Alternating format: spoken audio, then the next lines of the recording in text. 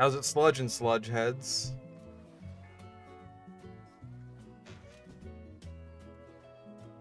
What's sludging, my sludges? What's gooping, my goopas? What is...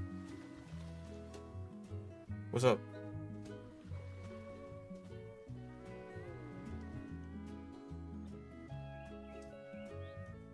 What's poppin', y'all?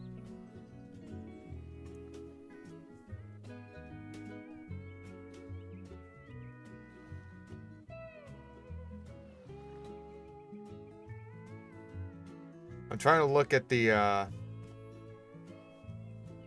sludge list. Seeing what's good.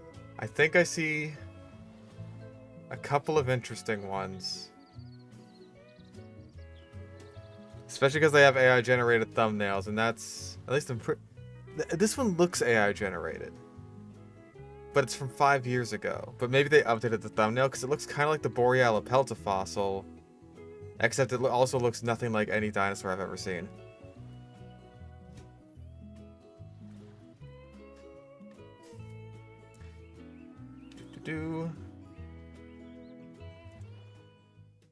Here, let me. There we go. Oh, we gotta see my beautiful face. There I am. Here, let's.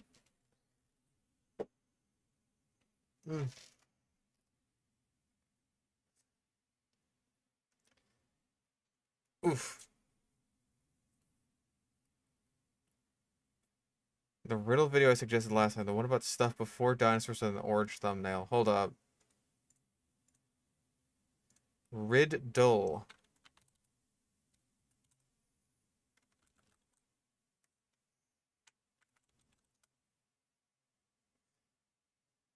Oh. All right then.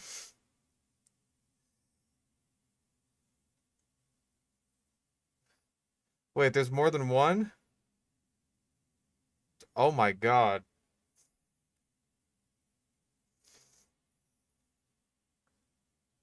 This is what Earth looked like before dinosaurs. Giant bug boys. Sweet, merciful God. Oh, God. Making thumbnails, is it safe to say that it's officially become like a lost art? Because this is just sad. It's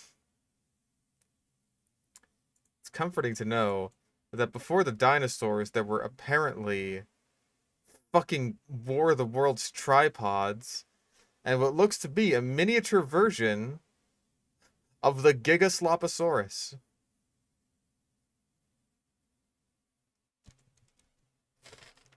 Yeah, there is the new pet shop video from our good friend Bass Fishing Productions. I don't know if anyone wants to go back to that guy. Hold up. Has he made anything else new since our last Sludge? Oh my god, it's another dark web video. No.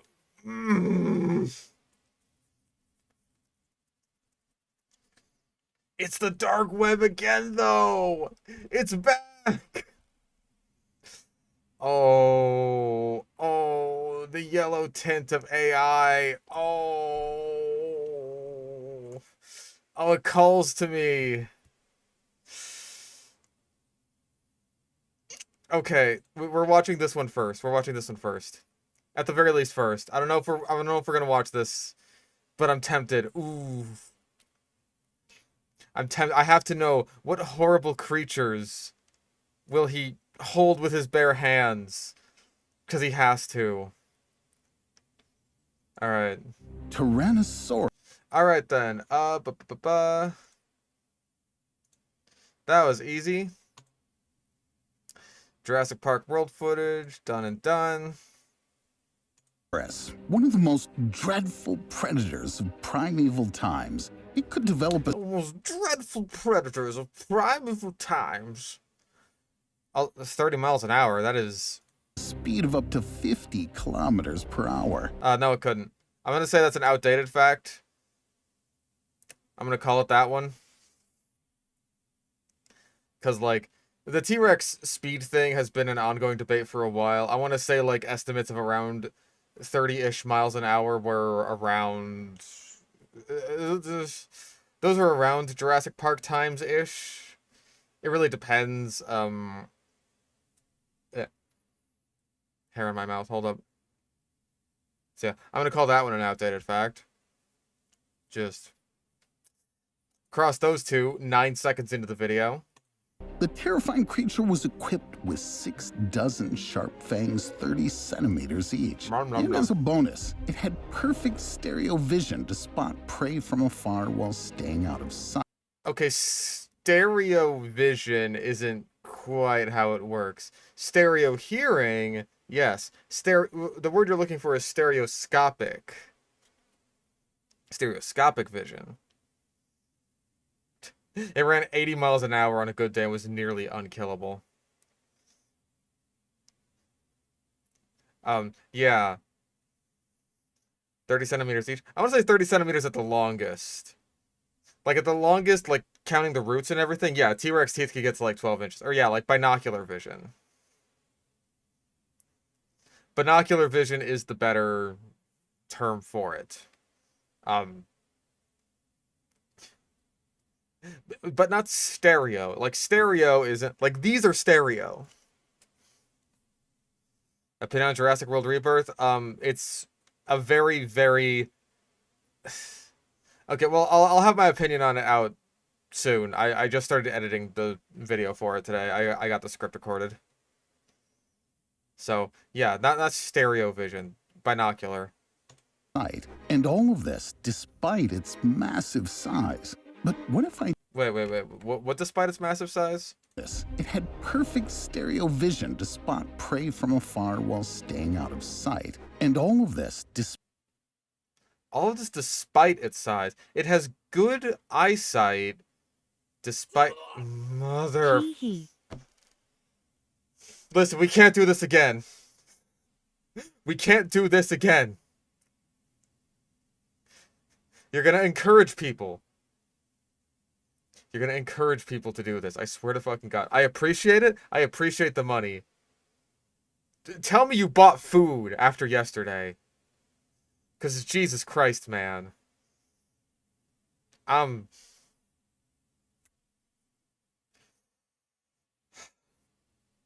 Okay, you're at work. Good. Good.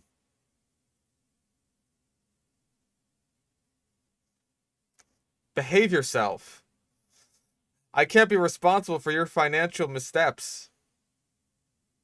Anyways, yeah, it had good eyesight despite its big size. Those two aren't correlated at all.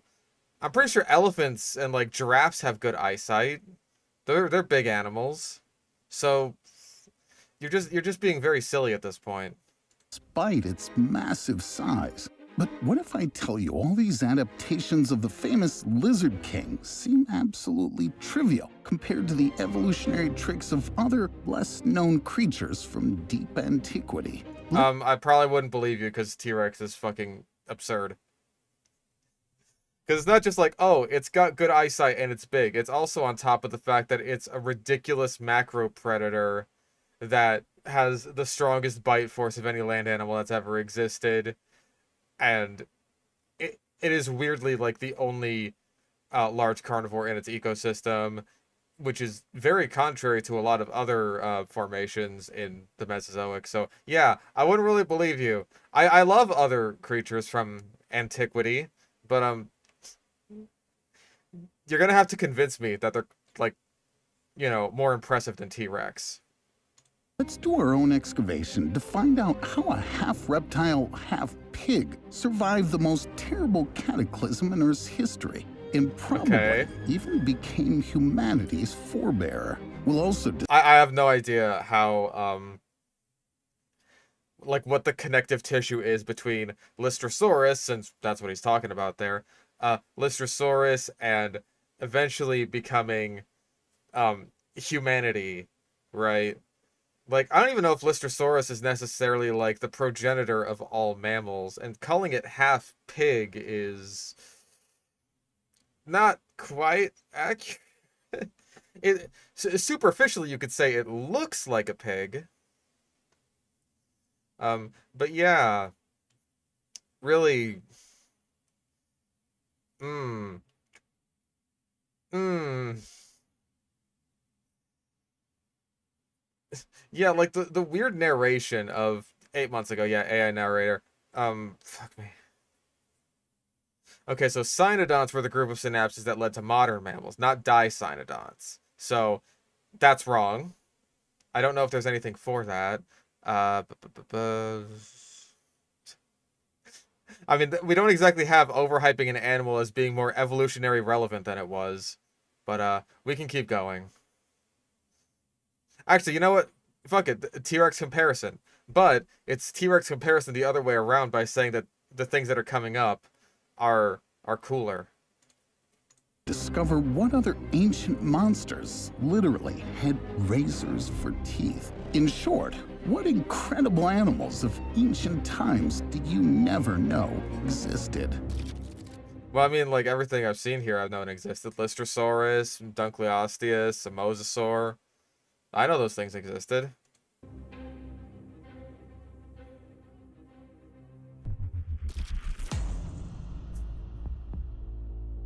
Animals we know really well have absolutely crazy ancestors. The species we know today only began evolving after the Cretaceous Paleogene extinction event.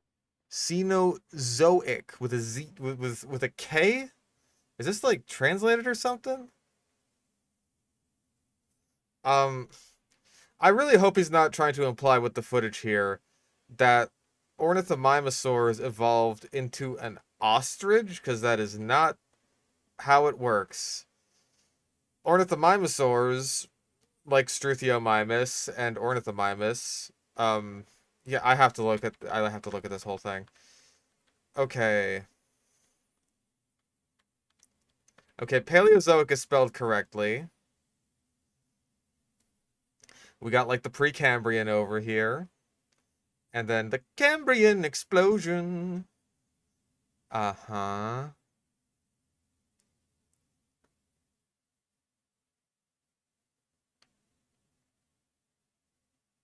Oh god, the Cenozoic is where I start to like hell, even the fucking even around here is where I start to lose track of things. Yeah, I don't know why the K.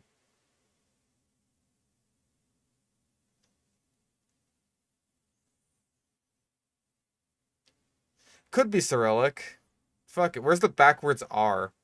Gene extinction event, which annihilated dinosaurs over 60 million years ago. Why are you pointing to 55 million years ago then? It might sound strange, but paleontological finds from that period turned out among the most unusual. This is a mammal called Doedicurus. Didicurus, first of all. People always, like, I don't necessarily blame him for mispronouncing this. However, that is a butchered pronunciation. So, usually when you see, like, consonant OE like this, it's like, it's a hard E sound. You get the same thing in, like, Coelophysis or fucking, that one sauropod, like, Opisthocoelocadia. Like, Coelophysis is one that I see a lot of people struggle with, because it's like, C-O-E. It's like Colophysis. No, that's not quite right. It's Coelophysis. So this is Didicurus. And also, Didicurus is not from the Paleogene extinction event. I don't know where you're getting that from. And yeah, this is from after the dinosaurs. So why are we talking about what was Earth like before the dinosaurs, when now we're talking about Didicurus, which I want to say is from the Pliocene, but he's saying it's from the Paleogene extinction event. What the fuck are you talking about? Oh my god, we're a minute and a half into this thing. The first representative of the species appeared on Earth 2 million years ago and Then why are you saying it's from, like, right after the dinosaurs went extinct? became extinct relatively recently, only 8,000 years ago. Why it went extinct is still unclear. However, it could have been due to a variety of factors, such as climate change, hunting by humans, and being outcompeted by other herbivorous species. At the same time, Doedicurus was herbivorous and relatively harmless. Scientists think Okay.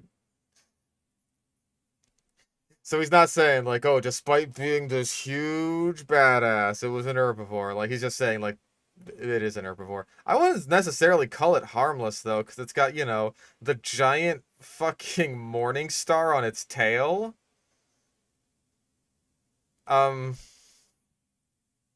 So yeah, I wouldn't necessarily call it harmless. Some of the other glyptodonts that don't have weaponry such as this, I could maybe give that to you. I mean, they are armadillos, so maybe if you touch them, you'd have a chance of contracting leprosy. So that's not necessarily the most harmless. But, yeah, this is not an animal I would describe as harmless. I don't think we have anything on the bingo board for that. Yeah, if anything, it's like underhyping as being less badass.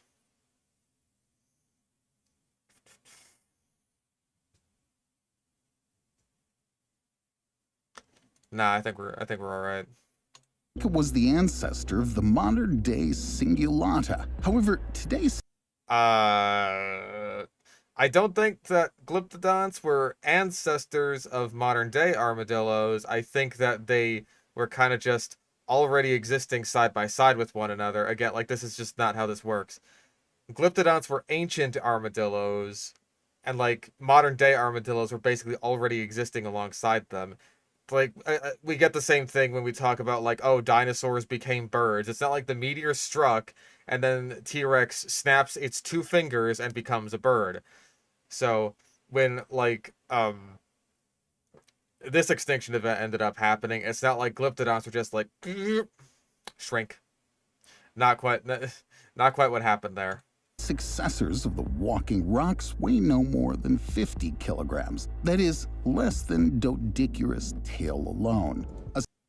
I'm going to assume when he, like, makes a measurement of, like, 110 pounds there, he's talking about, like, the modern-day giant armadillos. Not, like, was that a three-banded one?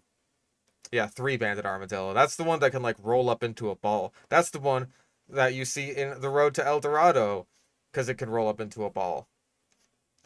And then the hot lady, like, slaps it against her hip. Good shit. 50 kilograms. That is, less than Doedicurus' tail alone. A similar thing happened to Megatheriums, which were among the largest. I'm going to assume that he's going to say that Megatherium evolved into modern-day sloths. Which it didn't. Again, these were evolving side by side. Megatherium did not survive. Modern sloths did. They share common ancestry, but Megatherium is not the ancestor to modern-day sloths. And also, was not from before the dinosaurs. Lived around at the same time and place as Doedicurus, but wasn't before the dinosaurs, wasn't during the Paleogene extinction event. So, dear God. Mammals ever living on Earth. Their oldest remains date well back to 20 million years ago, and the most recent ones are only 11,000 years old. A single grown-up animal could be as long as 6 meters, and they weighed around 4 tons. Is that an underestimate? Because, like, I've seen a Megatherium skeleton in person now, and they are enormous animals. They are so big. They're so much bigger than you think. I think that's probably accurate. Maybe I'm just, like, maybe it's just, like, taller than I thought it would be. I don't know. But it is, like, they're enormous animals.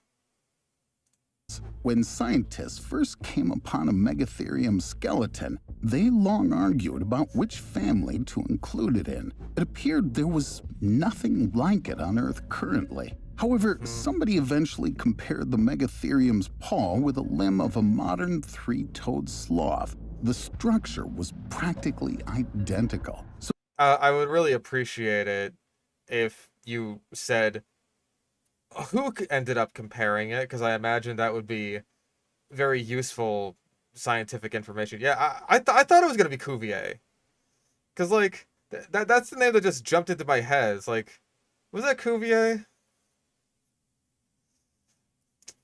I don't know, man. So it turns out giant sloths ruled Earth millions of years ago. Moreover, they were most probably just as slow. And when early humans began hunting... I don't think giant sloths would have been just as slow as, like, modern-day sloths. Because modern-day sloths are adapted to a very different lifestyle than the ground sloths. Their metabolisms are way fucking slower, I imagine. Like, they only come down from trees once a month, more or less, to, like, drink and poop. That's pretty much it. So, I imagine that giant ground sloths would have had to be, more mobile. Probably not the most mobile. So, like, here's the thing.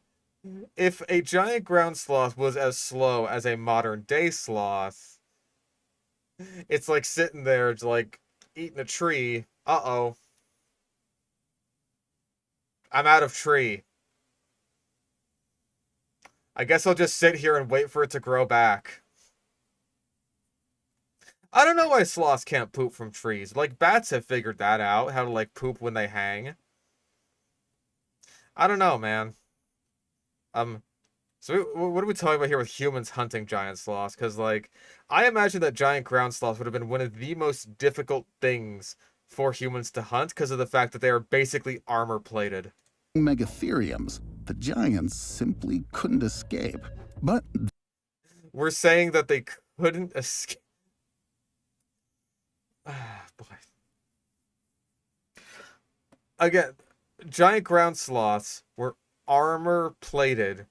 They had, like...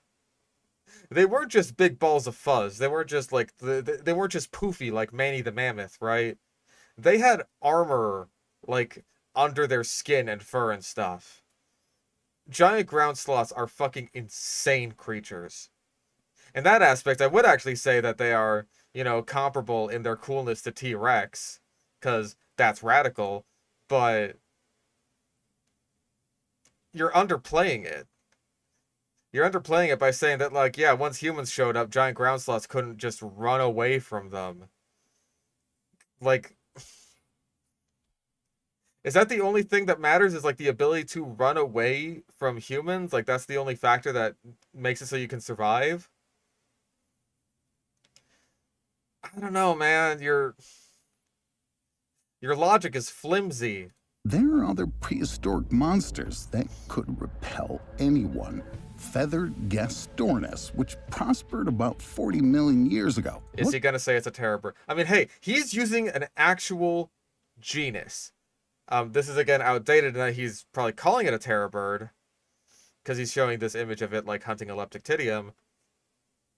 But, at the very least, he's using an actual genus of what he thinks is a forest rocket, instead of just saying, like, all of the forest rockets, all of forest rocket, all of the terror birds.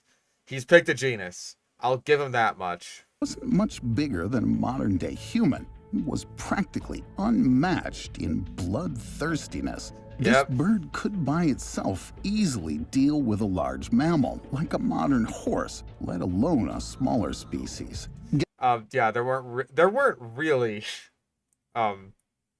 large mammals back then.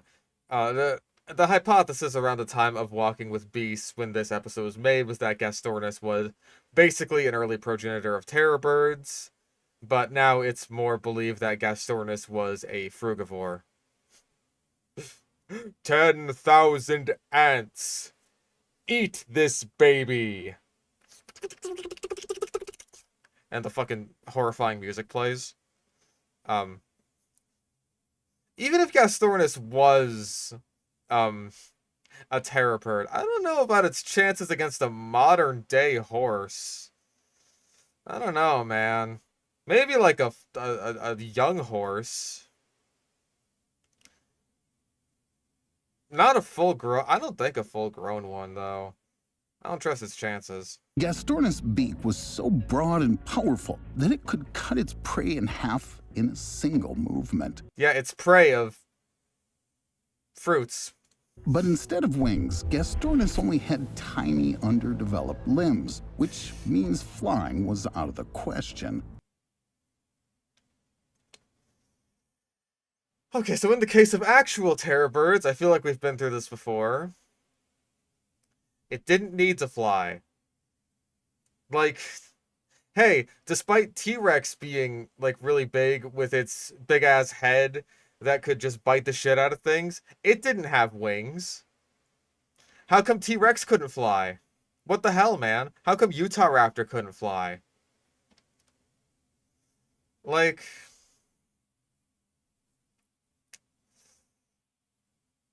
that's basically the same thing you're saying here, is like, why is this ground-dwelling macro predator not also flying just because it so happens to be a bird? Like, hell, even in the cases of modern-day birds that do hunt on the ground, things like red-legged Seriamas, which are the basically modern-day equivalents and closest relatives of terror birds. I'm pretty sure they are terror birds. Or secretary birds, where they just kick the shit out of snakes and stuff. Like, those ones can still fly, but they're still hunting on the ground. Like, you give them a few million more years, and it's like, maybe they'll just lose the adaptation to flight because they don't need it anymore. Like, there will be individuals who aren't able to fly that are born into the population. It's just like, it doesn't really matter because they're hunting on the ground anyway. Yeah, why isn't the Fusa flying? Are they stupid? Though the ancient bird's modern cousins, ostriches and kiwis, don't strive to conquer the heavens either, and are quite all right about it. The next prehistoric animal... See, that's not quite correct taxonomy, because I don't know if I would say that Gastornis is particularly closely related to ratites, but whatever. You're saying that's a fucking prehistoric flightless bird. These are modern day flightless birds. Whatever. Right? What the fuck ever. Oh, Jesus. Also, I have to say it once again. Gastornis is after the dinosaurs. It's after. Not before.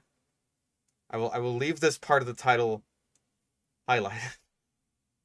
Because something tells me we're going to be here in the Cenozoic for a while. So yeah, at least he's saying that, like, hey, ostriches and kiwis and, you know, ratites, penguins, obviously, flightless birds today get along just fine. So he doesn't come to the obvious conclusion. It's like, oh, they don't need to fly. But whatever, man. At least he's like 2/3 of the way there to a conclusion. He just... Right, sorry, Gastornis is a dinosaur. My mistake. I apologize for that. did reclaim a new environment. Ambulocetus lived about 50 million years ago and was among the first mammals that opted to live underwater. The extended streamlined body shape enabled it to move there fast, while its limbs resembled fins, which, however, ended with ordinary webbed fingers. That means its limbs resembled fins, which ended in ordinary webbed fingers.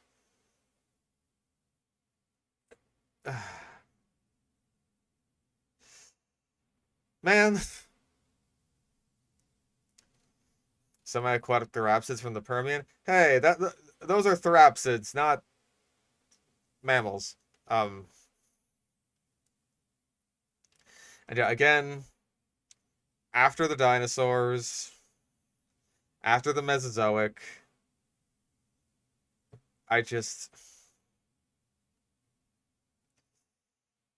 Ambulocetus is one of the progenitors to whales.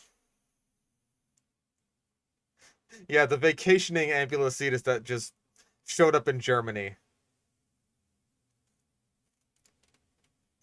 Because it's from Pakistan, along with Pachycetus. You will regret this, Pachycetus. The environment will force you to adapt. I just need some shrimps. I will be perfectly fine. Means Ambulocetus could easily walk whenever it wished, but at the sight of a predator, it literally sank to the bottom.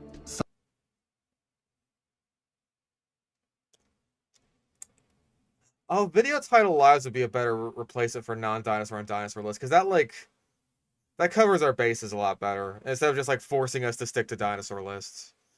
I'm gonna be real. I don't know what's hunting Ambulocetus. Maybe like a really big crocodile. Maybe. I don't know of any large crocodiles that are contemporary with Ambulocetus. Because it's not like... I don't know if... I don't think Ambulocetus was like out in the ocean with sharks. It might have been freshwater. I don't know enough about Ambulocetus. Like, pretty much what I know about Ambulocetus is that like it's an early whale, and what I know about it from Walking with Beasts, which shows it in freshwater. So I don't know. I don't know what predators you're talking about. Like Ambulocetus was the predator. It's basically analogous to a mammalian crocodile, or like a whale version of a modern day giant otter.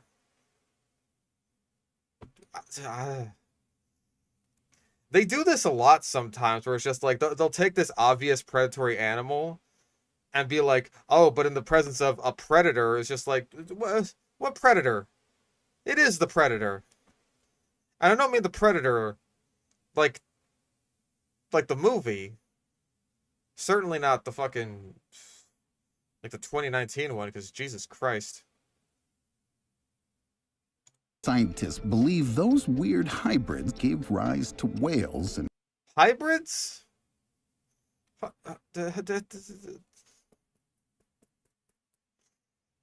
bottom. Scientists believe those weird hybrids gave rise to whales and orcas, but Whales and orcas.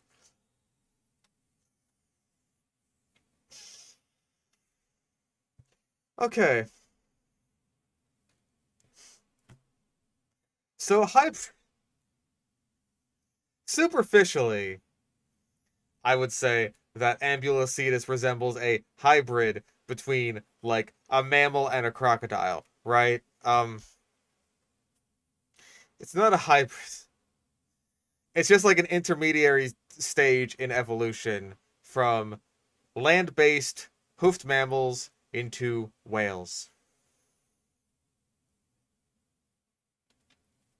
And also, I always have to say this. Orcas are dolphins, and dolphins are whales. So orcas are whales. So if you ever get someone who's a pedant about it, it's just like, actually, orcas aren't whales, they're actually the largest species of dolphin, then you just clap back at them by saying that all cetaceans fall under whales. And then slap them in the fucking face for daring to question your pedantry. unlike most of the other species, today's marine mammals exceed their ancestors in size, as Ambulocetus weighed only 5. That's a very strange generalization. Like, I kind of understand where you're coming from there, is saying that, like, oh, hey, all of the prehistoric stuff in the past was, like, really big and awesome and way cooler than what we have today. But that's not the case for everything. That's just kind of a generalization. Yeah, same with apes and monkeys. Apes are monkeys, so if you call a chimpanzee a monkey, you're technically correct. 500 kilograms, which is 200 times less than the blue whale. But the further we go back in Earth's history, the more unbelievable and at the same time less known beasts we can find there.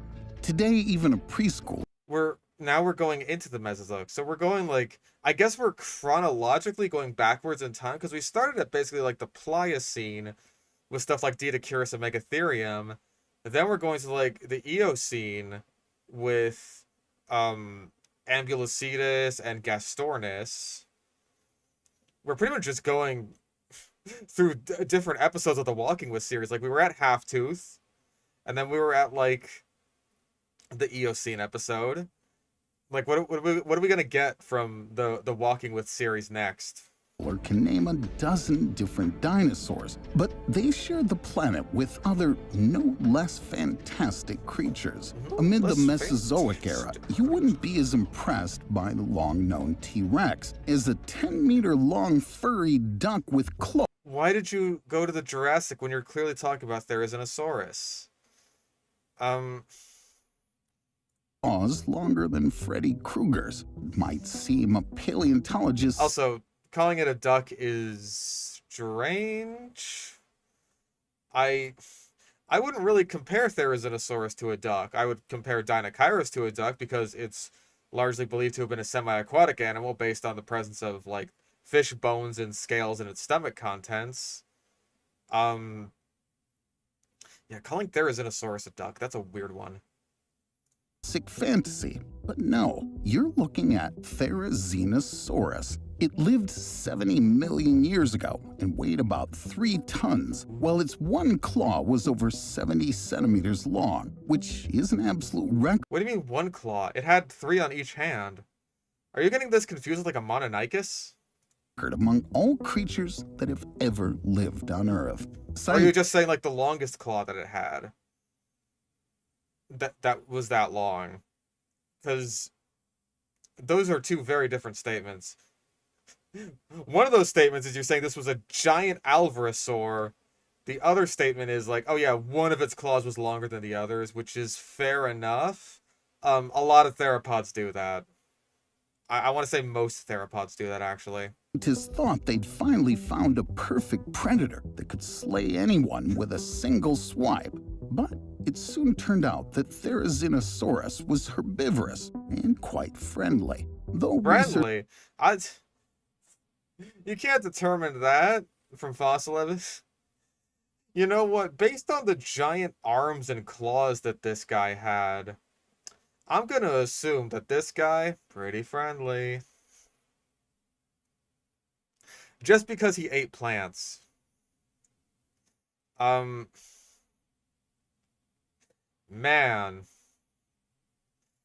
I don't know if this counts as, even though it was huge/dangerous, it was an herbivore.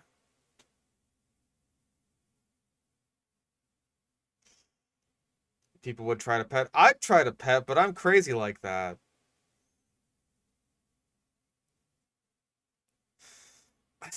I don't know if that's saying even though it was huge/dangerous, it was an herbivore. I think it's mostly saying that, like, in spite of what was originally thought by paleontologists when it was first discovered, probably, like, due in part to the fact that it was a theropod. And, like, I think before Therizinosaurs were, like, fully understood, the idea of, like, a totally herbivorous theropod was, like, unheard of.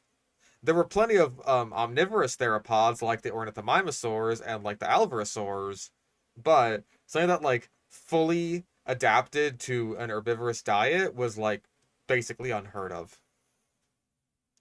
And so you have this being a theropod and also, like, it's got the giant claws. It's like, maybe this was using them for hunting, but then you find, like, the skulls and teeth of close relatives like Helicoprion, and it's like, okay, they were doing something completely different. Researchers are still arguing about the purpose of its gigantic claws. No, Most not really. probably, Therizinosaurus used them to defend against T-Rexes, because... No, it didn't, because Therizinosaurus never encountered a T-Rex, or a Giganotosaurus for that matter. Therizinosaurus, you just had an example of convergent evolution earlier on with the Megatherium, was using its giant claws to browse in tall vegetation. Or if you're Jurassic World Dominion, it was using it to, like, bend over to the ground with its giant neck and claws and, like, scoop clovers into its mouth. Like, yum, yum, yum, yum, yum. Because that was extremely comfortable for me to do there. As opposed to, like, that. Now, Therizinosaurus was contemporary with a very close cousin of Tyrannosaurus, which is Tarbosaurus. And if you want to say that it was contemporary with Tyrannosaurus bataar, then some scientists will agree with you there. Because some scientists say that like Tarbosaurus and T-Rex are so closely related that they may as well be the same genus. But you said T-Rexes, that's wrong. T-Rex is North American only. When such dangerous predators were everywhere around, even herbivores needed to be armed with several deadly accessories. However, seemingly cute and ridiculous animals may sometimes turn out to be much more bloodthirsty. Tanystropheus lived about Bloodthirsty. Tanystropheus. Oof. If you didn't say bloodthirst, I mean, hey, it is bloodthirsty for fish. I'm crossing this one off too. I feel like we were really getting in there with the Therizinosaurus stuff. We do seem to have like a good variety of clades, at the very least. Should I also count this as overhyping an animal? Maybe. We'll see what he actually says about Tanystropheus. And yeah, we jumped from like Therizinosaurus all the way to the late Cretaceous, all the way back to Tanystropheus. I don't know if we're sticking around the Mesozoic any longer. I don't know, man. Let's see. We've been okay, so this is not a full dinosaur list. He didn't really call Gastornis a terror bird. It was just like outdated. Calling it like a predator. I think we've really gotten the biggest ever. We've been surprisingly good on this, but we're only like quarter of the way through the video. We'll see where things go from here.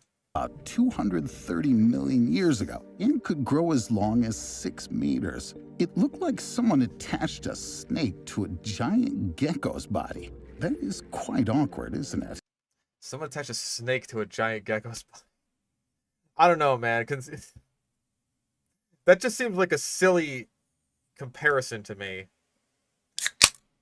Because it's like, you're basically saying it looks like a long gecko. You know what I mean?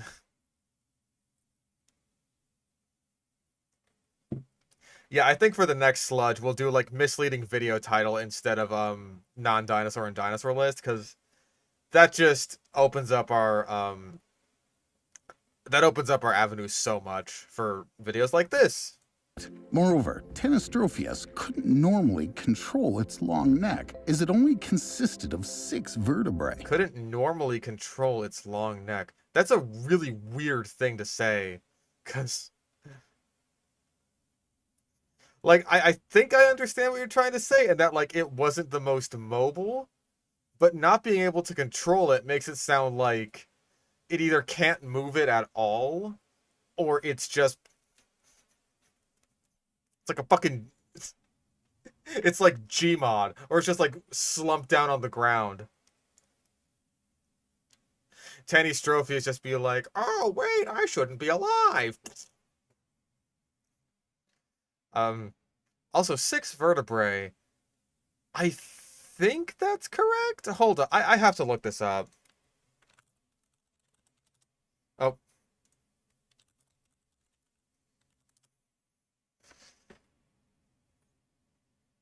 Oh, the Tanystropheus is the one getting eaten by the Nothosaurus. So it's like, that's not what it looks like. 1, 2, 3, 4, 5, 6, 7, 8, 9. Nope. That's wrong. It had 9 vertebrae. At the very least. Destroyed holotype. Damn, that's a shame. Because I'm pretty sure there's multiple different species of Tanystropheus, so it's like, I wouldn't be surprised if they have different amounts of vertebrae in their neck depending on the species, potentially. Let's look up neck was composed of 13 vertebrae, actually. Okay, so he's double wrong.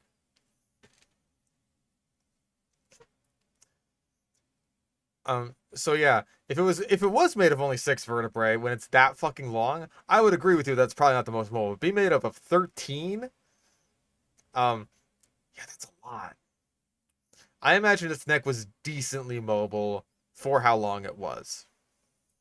For comparison, the neck of today's swan has 23 of them. At first, scientists were sure the clumsy Tanystropheus.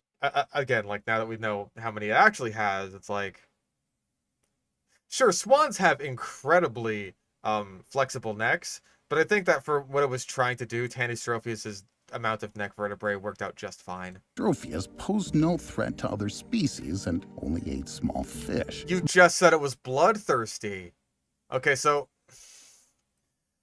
fuck me. I guess we're not overhyping the animal as being more badass than it was, unless you count the opening statement leading into Tanystropheus. But now that we're actually talking about it, it's just like, no, it wasn't bloodthirsty. It just likes eating small fish. Like, fucking okay, dude. But analysis. Also, we had a plesiosaur used as B-roll there. So, yeah, Tanystropheus, as far as I'm aware, is not particularly closely related to plesiosaurs. It is more closely related to nothing. I think Tanystropheus is just one of those weird little Triassic mammal, or not mammal, reptiles that was just like, I'm going to try my own fucking thing and have no modern descendants whatsoever, because there were a lot of those back then. Of its jaw structure proved the opposite. The aquatic reptile had long, sharp teeth which enabled it to tear up even large prey, while the sedentary neck turned its head into a deadly ram, gnawing through flesh. That is an image of a fucking Tanystropheus being killed by a Nothosaurus. We're overhyping it. You're actually... Hold the fuck up. Hold the fuck up. I have to know what he's actually saying here. At first, scientists were sure the clumsy Tanystropheus posed no threat to other species. Oh, at first they thought that. But now we know that it was using its head as a battering ram due to its incredibly stiff neck. That's what we're saying here? That is insanity. I'm going to make my neck as long and stiff as possible so that I can ram into things head on with it. And then I'm going to bite them.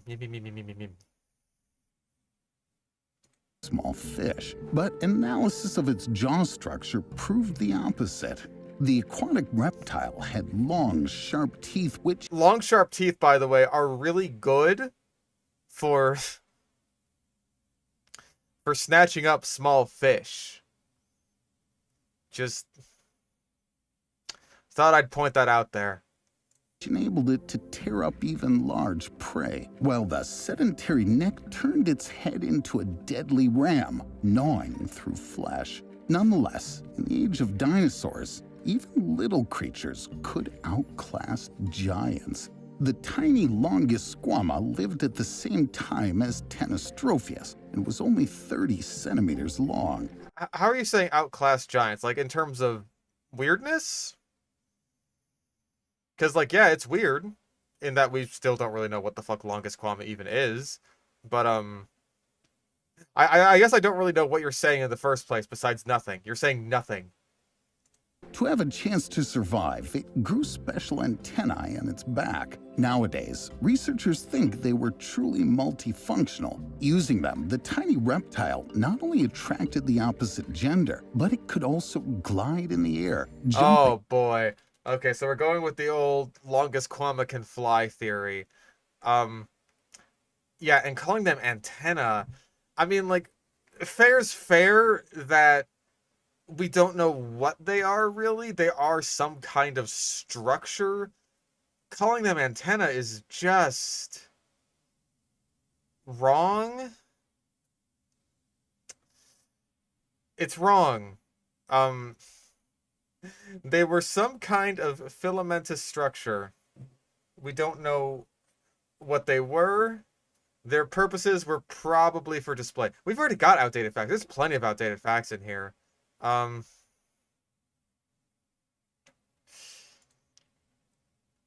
Jesus Christ. Yeah, also he said, like, attracting the opposite gender, which, like, gender and sex are used as interchangeable terms. I especially hear gender being used as a synonym for sex when used in like a child-friendly context, just because you don't want to say the word sex around a child. Like when I was playing Zoo Tycoon 1, it was just like, oh, select the gender of your animal. But yeah, if you are being scientific about it, then it's like you probably should make the distinction.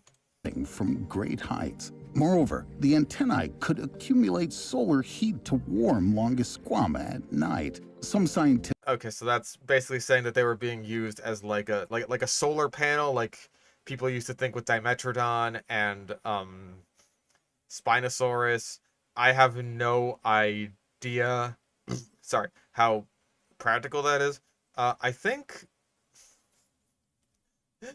the last time we talked about Longisquama, like we basically came to the conclusion it's like I think it's an archosauriform, but we don't really know much about that. Besides that, because it's just this weird little guy. I think people thought that for Stegosaurus.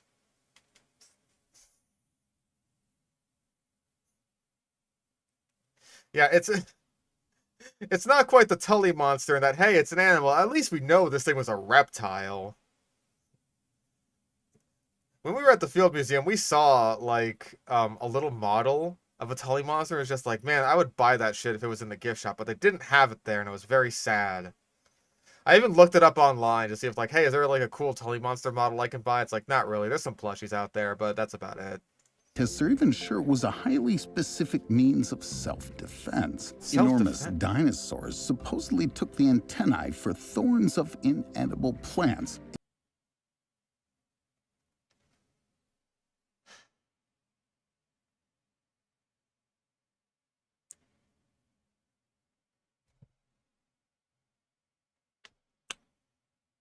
Okay. Number one. Longisquama predated dinosaurs. It did live during the Triassic. However, dinosaurs only really started showing up in the Mesozoic towards the end of the Triassic. Longisquama predated that. Number two, saying these structures were used as not only wings, but also a form of defense because they looked like the thorns of plants. You're saying so many definitive things about the structures on the back of Longisquama, and I don't think any of them are true. I think the only thing that you got right is that it is indeed a sexual display structure. Um, People be saying things so definitively, man. Like, I think it depends. Like, what the fuck, man? Do we have anything for that? I don't think so. I mean, maybe we do.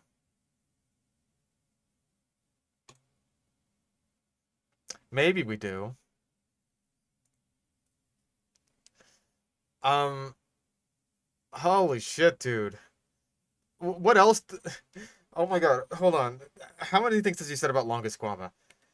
The structures were used. First of all, they're antennae. They were used as solar panels, sexual display structures, for flying, and to ward off predators. Holy shit, dude. I think one of those is correct. Maybe. And didn't even try to hunt Longisquama. But other animals of the time could survive even without special tricks. Although Lystrosaurus was formerly a very ancient reptile even 255 million years ago, in fact, Formerly a very ancient reptile? Is it not now? Yeah, Longisquama is just the fucking multi-tool of reptiles. You pull it out, it's just like, oh, yeah, one of these is Philip's head, one of these is Flathead. There's a corkscrew, a bottle opener. I'm gonna call that meaningless AI statement. It's just like, it was formerly ancient, but I guess now it's not. Fucking Jesus Christ. in fact, it really resembled a modern pig. Searching for food, it constantly dug the ground with its snout. just like today's hogs do. It did it using two sharp tusks on its upper jaw. They helped the beast find the deepest roots. But the most interesting thing is that in the world of cold-blooded dinosaurs, Lystrosaurus... Lystrosaurus also predated dinosaurs, by the way. There were dicynodonts that survived into the end of the Triassic. We have, like, Placerius and, Ischigualastia. And, other... I know there's, like, another big one from that formation. And yeah, saying cold-blooded dinosaurs. No. They are warm-blooded, at the very least. Or some kind of mesotherms or something like that. I don't know. When I was looking up... When I was looking up dinosaur bloodedness, when I was, like, editing together that video... It's like... There are so many different kinds of bloodedness, man. There's like endotherms and ectotherms and mesotherms and gigantotherms. It's like, I'm not making any statements about anything. I don't know enough about this. I'm pretty sure it's largely agreed that dinosaurs were like mesotherms, which I'm pretty sure all modern day birds are.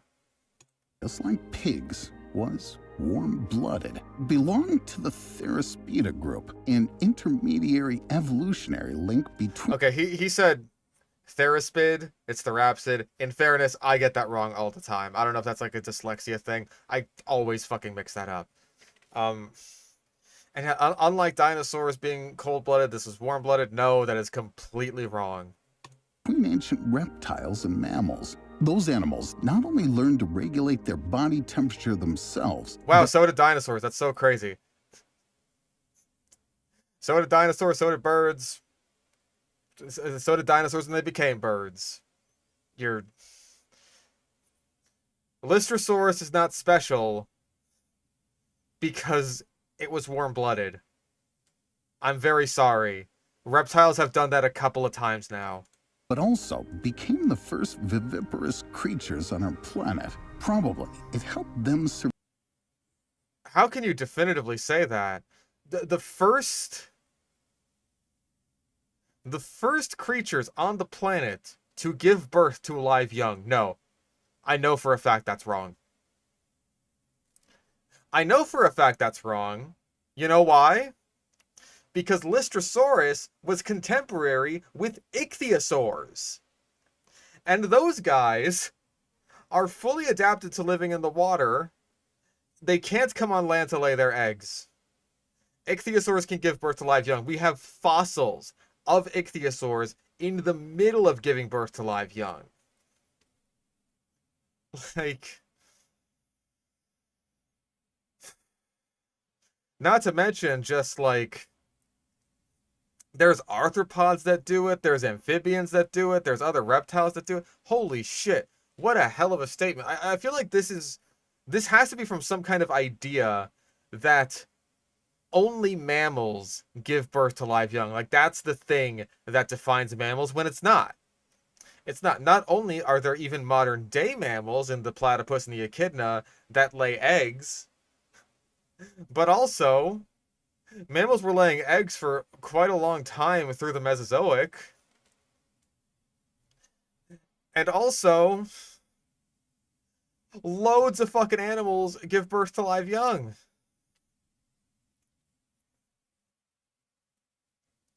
There are snakes that do it. There are lizards that do it. Some kinds of chameleons do it. Rattlesnakes do it. It's pythons or boas. It's boas. Boas give birth. Boas give birth. So yeah, boas give birth, rattlesnakes give birth, some kinds of lizards like chameleons. Some caecilians do it. I'm pretty sure there are arthropods that do it. Actually, yeah, I know that there are arthropods that do it. There are flesh flies. They give birth to live little maggots. They don't bother laying eggs. It's horrifying. I've seen it happen. Didn't like it. But I hate maggots, so that's just me. Survived the Permian-Triassic mass extinction 251 million years ago. The Permian mass extinction that killed Triceratops. Bearing offspring is much safer than laying eggs in a hostile environment. Not true. Yeah, that is not the benefit of giving birth as opposed to laying eggs.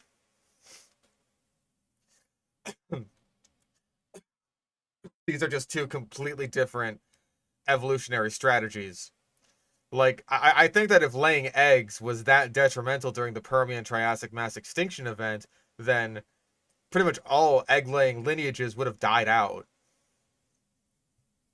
No, Lystrosaurus didn't die during the Permian-Triassic extinction event. It didn't die off during the Great Dying. It's one of the few species that I'm aware of that it's like it was around both before and after. So it actually did like definitively manage to survive.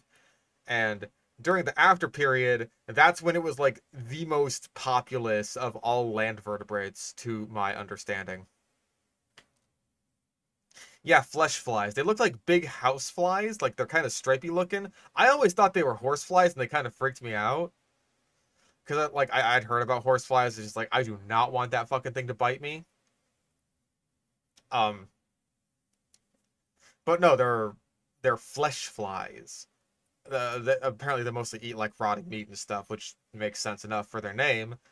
And for some reason, they give birth to live maggots, which I noticed when like I had a flesh fly in my house once. I still had my Black Widow spider at this point, and I like swatted it, and I'm just like, all right, I'm gonna put it into the Black Widow enclosure so that my spider can eat. And then like as it was stuck in the web, it started just like glooping out maggots, and I was just like, that is horrible, and I wish I never saw that.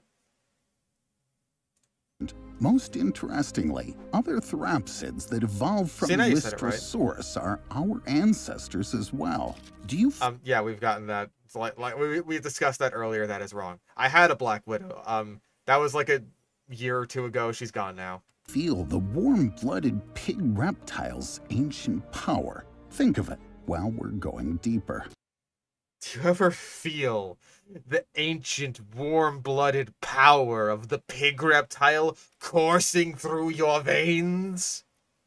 Do you feel the pig power? Do you feel the power of the reptilian feral hogs flowing through you? I feel it. I feel it all the time. Just saw the new Jurassic Thing movie, and the longer I think about it, the more it irritates me. I've barely thought about it since then, since I saw it. I will make a review video on it. I'm like 3 minutes into editing it, and then I'll never think about it again. What amazing animals dwelled on our planet before gigantic reptiles thronged it? Unfortunately... Thronged it? Is that a word? Thronged? Is he trying to say roamed? But like the AI fucked up? What is thronged? Am I crazy? Thronged. The throngler. You don't want to be on the other end of the throngler. Scientists rarely find anything in deeper layers of Earth's crust that is not true at all. Scientists find things from the Paleozoic all the fucking time. Do you understand? Shaker Silver donated $1. Oh my god. It's like the Green Goblin quote. 40,000 years of evolution, and we've barely even tapped the vastness of our pig reptile ancestors. That's my favorite Green Goblin quote. But yeah, do you even remotely understand how fucking common it is to find trilobite fossils? They're everywhere. Like, where's mine? Where's my little? There's my little trilo boy. Where's my other one? Oh, I have 3 actually. No, I have 4.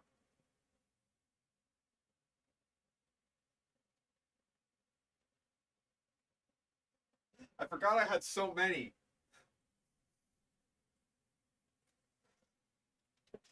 I forgot I had so many trilobites. I got like a little guy here. Like a little curled up dude. He's very cute. He's like a little baby. And then I'll save that one. I got this one. This is like the bog standard trilobite. These are like bargain bin trilobites. They're everywhere. They're everywhere. These guys, fucking everywhere. And there's this one. Danny got me this one. I think this is like a Moroccan species. Like a little long boy. This one's my favorite. This one's my favorite. Pointy boy. Look at him. Look how cool. I love him so much. This one is my favorite. Beautifully in the matrix.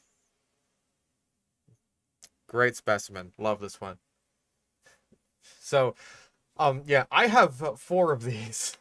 I am an amateur fossil collector. They're not hard to come by. Oh, thronged is a word, to fill or be present in. So that's what the throngler does. It fills you. It is present in you. Yeah, where is the claymation Goop dinosaur?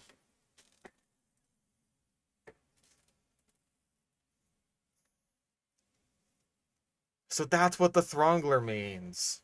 Now we all know. So, do I have any other Paleozoic fossils? I don't know if I do, actually. Oh, wait, no! I do, actually! I do! Yeah! How about these apples? How about this fucking slab of a Eurypterid? This wasn't that expensive, and I just buy this with money. How many of these do you think actual paleontologists are finding? This is one of the ones that is just like, all right, we could just throw this one away. We just sell this one. Fuck it, right? Let the normies have this one.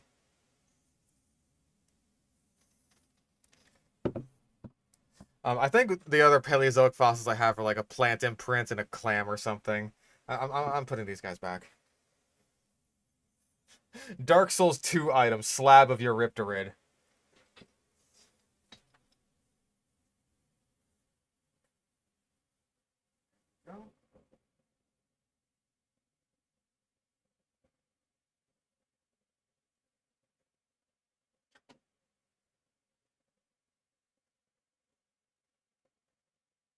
Oh wait.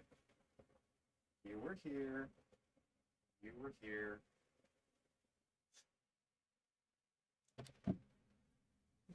A fossil of something cool like a monster truck.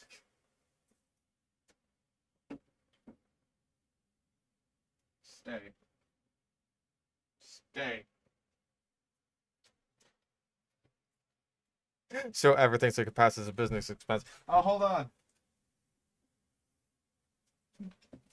We were talking about ancient whales earlier. Here's an ancient whale tooth. I think this one's pretty closely related to Ambulocetus. Look at that. Look how big that fucking thing is. That's a chomper. Business expense. Write it off on the taxes when I do them.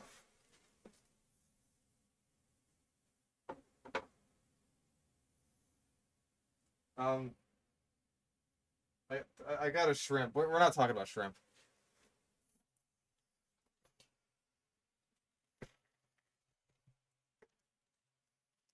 Relate to the Paleozoic era periods, but you'd Yeah, no, that's just straight up wrong. We already have Jurassic Park footage. Oh yeah, there was Therizinosaurus too. I've shown off that claw so many times at this point. I've written it off. Like, that one's a write-off. We just used that one at the end of last video. hardly want to personally meet the creatures we already know. This is Gorgonops. It lived approximately 3 million years ago. Okay, is he gonna get it confused with Inis transevia? Because we have Inis transevia footage here, because this is from Walking with Monsters. If he says it's from, like, Russia, Siberia, whatever, then he's talking about Inis transevia, because Gorgonops, as far as I'm aware, is a South American species. Most probably, just like Lystrosaurus, belonged to therapsids. But unlike its small... Okay, a lot of things were therapsids. I'm going to assume that Gorgonops was quite a bit smaller than Inis transevia was. But Gorgonops does have a really cool name. Tanystropheus is kind of a mouthful. Wait, did he say 3 million years ago? Hold up. Gorgonops. It lived approximately 3 million years ago. Yeah, he did. He said 3 million years ago, but the text said 300 million years ago. So the text was right, but he was wrong. Most probably, just like Lystrosaurus, belonged to therapsids. Also, you can say that it like definitely belonged to the therapsids because it's pretty easy to tell when something is a therapsid because you're just basically counting the amount of holes that it has in its skull.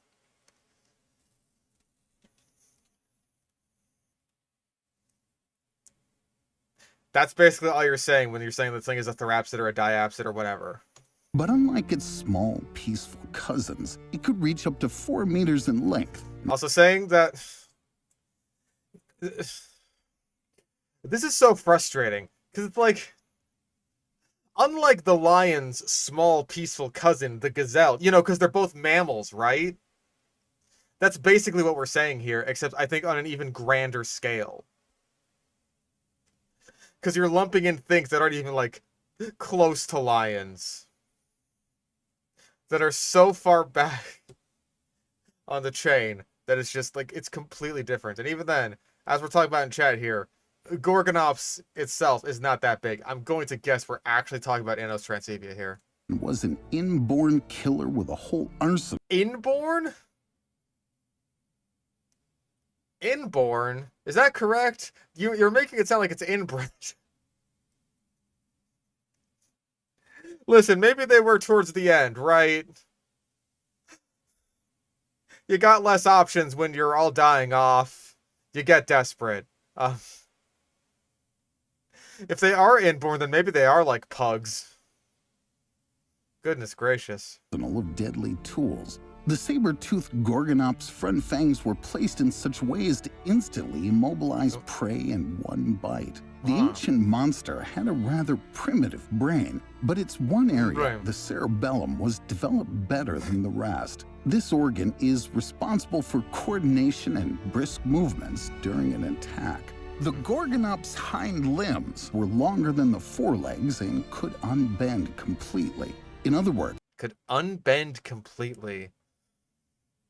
That's such a weird thing to say. Like, it could hold its legs straight out. Like a little peanut jig, a little peanut jig of your own, yes.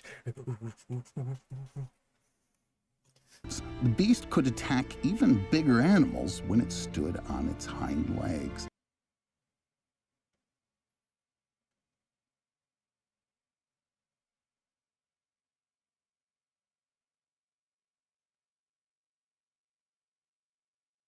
On its hind legs? This is a quadrupedal animal. What? I'm baffled, okay? Gorgonops is not bipedal at all. And... oh, geez, sorry. For another thing, I have no fucking idea what evolutionary advantage you could get from just like, aha, now I stand on my hind legs, that means I can attack you with my front legs that are made for walking around. Like, I feel like there's a reason that we don't see this sort of thing in nature, really. Like, when bears rear up on their hind legs, they're like, you know, looking around for stuff, or they're trying to make themselves just kind of look bigger to intimidate other animals. I have no fucking clue what he's saying here. Like, the Gorgonops stood on its hind legs so that way it could, like, I don't know, reach the throats of taller, stupider animals. Oh my fucking god. We're only halfway through this video. But the strangest thing is that on some of Gorgonops' skulls, they found bizarre structures, so-called electroreceptors. A similar thing is found in modern platypuses. The electroreceptors are found on the faces of lots of animals, including sharks and crocodilians. And yes, the platypus. This is true. But they're found all over the place because they're generally a pretty useful adaptation.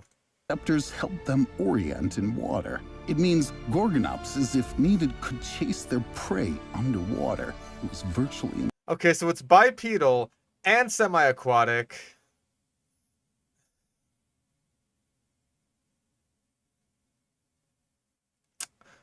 I am tired. Impossible to escape from the monster. Meanwhile, it's impossible to escape from the monster underwater as we show it attacking in this desert. But I guess that's Tanystropheus, isn't it? Did I even get like a... Was there like a size estimate of this thing?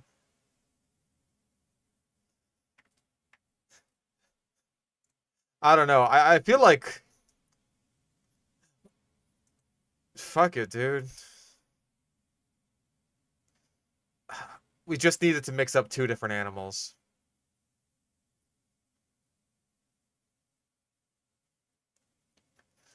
Well, I just don't know if he mentioned how big... oh, wait. 13 feet. Yeah, that's Tanystropheus. Alright, cool. That's a bingo. Yeah. Gorgonops ain't that big. That's a bingo. That was... We're only halfway through. We got bingo. Other representatives of the ancient fauna could scare to death just with their appearance. In 1977, paleontologist Simon Conway Morris found strange fossils. No fucking way! Yes! Yes! It's the boy! Rumbling, baby. Yes! Yes! It's Hallucigenia! Oh my god, I'm so happy. Oh my fucking god. It's our boy! It's our boy! You'll love to see him. You'll love to see him. Unfortunately, there's nothing for Hallucigenia. The rumbling is coming.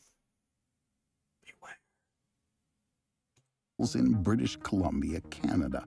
Everything showed that the weird creatures lived about 500 million years ago. It was only 3 centimeters long and consisted of an oblong body entirely covered with odd appendages, 2 rows of spiky legs, and a row of tentacles on its back. One end of its body had a bulge, which scientists immediately identified as a head. However, they found no organs peculiar to this body part, eyes or mouth. All things considered, it seems this... It's actually the Founding Titan! He's using an image of the Founding Titan for Hallucigenia! No fucking way! Oh my god. Please, please, for the love of God, say that Hallucigenia can only move forward. Please, please. Hallucigenia could only move forward until all of its enemies were destroyed. Please actually say that. Strange beast had its sensory organs on one of the tentacle sets. For a long time, researchers couldn't believe that something like that could really exist on Earth. So they named the creature Hallucigenia, hinting that you could only see such a thing in a dream or a drug-induced delirium. Some paleontologists are positive that the Hallucigenia was a very specific centipede, having no analogs among known insects. Was this ever considered to be a centipede? I feel like the fact that this is like from the Cambrian explosion deposits would kind of rule that out because nothing was living on land then. You were saying this is the 1970s. I think they knew better. Like now we know that Hallucigenia's closest modern day relatives are velvet worms, but like I can't see how a scientist would think like, oh, this must be some kind of early centipede. Very strange. What the fuck are you talking about? This suggestion is so far impossible to prove. But at least we can be happy that another prehistoric... Okay, so he was just using that. He was just using the term centipede to transition into Arthropleura, which is what we're actually talking about here. Damn it, he didn't say that Hallucigenia could only move forward until all of his enemies were destroyed. Ah, disappointing. Disappointing. What do we got for Arthropleura? Centipede didn't make it to modern times. Also, that's... Arthropleura is not really a centipede. It is a stem myriapod. It's kind of somewhere in the middle between being a millipede and being a centipede. But it's definitely a lot closer to the millipede end of things. 100 million years ago, Arthropleura crawled around Earth's forests, presumably making disgusting rustling noises. Fuck you. It would have been delightful. But you'd hardly be afraid you could step on it by accident. The Arthropleura would probably crawl over you, as it was up to 2 meters long. Besides, the creature's shell was much tougher than modern arthropods' bodies, so not every predator could bite through it. But even animals with really sharp fangs rarely attempted to kill Arthropleura, as apart from all the rest, it could spit venom.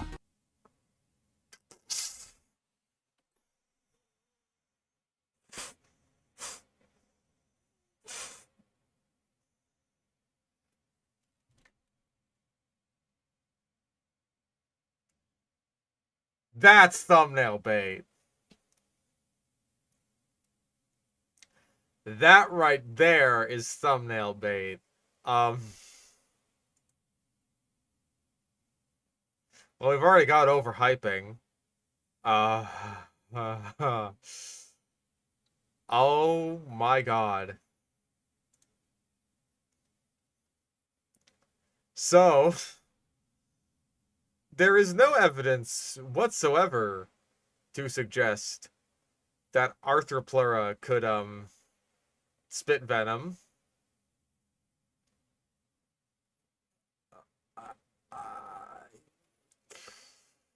Wow. I feel...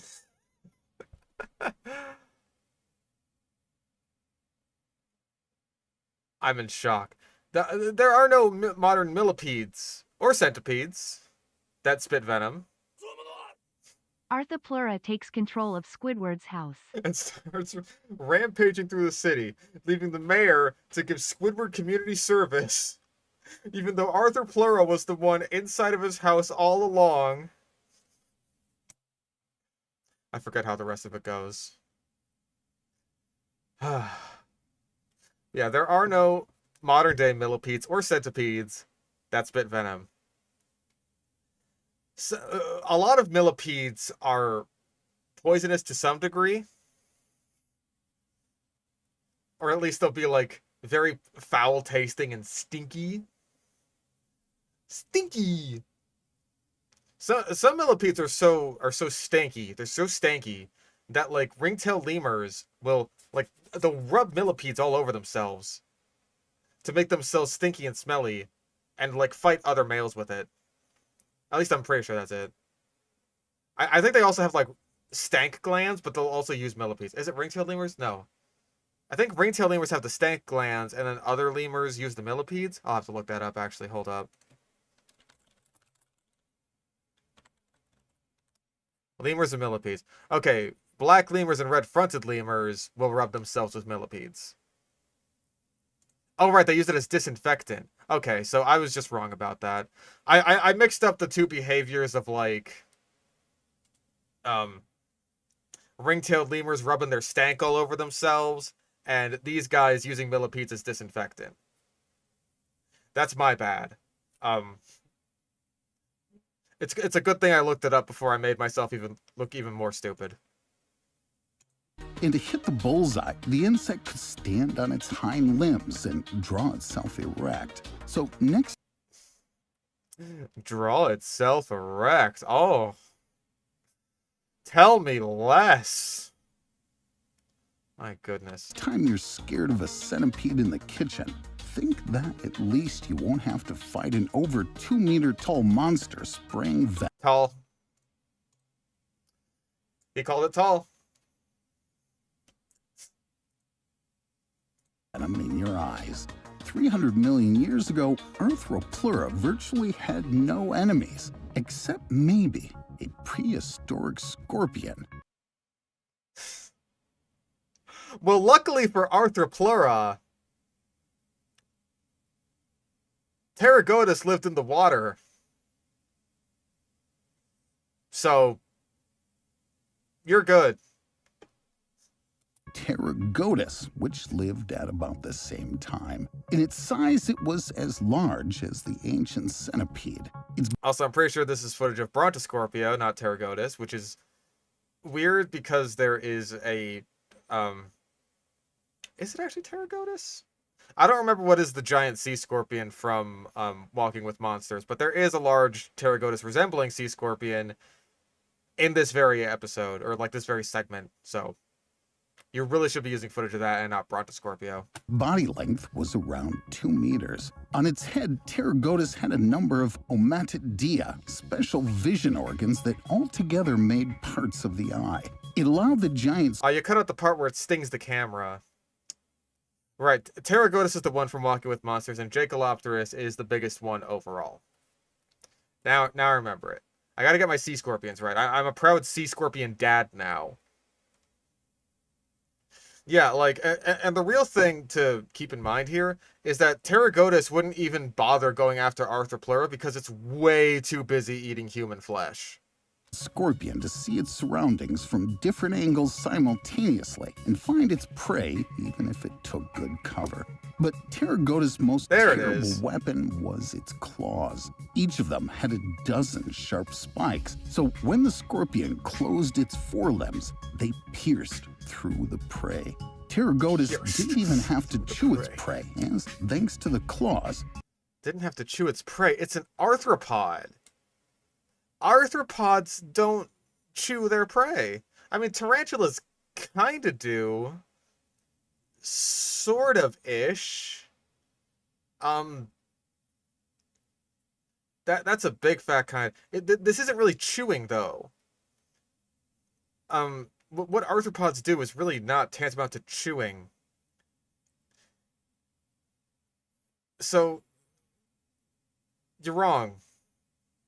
I mean, you're not wrong in that it didn't have to chew its prey, but you're wrong in that would even be considered in the first place because it's a fucking arthropod. It could shred it up before swallowing it. Moreover, this ancient scorpion was one of the first creatures on Earth which began making ambushes instead of chasing its prey.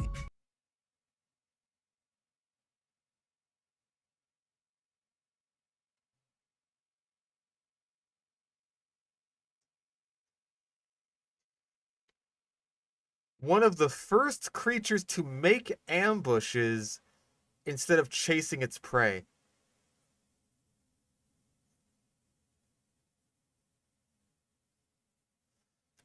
How can you say that definitively? How is...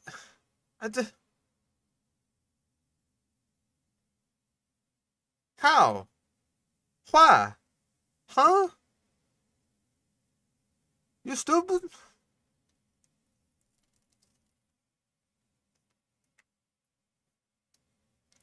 I'm fucking... I can't even dispute that. You're just stupid. Initially, scientists thought the animal lived around water bodies and often swam. No, you are not gonna say that Pterygotus is going on to land. But he's gonna show the footage of the Brontoscorpio going on to land because he's been using so much Brontoscorpio footage. He's going to. I know he is. But recent research suggests that the scorpion most probably spent a great deal of time underwater, just like today's crocodiles. Wait, what? You're saying scientists originally thought it lived underwater, but now you think it lives underwater? Can I hear that again, please? Chasing its prey. Initially, scientists thought the animal lived around water bodies and often swam. But recent research suggests that the scorpion most probably spent a great deal of time underwater, just like today's crocodiles. Perfect place for an ambush. But the deep antiquity seas hid a lot of even more. Okay, he's... Okay. I'm counting that as AI repeats itself.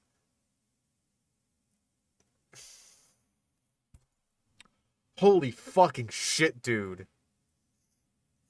Originally, it was thought that this thing lived in the water, but now scientists believe that it spent its time in the water. The perfect place to set up an ambush.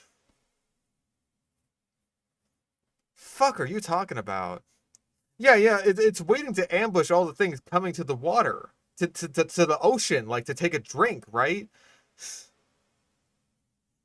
In like the Silurian period when this thing was living, or the Devonian, or whatever the fuck it was.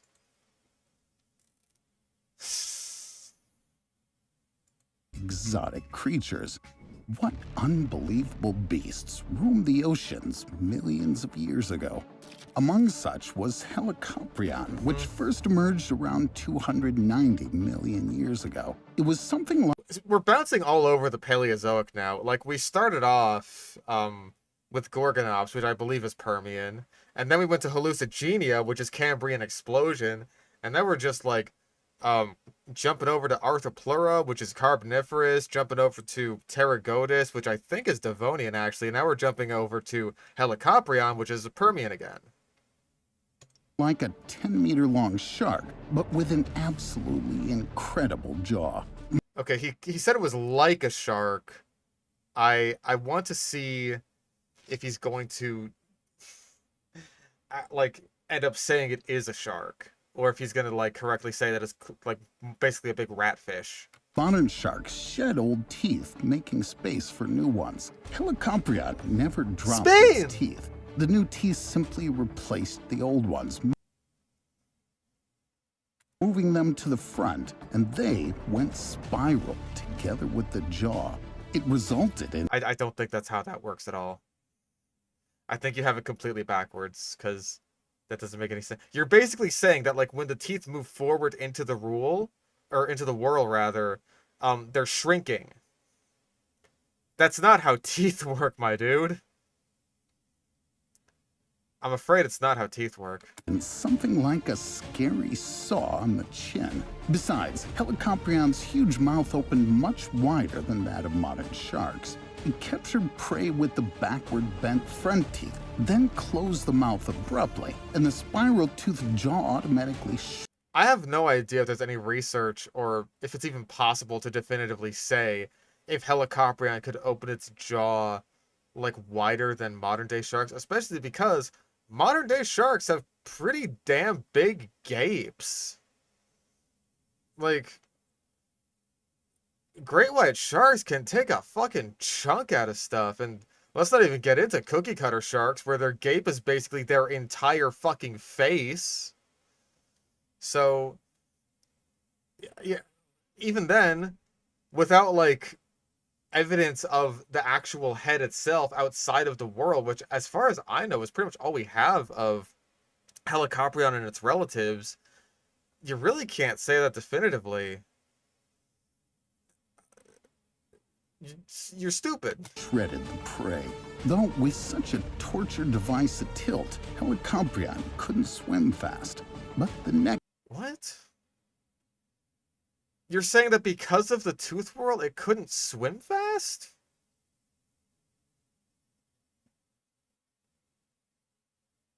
What? That's ridiculous. This is insanity. How would you even figure that? Oh, I got a lot of Discord notifications.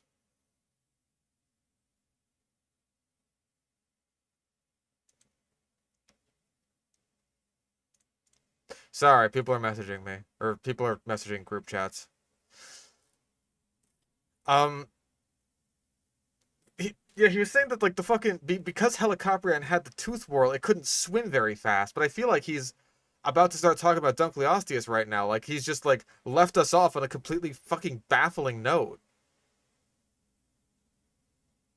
I don't understand. Next monster succeeded even in that.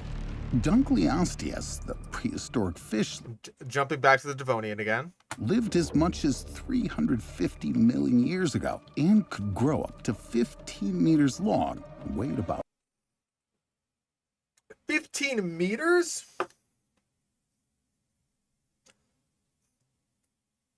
I think we have wild size overestimate. That is yet another bingo. Holy shit, that's big for even pre-shrunk dunk.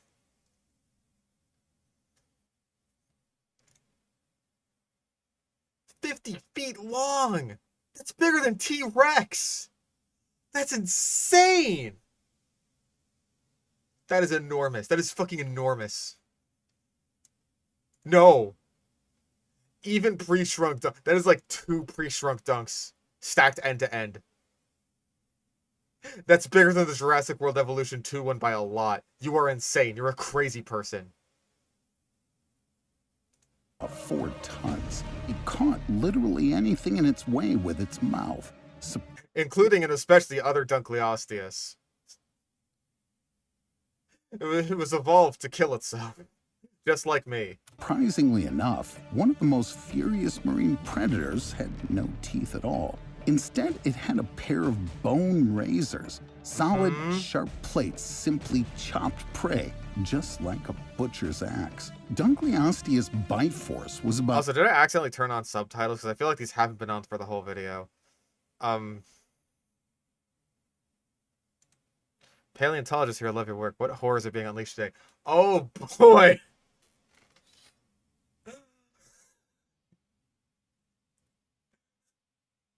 So how big do you think Dunkleosteus was? How do you feel about 50 feet long and 4 tons of pure unadulterated fish? How do you feel about Hallucigenia being a centipede? What else? Helicoprion couldn't swim fast because of its buzzsaw face. Pterygotus. We thought that Pterygotus lived in the water, but actually it turns out it lives in the water. Arthropleura could spit venom. Hallucigenia is literally just the attack titan. Or the founding titan, even.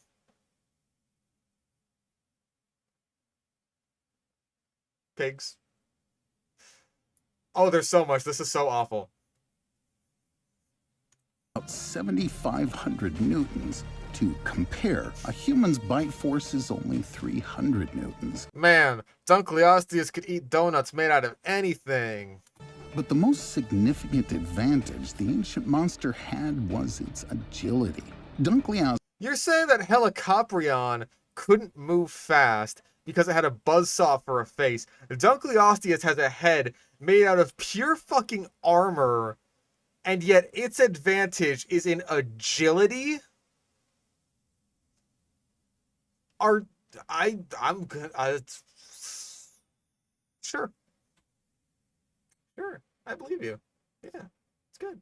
Dunkleosteus could plow through the water at a speed of a small motorboat, up to 40 kilometers per hour, and it took it only 20 milliseconds to open its mouth. You'd literally be dead in the blink of an eye. At high speed, the water flow dragged prey into the Dunkleosteus' mouth, so all it had to do was shut it. And this ancient fish was so aggressive that it often attacked its own kin. Numerous marks. Okay, are we done? Are we done with Dunkleosteus? Are we done with Dunkleosteus, please? I can't handle this anymore. Left by the typical bone razors on fossil Dunkleosteus. That's a Helicoprion job. Move along, please. Prove it. But what about even more ancient exotic animals? You mean like Hallucigenia, like you've already covered? You're not going backwards in time. You're jumping around all over the Paleozoic. Most of the fossils of more or less large creatures we found come from the Cambrian period. Wait.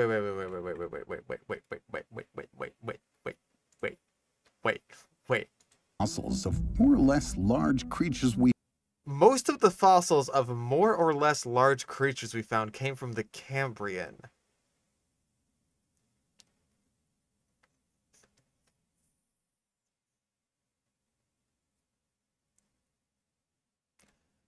Okay. So I want to say that the biggest animal we know of from the Cambrian is like Adrocassus, right?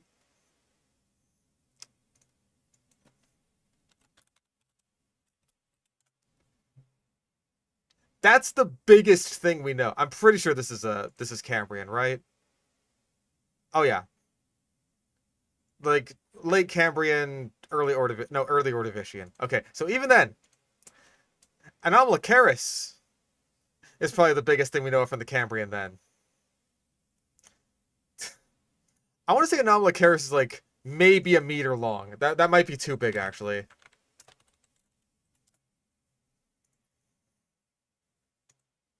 Yeah, that's too big. It's like half a meter. Omnidens? Alright, let's try that. That's a cool name. Okay, so yeah, this is probably the biggest thing from the Cambrian.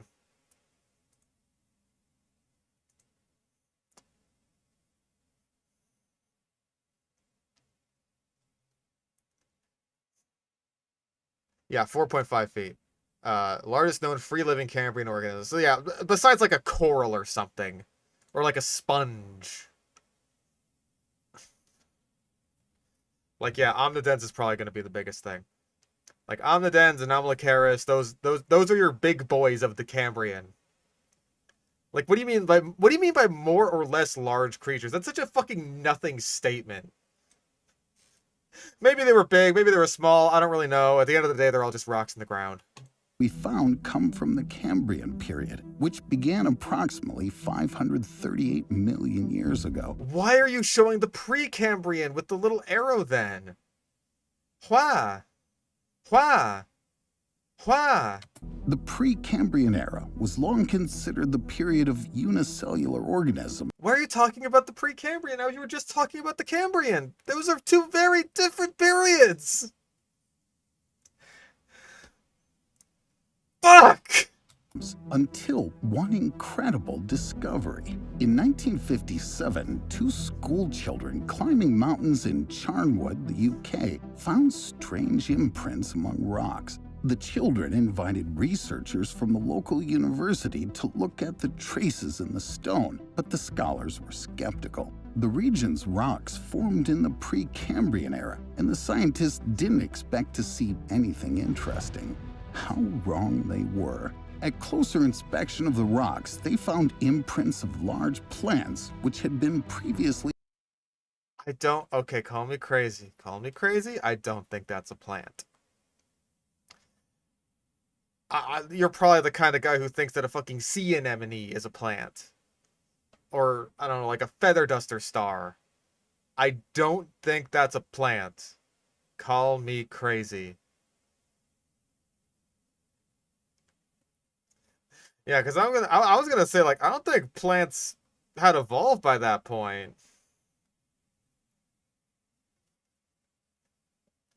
So believed impossible. When the scientists began studying other Precambrian residues, they found many more mysterious fossils. This bizarre... Also, he was talking about the Cambrian, and we've completely glossed over it. We're just in the Precambrian now, looking at little goobers. Bizarre creature Tribrachidium lived 560 million years ago and had a unique, complex anatomy. It consisted of 3 segments, each ending with a tentacle. Its length could vary. Perhaps those creatures back then, in deep antiquity, developed sexual dimorphism, and females looked different from males. Or they could have been at different growth stages.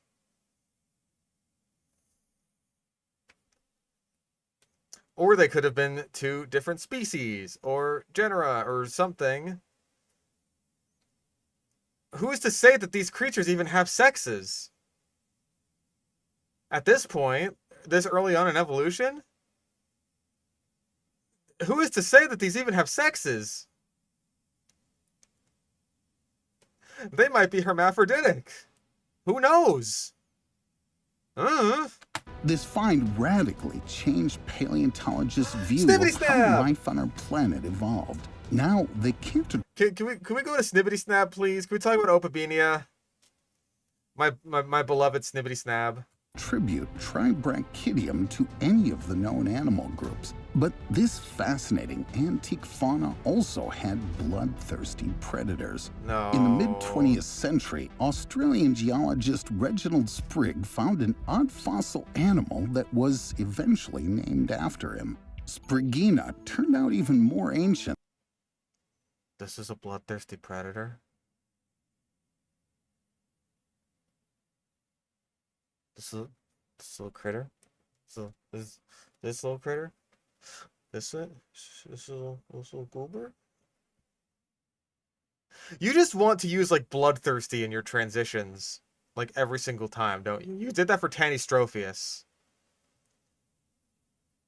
Motherfucker. In Tribrachidium and had a characteristic shape that resembles an oval or an arrow. It had a soft body covered with tiny spikes and bulges. Spriggina was I'm covered in tiny spikes and bulges, bitch. initially assigned to a group of mollusk-like organisms, but later research revealed that its anatomy didn't match any of the existing animal groups. Moreover, cholesterol molecules were found in its fossils, which may indicate that Spriggina was a predator. The specific structure of its Cholesterol molecules were found, and that suggests it was a predator. Maybe it's just fat. Maybe it's just a fat little fuck. Maybe he's made out of fucking noodles. I could jump to stupid ass conclusions just by looking at things. Or hey, maybe it was a meat eater because there's no fucking plants. Because they didn't exist yet. Did you consider...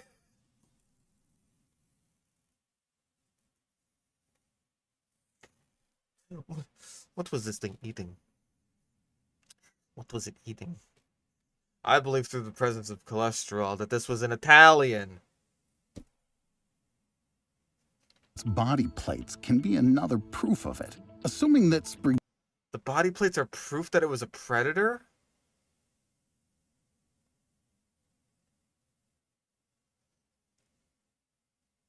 Fucking Dunkleosteus is one of the only, like, armored predators, besides, like, things like arthropods, which their skin is basically armor, that I even know of. Most armored things are herbivores or prey animals because they don't want to get eaten. Like, it was probably eating detritus or something. Like a clam. The dangerous predator, as you can tell by its armor, known as the clam.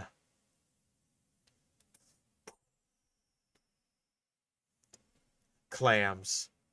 Coming to theaters 2026. Okay, crocodiles. Yeah, I guess that I guess that counts, yeah.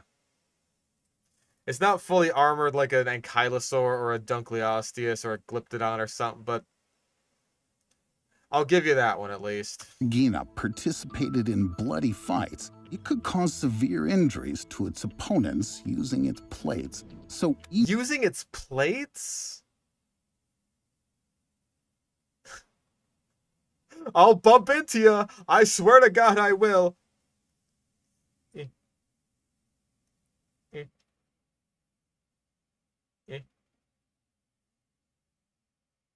We'll call it a draw? We'll call it a draw.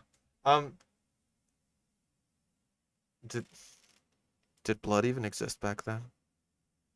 This is the Precambrian. Was there even blood? Do they have it? I know that some animals predate the concept of blood, like sea spiders. Or like... their blood's really weird. Did they even have blood?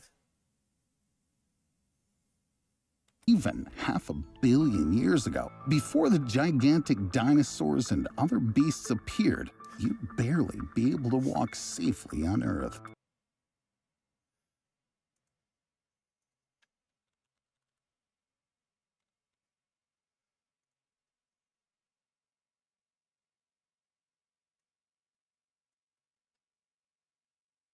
Okay. He's not wrong, but he's wrong that it would be as a result of creatures. You wouldn't be able to walk safely on Earth because there was no fucking oxygen in the atmosphere.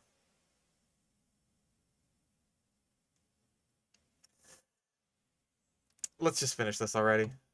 Nevertheless, some researchers of antiquity think we only see a part of the Precambrian picture of the world. No They shit. believe that Sprigina, Tribrachidium, and other vines Hey, there's Arthropleura. Look at him paddling around.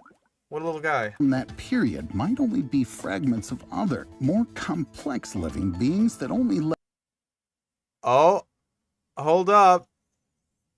Do we have something here? Do we have an AI-generated image? We've been doing good for a while now. I think we might have one. Because I have no idea what this is. Like, this doesn't look like anything created with intention. left a partial imprint in stone. Oh, yeah, it's AI. 100% AI. Yeah, wow. I do think that is everything we're gonna get, though. But he threw in the AI-generated image, like, right in the second, like, right in the last second. There's a minute left of this video. And it's just like, you had to get one last one in there. There's even a theory according to which we deal with the traces of real aliens that attempted to colonize Earth by bringing a zoo of beasts from the other world.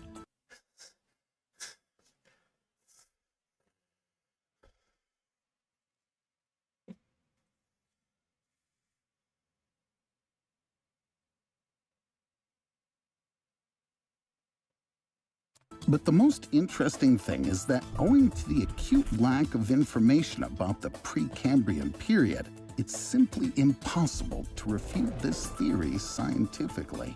What about you? Do you think that the most unusual animals of the past could be visitors from space?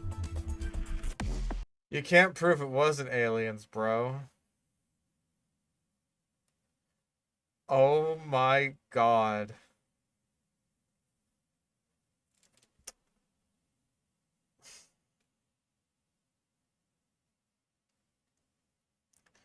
I'm in shock. I am in shock. Fucking aliens. Let's see what AI generated thumbnail is next. It's not that funny. The outlandish thumbnail page just kept getting better and better as the list went on. It's unreal. Oh my fucking god, I can't believe that was even a real video. What the fuck? What are these? What are these tags?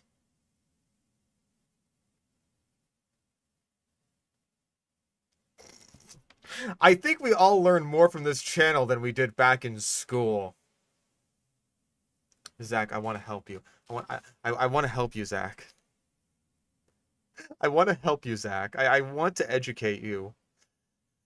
I don't want this to be your education, please. It was a bug's world, and mold or fungus mushrooms everywhere, toadstools too, but very big ones, both bugs and moldy things. A Bug's World. The sequel to Bug's Life. We're getting Randy Newman back. I want a bug, little bug. Do-ba-do. Do-ba-do. Best channel ever made, Moai. The most impressive ones are the ones whose designs have been virtually unchanged. Turtles, ants, horseshoe crabs, etc. They've outlasted everyone else without much changes. So yes, they have changed quite a bit over time. Great, best channel on YouTube. I can confirm this. I was there. That's the cameraman right there. The giant sloths. They found those in Tennessee Gray. Tennessee to be exact. Along with giant bears, big cats, and several other extinct species. It's really cool. I like this. A haiku. Best channel. 1 minute ago is crazy.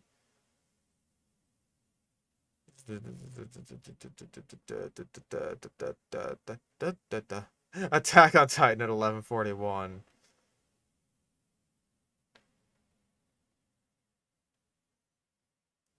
Damn, you messed up. What was this one exactly? An attack. The Gorgonops' hind limbs were longer than the fore. Okay, well, he was wrong about the bipedal thing, I guess, but I don't know what in particular he's talking about here. Holy fuck. That was really bad. That was really, really, really, really bad.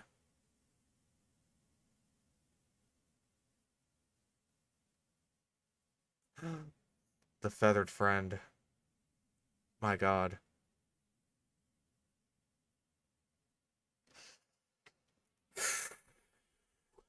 Fun fact, T-Rex was actually a dragon. Crying, laughing, crying, laughing. All lies. Read Genesis chapter 1. God made everything Adam and Eve. Nah, I feel the sweet blood of Jesus flowing through me. Nice try, though. Smiley face. Arrows pointing left and right.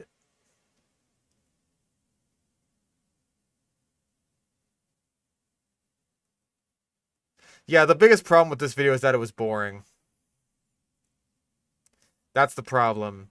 Chaya. Jaya. It might be Haya.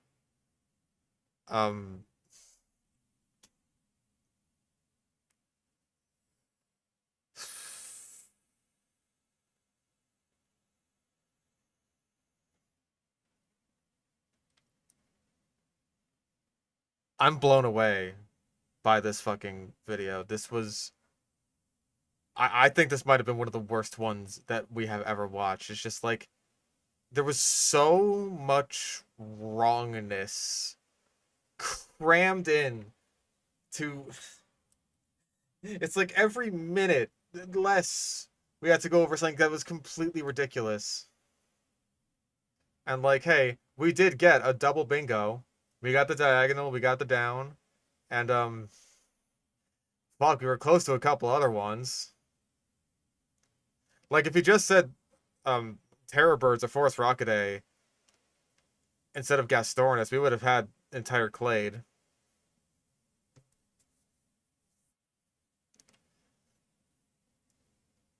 AI Christian slop is all just dispensationist rapture prediction nonsense. I believe that. That makes perfect sense to me. I'm very surprised that we didn't get Megalodon for like how many stock Cenozoic creatures we had. I'm very surprised at that. Wow. Wow, that was bad. Now,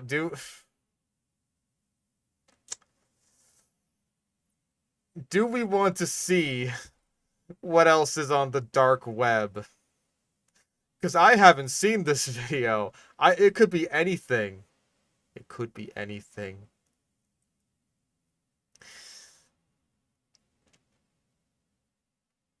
Like this shark in a jar.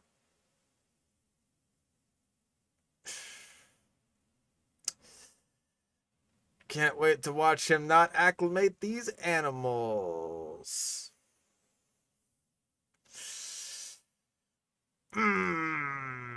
Okay, I'm seeing a lot of yeses. I saw 2 no's and lots of yeses. Today, I'm gonna be buying the deadliest sea creatures on the dark web. From sharks to venomous stonefish, monster eels, real-life aliens, and so many other crazy... You think everything is an alien, you piece of subhuman fucking garbage, and I hate your stupid face, and I hate everything about you, and I want to break your fucking nose. Animals that will blow your mind. And my mission is to keep them all as... I probably shouldn't make that joke. It's gonna say. I'm gonna say it. I'm gonna make the joke. Fish, monster eels, real life is to keep and so many I'm gonna have the new pet of a Japanese vagina.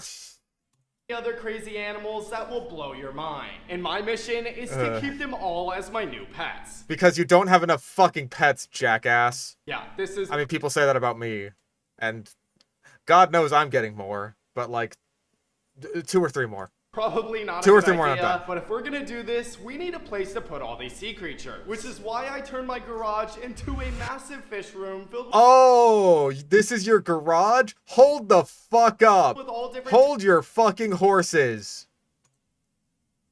I just found this abandoned pet shop that Oh, is filled... wow. What an interesting looking abandoned pet shop.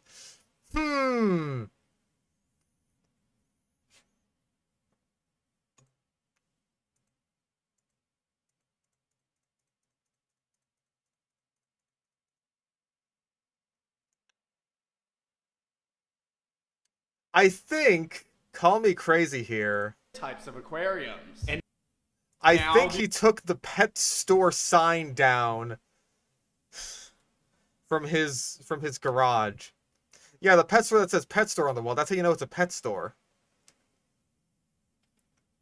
And I know that in this video, this same tank here, he uses it. He uses it for some of his fucking for some of these fish. Or was it one of the last ones he did? Where is it? Where is it? Where's this fucking video? Or where's the... Oh, I just found... Shut your fucking mouth. I know for a fact that I've seen this. I've seen him use this tank for something. Yeah, it was an abandoned abandoned. Ugh, Christ alive. Anyway, let's continue. The only thing left to do is to fill this room with the craziest saltwater animals we can find on the dark web. And well, we already received our first package. You see, I ordered this box about a week ago, and the only thing the website...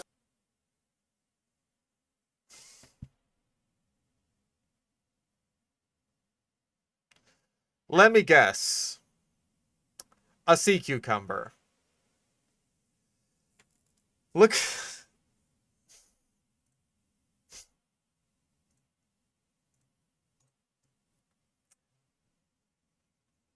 Just for posterity, $200, AI generated, mystery alien sea creature. You will receive 1 mystery sea creature that looks like a real life alien. You can tell he wrote this description. Because it's just like, whoa, dude, it looks like a real life alien. 1 star.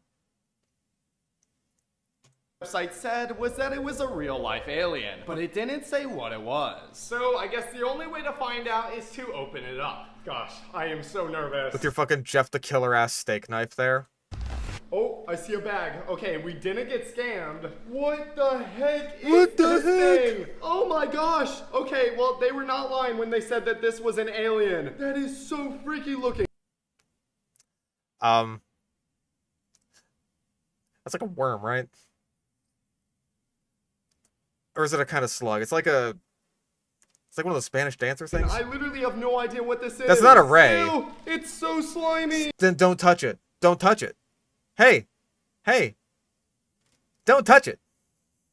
Oh my gosh, it's like a big blob. What the heck is that, you guys? Oh, it's a sea hare. That's what it is. Yeah, I'm pretty sure that's a sea hare. So, it's a kind of sea slug. You're very lucky, by the way, that it wasn't one of the really, really toxic sea slugs. Or the ones that can sting the fuck out of you. Wait a minute, there's another bag in here. No What? way, you guys, check that out. We got another one in here, but this one is all black. So, another sea slug. Oh god, I think I have seen this video, actually. Hold up. Oh, I think I have. That's how I recognize that tank. So yeah, these are sea slugs. Yeah, we're really unlucky that it wasn't one of the ones that can, like, sting the fuck out of him. But he was lucky. So, Wait, why did they send me 2? I only ordered 1. I mean, I'm not complaining. These things are really cool. Wait a minute, it comes with a note. Maybe this will tell me what the heck these things are. Enjoy your new pet aliens.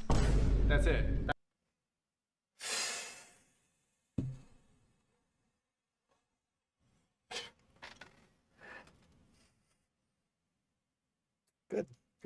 Good business practice.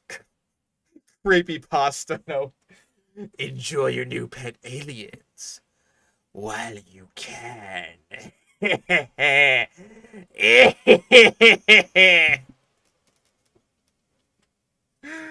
Oh. You can tell that this content is made for actual babies. Vine Boom and the Big 2-5. That's all it says. Well, without knowing what these were, I decided I can also absolutely believe that he wrote that note because it looks like a child wrote it. to just add them into an aquarium. And guys, you cannot convince me that these are not. Don't acclimate them. Whatever you do, do not acclimate these creatures. These little fucking sea slugs, these adorable little critters, don't acclimate them. Why would you bother? Aliens? I mean, just look at the way that they move. But as crazy as this first package was, we have to buy a lot more if we want to fill up this entire room. And once again, we do the thing where it's just like, that was pretty crazy, but we've got more ahead of us in between every single goddamn purchase. Every single one. Every single one. And since we're buying these off the dark web, there's no telling if we're gonna get scammed or if these sea creatures are even gonna show up alive. All right, I just placed 2 more orders off the dark web. One is for a mystery eel that can get up to 6 feet long, and the other one is... Well, you better have a big-ass tank for it and not something that's like, you know, small. You better not. Okay. Talk about shitty packaging. I ordered a Paludarium off of Amazon, right? Like a 12 by 12 by 24 Paludarium because I want to get a tree frog at some point, right? Whoever packed this shit just... I swear to fucking God, dude, I am so goddamn pissed. Like, when it showed up on my doorstep, it looked like one of these shitty fucking dark web boxes. I was pissed. Because guess what? When the Paludarium showed up, fucking shattered. 1,000,000 goddamn pieces. Fucking worthless. Oh, I was so fucking pissed. It's just like, all this means is that now I have to take this box that is now full of broken fucking glass over to the UPS store so I can return it to Amazon and get my goddamn money back. And now I'm going to have to, like, go down to probably just a pet store or something if I want to get, like, an actual one of these. So I can just bring it to my own house by myself. I'm so fucking mad. Like, there's not even styrofoam in it. It's just like, yeah, we'll wrap it in, like, a little bit of bubble wrap or something. Just... So fucking mad. I was so fucking pissed. No, blue poison dart frogs are good. There's nothing wrong with getting dart frogs in captivity. They're not actually poisonous once they're in captivity, because, like, it's all based on their diet. I'm so fucking pissed, though. It's a rare sea creature mystery box. Now, I don't know how rare these sea creatures are going to be, but considering the box was $1,000, they're probably going to be something we've never even seen before. That's something I noticed with a lot of these videos, is, like, they always put a lot of emphasis on how expensive the animal is, right? Like, all this kind of animal abuse garbage. Like, they always do this. He does the same thing in his abandoned pet shop video. There's, like, a bunch of instances. Like, first of all, in the thumbnail, it's like, it shows you, like, oh, $1,200 for a frilled dragon, $3,000 for this snake, like that kind of shit. They always do this. They always focus on how expensive the animal is, and it's really weird, and I don't get it at all. Like, the only thing I could think of is that, yeah, it's a humble brag about, like, oh, how expensive this animal is. Or, like, people just want to live vicariously through people who have, like, shitloads of money and spend shitloads of money on this crap. Oh, it could be a Mr. Beast thing. You're right about that. But, yeah, like, people just fucking love hearing about, like, amounts of money. I even noticed that, and that's why, like, when I was doing the thumbnail for my Black Market Dinosaurs video in JW2, it was like, fuck it. Like the Microceratus are like 100 grand and the Allosaurus are like 5 million. The difference is like that is their actual monetary value in the game. So it's like I'm not clickbaiting you. At least I'm trying not to. And after just a few days of waiting, I received one of the packages. You guys, I'm pretty sure that this is the mystery box. Honestly, I didn't think— I'm pretty sure this big thing of styrofoam that says live fish on it is the mystery box. that this was gonna show up, but it did, and it is heavy. Oh my gosh, I see a bunch. This box that is full of water is really heavy, guys. Also, there's a sea robin in there. Look at its little fish leggies. Bunch of fish, you guys. Whoa, look at this one. It has a danger sticker on it. I'm gonna touch it with my bare fucking hands. Is one crazy looking fish. I've never seen anything like this. Scorpion fish. But apparently he is dangerous, so we have to be very careful. So I quickly put on some gloves. Have you heard of a net? Have you heard of a net?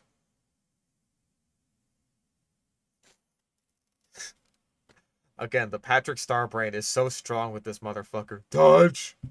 Don't touch!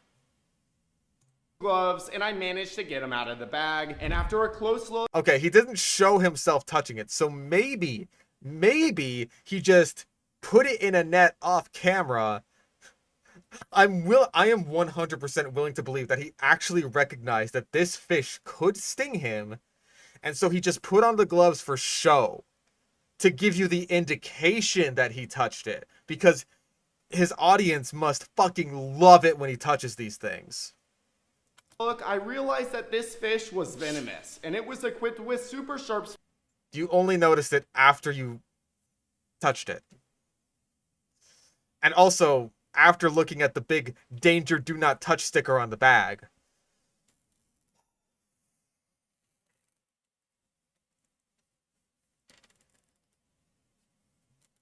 $1.5 million views. 1.5 million. So many kids watch this stuff. It's just like it aggravates me to a point of no fucking return. I want to explode when I just see shit like this. I want to condense myself into a black hole and just suck up everything around me. Hopefully he acclimatized it. Of course he didn't. Of course he did. He doesn't acclimatize anything. Spines all along its body. Okay, well, that's a little scary. Hopefully the rest of the fish in here are not dangerous. Oh, wait, I think I know what that is. No way, you guys, check that out. We got ourselves a little pufferfish. Okay, listen. I wouldn't be worried about that, like, inflating on me. I'd be worried about that thing biting the shit out of me. Have you seen what pufferfish can do to things that are really hard? They just crunch the fuck out of them. Their mouths are designed to just crack open shells. I would not want that thing anywhere near my hands. Like, porcupine puffers, along with a lot of other puffers, like, yeah, they're venomous, or they're poisonous, rather, so you don't want to eat them. Unless you're making fucking fugu. But when you got it in your hands, you got bigger things to worry about. I actually think that this is called a porcupine puffer, and they get absolutely massive. Why would you choose this pic? This is the weirdest fucking picture you could have chosen for this. What are they wearing? Look at this fish. He's just chilling out. He's one of the boys. I also love the big red arrow pointing to the fish, like, what else was I going to be looking at? I mean, I guess I did look over at this guy. I was looking over at live action flounder here.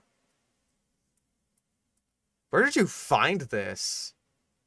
But this guy is just a little baby. Also, oh my god, that poor fucking creature. Just stick them both in the same fucking thing. I'm sure they'll get along great. After that, there was only one more bag left in the box, and inside was by far the craziest fish I've ever seen. Okay, I thought it was missing some of its little fish leggies. Oh my gosh, you guys, I think that this fish has legs. It's like not extending half of its legs, which makes me very worried about it. Like I would be so nervous if I saw like, oh, it's only extending a couple of its legs. I'm not going crazy, right? This thing literally has legs. It looks like a crab had a baby with a fish. Like a crab had a baby. It looks like a fish with legs, you piece of garbage. Looked up pufferfish bites, and man, this guy's so fucking lucky he didn't get bitten. Let's also look up pufferfish bites, because I want to imagine. Ooh! Ow! I can feel that.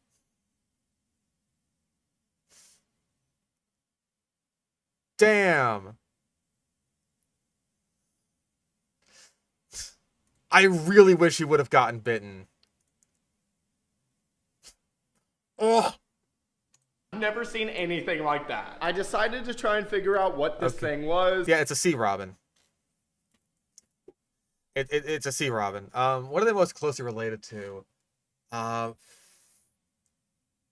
think it's like the batfish. I think they're kind of relatives of batfish, which is not particularly helpful, but it's like the batfish that you think of when you think of batfish. Like they have the weird kind of crawly legs in the back with like the little buttholes in their leg cleavage. I'm pretty sure they're close relatives of those.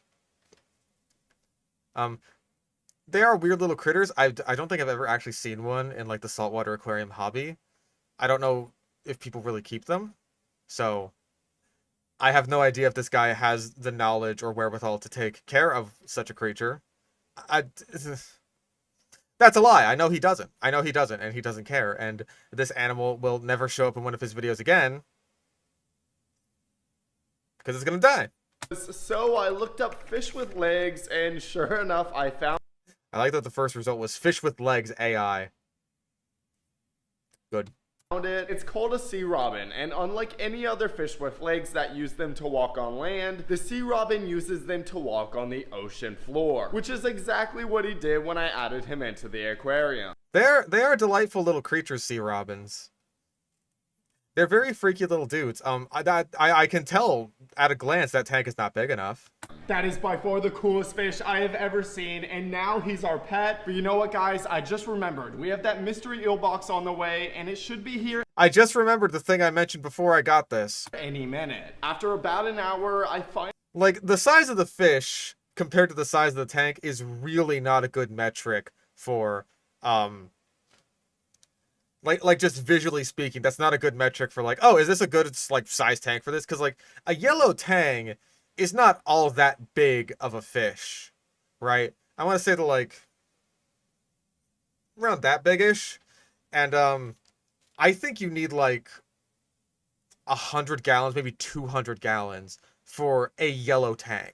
They're not that big, but they need a fuckload of space. But then you got like a betta fish, which is totally fine in like a 5 gallon like I have here. Even though these are dwarf frogs, which are also fine in a 5 gallon. So just looking at like, oh hey, that fish has a bit of room to swim around in. I want to say that's like probably a 30-ish gallon, maybe 20. I sincerely doubt that's going to be enough. Like, by and large, saltwater animals need a lot more space than freshwater ones. That is my understanding, at least, as someone who has a cursory understanding of saltwater fish keeping, just based on the amount of research I've done that has led me to believe I'm probably not going to be a saltwater fish keeper.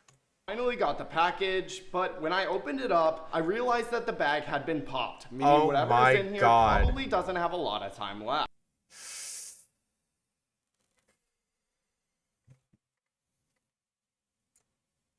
It's so much worse knowing that he did this, right?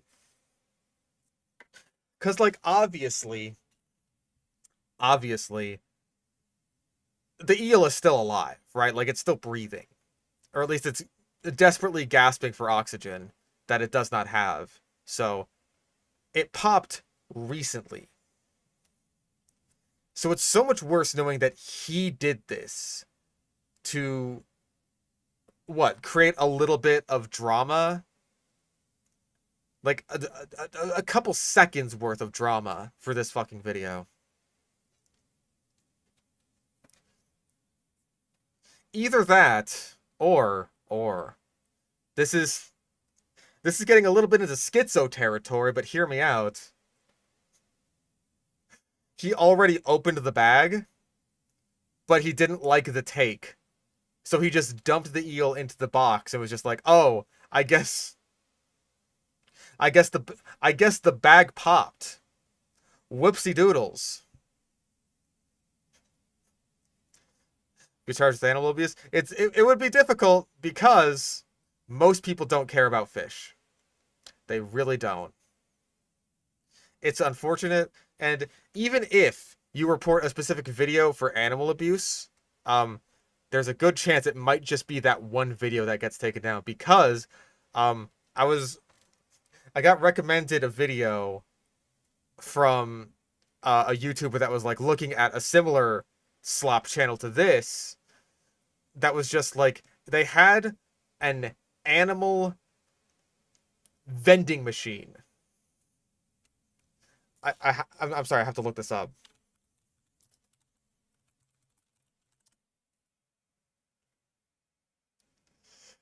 Yeah, these guys, the fish guys.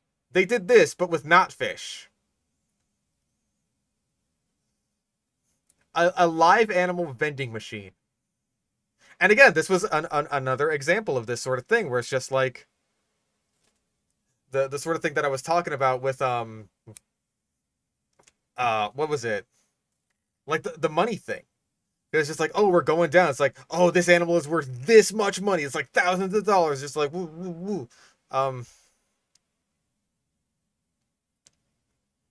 I want to know what the fucking... And again, like, these guys have, like, the same sort of thumbnail style as Jackass. I can't find the video that's, like, calling it out for abuse. Probably because it's getting search blocked for featuring the word abuse in it. This might actually be... Oh, yeah, this is the video. Guys, I was just scrolling on the internet, and He's like trying to jump scare you, dude. Like, guys, I was just scrolling around to the internet when suddenly...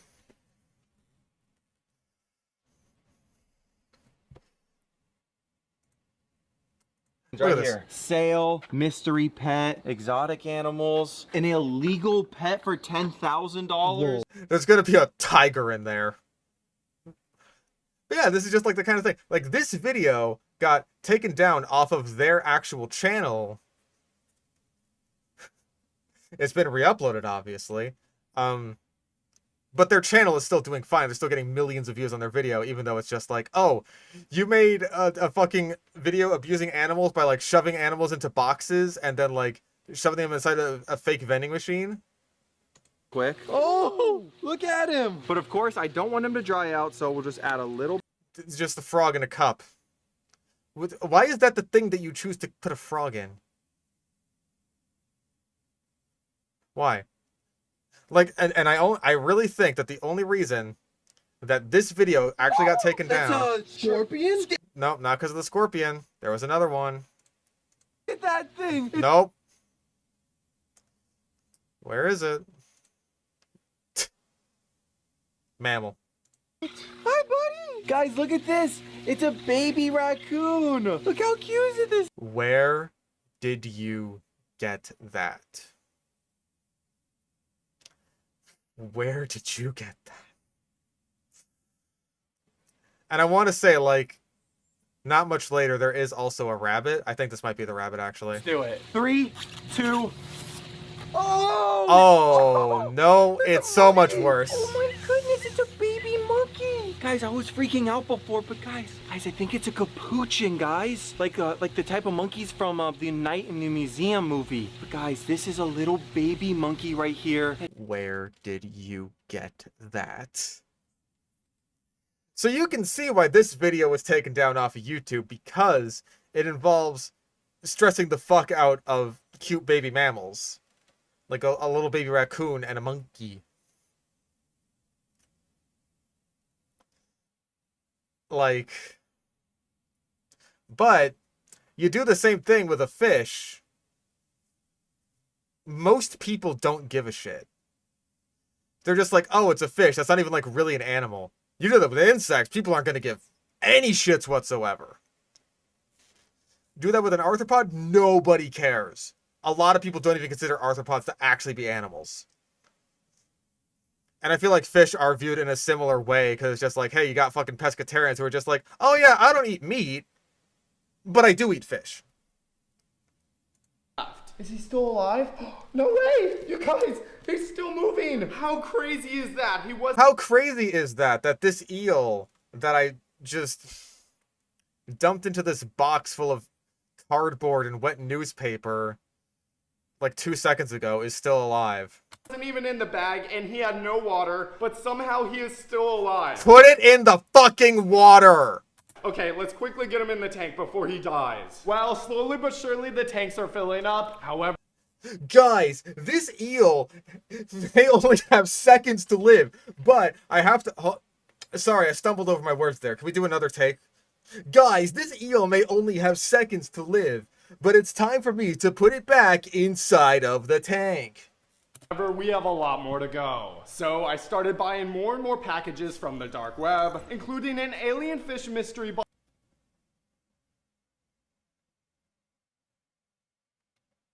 Blobfish. Box that costs $500 and a deadly crustacean box.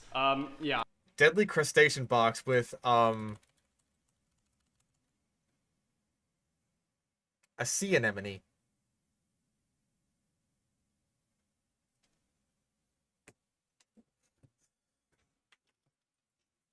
Who am I to say what is and is not a crustacean? Who am I to say?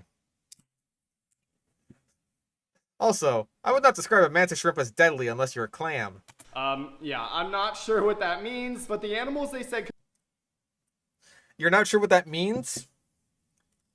Listen, I understand that you aren't the most intelligent or upstanding or moral or human person, but I will walk you through it. Like, is it the... Like, which word is it exactly? Is it deadly? Is it crustacean? Is it mystery? Or is it box? Which of these words is confusing you? Or is it all these words put together in a sequence? I'd really like to know. Mantis shrimp can break the tanks of the best aquariums in the world? No, it can't really. If you have it in like super thin glass, then like, yeah, a puncher mantis shrimp might be able to like crack the glass, but most aquarium glass can stand up to mantis shrimps pretty well. Could be in here look crazy, so I had to buy it. All right, you guys, it's about a week later and I've received both packages. All the sea creatures that we've bought so far are doing great, but now it's... Those were taken like 2 seconds after he bought them. All of this was basically on the same day. It's all fake. You have to know it's all... Like, it goes without saying, right? Because we're on YouTube right now, but it's all fake.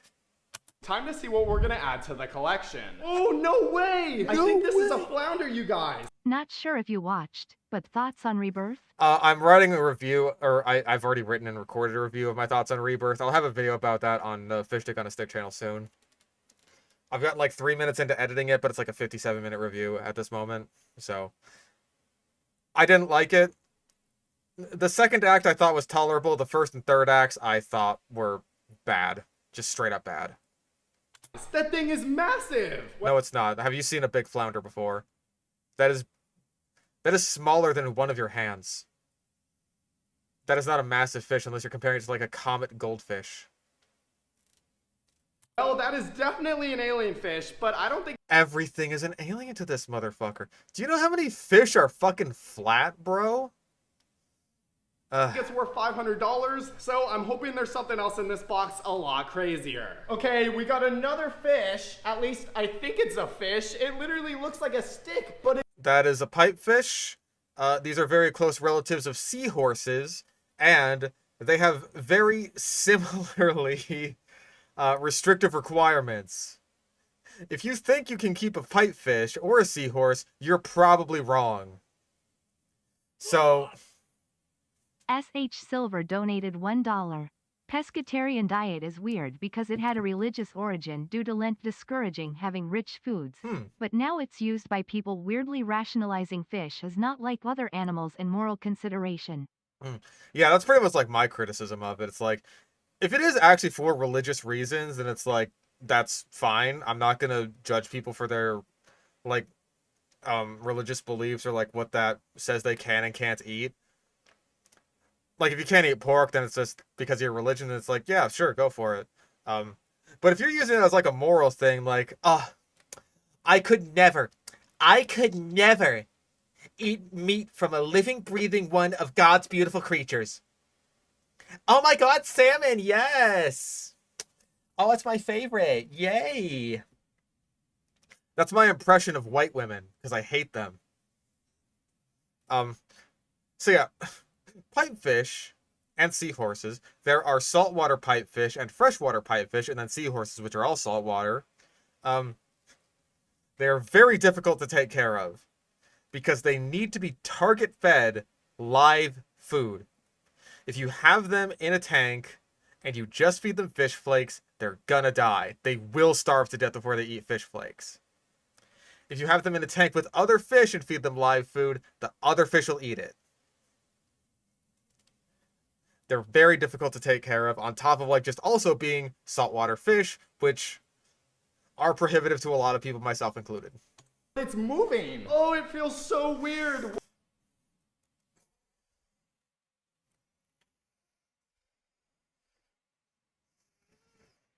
What the heck is this thing? Pipefish. Yeah, so that's another mystery fish I've never seen before. Pipefish. If you know what it is, comment down below. But Pipefish. we have 2 more fish in this box, and they look like the craziest ones out of all of them. Oh man, this bag is heavy, you guys. This is definitely a bigger fish. That's a fucking remora. Jesus Christ.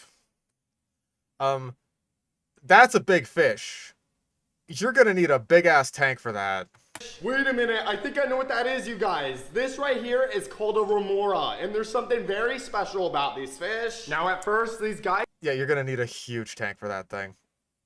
seem pretty normal, but they actually use their heads right here to suction onto sharks, and they'll just follow them around. And when a shark eats something, these guys will eat all the leftovers. I have seen like some people with like really, really big saltwater home aquariums, like, I don't know, thousands of gallons, that have remoras inside of them. This guy does not have that. This remora is going to die. That is so cool. I didn't even know you could keep these as pets. We're gonna go ahead and get them into an aquarium, but first, there's something I've always wanted to try.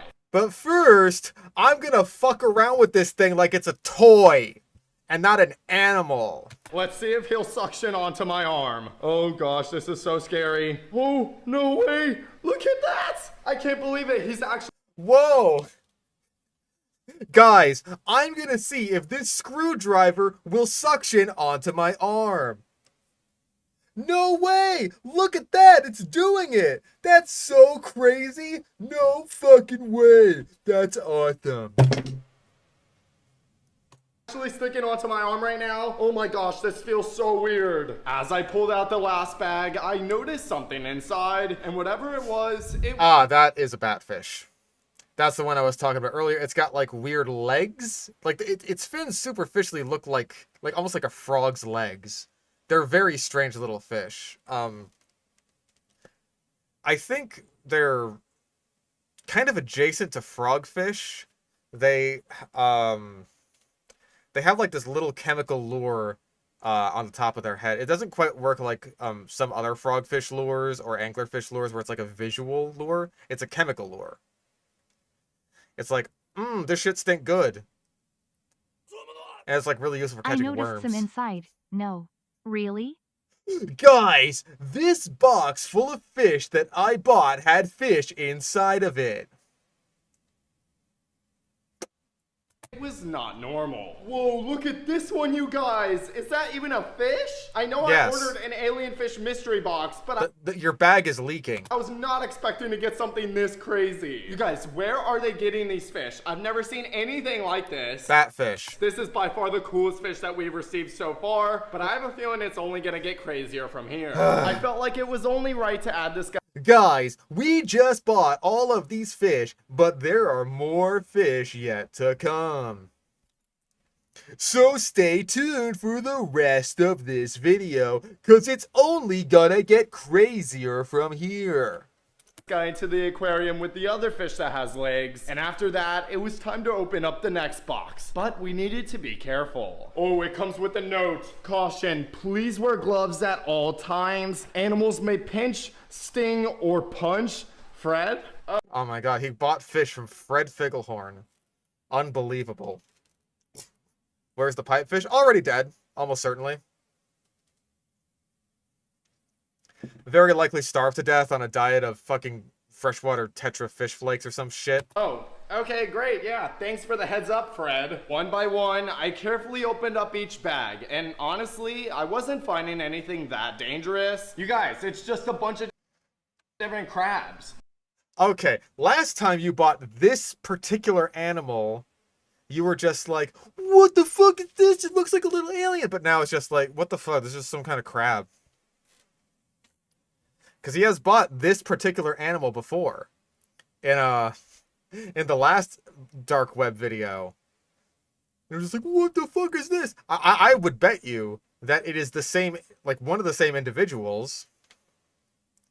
The other one probably died. What's dangerous about that? But then I spotted the reason there were so many warnings. Oh my gosh, is this a mantis shrimp? You guys, I don't think you understand how crazy this is. He may seem like a normal little I understand that you're gonna kill that mantis shrimp through neglect and abuse. And I just want to blow my goddamn brains out every time I see you get a new fucking pet. shrimp, but these guys are actually known for having the strongest punch in the animal kingdom. So put it in with all the other fucking crustaceans, you jackass. I bet you will. So strong that they can actually break the glass in your aquarium. Oh wait, there's another note right here. What does this say? Keep the mantis shrimp in a plastic container at all times, otherwise he will break your tank. Okay, so again, this is a pretty widely believed myth that the mantis shrimp will just punch straight through your aquarium glass. Not really. Aquarium glass, yeah, y'all gotta understand how strong aquarium glass is, right? Because do you understand how heavy that much water is?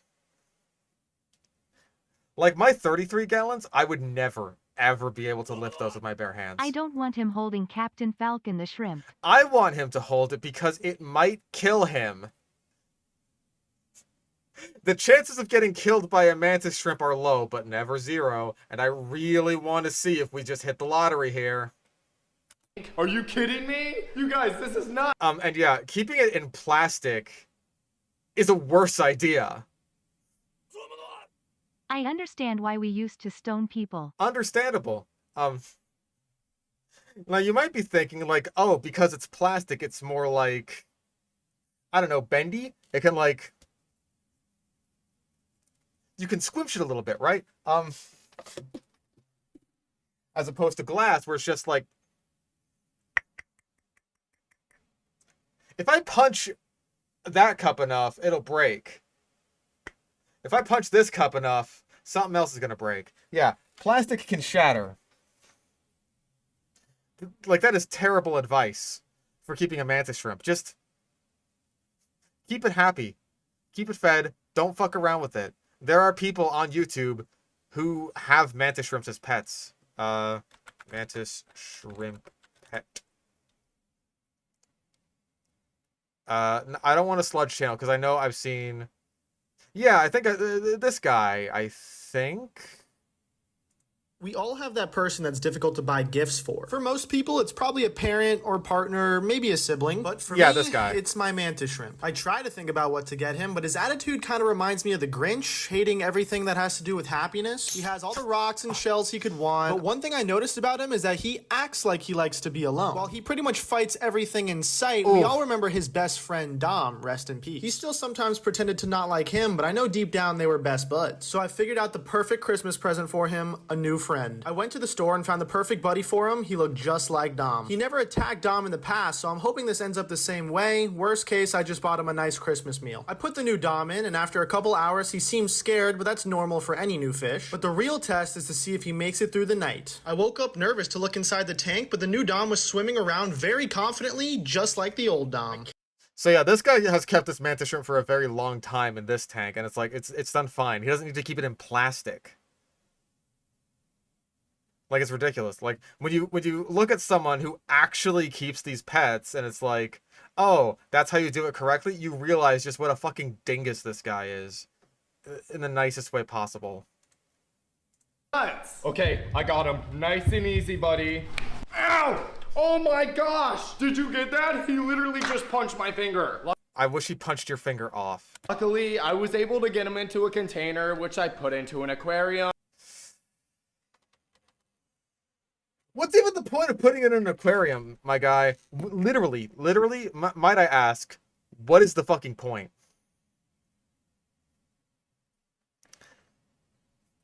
And once again, we have a sterling example here of every single animal that this motherfucker interacts with is immediately on the defensive, goes for a defensive maneuver. But you're gonna want to keep watching because soon something crazy would happen. Oh, what do we got here? Oh, wait a minute. I actually think I know what this is. This is called a flame scallop. And what's really cool about these guys is when their mouths are open, you can actually see electricity run right through it. Well, that's a mollusk and not a crustacean, so.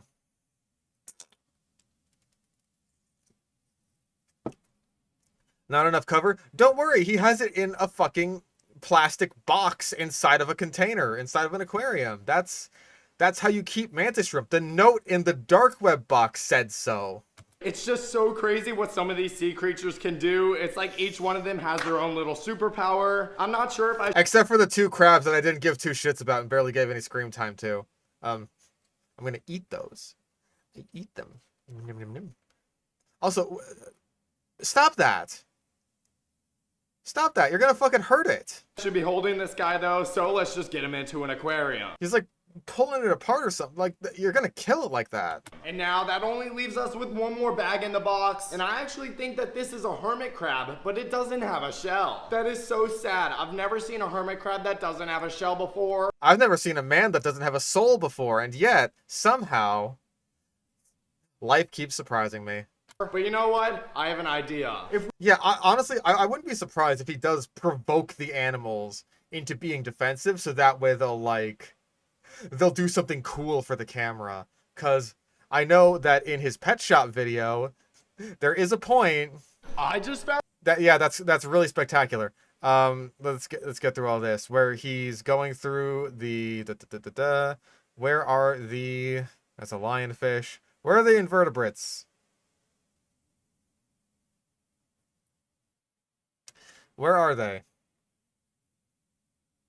Jesus Christ. There we go. Oh, God, the centipede. Centipede I have ever seen. Wait a minute. Does that say $350? I'm sorry, but who is spending $350 on a centipede? I don't know. Let's go to Morph Market and find out. Yeah, I'm human, I promise. I promise I'm human. This guy, though, no promises. Invertebrates. Other invertebrates, centipedes. Aw, that's a little guy. Okay, highest price. Holy schmoly, $625. That's a hell of a centipede, though. That looks awesome. And captive bred, too, so no wonder it costs so much. Damn. That's a beauty. That's a Euromastix. That's not a centipede. Ooh, mint leg. Look at this guy. That looks cool. I mean, I personally wouldn't spend this much money on a centipede, but as you can see, not unheard of. That's just a house centipede. Wild caught house centipede, $180. Go nuts.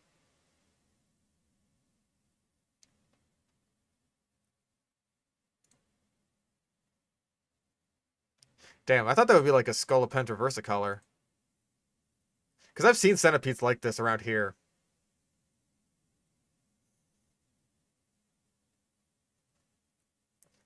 Very neat. Are there any Sicilians for sale? I'm sorry, I check these things sometimes. Nope. Nothing under other amphibians. I did see a Mexican Sicilian for sale the other day, but I guess that got bought up. Because I want to get Vizini a girlfriend at some point. As scary as this already was, what I didn't know was this centipede was actually one of the most venomous species in the world. Okay, let's carefully open the lid. Yeah, I'm so great. nervous. Oh my god! Oh no! This is not good, you guys. We have a massive centipede running around the store. What the heck do I do? I quickly grabbed a net and I chased it down, and it was right here when I realized just how big this centipede was. Oh. Like, literally, why did he even take it out of the container? Like, why? Dude, it doesn't even fit in the net. Okay, I got him. Oh my gosh. Okay, where's the container? Get in there. Get in the cup. Okay, there we go. Oh, thanks for dumping out all the substrate, by the way. I'm sure he didn't need that. Oh, that was intense. I think we can all agree that I've never rooted for a centipede so hard in my fucking life. Like, please get out. Get out. Find a way out, little man. opening the lid was probably not the best idea. I don't know why I did that. I decided to just set him down because there were still so many containers left. Yeah, okay, we're just cool. Get even crazier. Okay, we got a massive. Yeah, Scorpion, that's great. Where's the... Okay, Yeah, why are you? Okay, here we go. Oh my god. This is gonna work. Oh right, he dropped the There we go, tarantula too. you guys. He's so lucky he didn't kill it. I opened up the neck. Oh my gosh, watch out, it's spraying acid. Another insect, and it was not happy. Oh my gosh, watch out, it's spraying acid. Yeah, you guys heard. Okay, so yeah, he barely opens the Vinegaroon's container and it immediately starts spraying at him. He pissed that thing off so hard before that shot. Vinny, my beloved little Vinegaroon, has sprayed once in my care. And in fairness, I sprayed him first. Because I was misting his enclosure. He was like out of his little hidey hole. And he took that as a threat and was just like, all right, I'm going to spray you back. He just kind of sprayed in the air. I heard like a little tss. And then it's just like, oh, was that me or him? And then I like took a little sniff at the inside of the enclosure. It's like, oh, that's him, all right. Because it was stinky. Yeah, I was just like spraying the inside. Is he out right now, actually? He's been out of his little hidey hole more lately.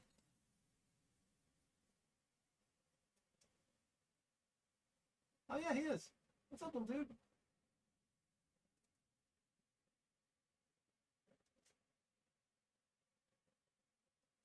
Hey, how's it going?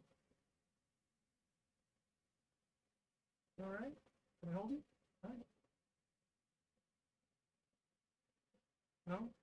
You okay with that? Can I scoop you up, please? Mr. Billy? Hi. Hello. May I hold you, please? I know, I'm sorry. You've kind of cornered yourself here.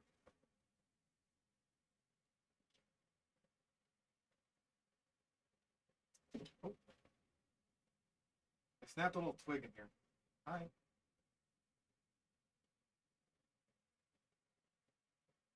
Oh.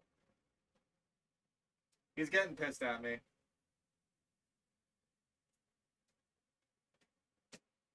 Alright. He's wiggling his tail around. He doesn't want out. Fair enough. He's not happy with being held. Not right now, anyway. He was, like, wiggling his tail around. I could tell, like, if I keep fucking with him, he's gonna spray me. Because I can, like, look at an animal... I can read its body language, and I could be like, okay, you don't want any of this. I understand that. This guy's just like, because I don't want him to spray. I don't want him to get so stressed out that he ends up spraying me. Like, even if he's just a little bug, right? I feel like that's the least I can do. This guy is just like, no, I gotta get the spray for the camera. Because, like, last time in my fucking dark web video, it was just like, yeah, I said that this thing can spray acid. But he didn't actually show it. How many comments do you think he got there just like, oh, I want to see it spray acid. I want to see that.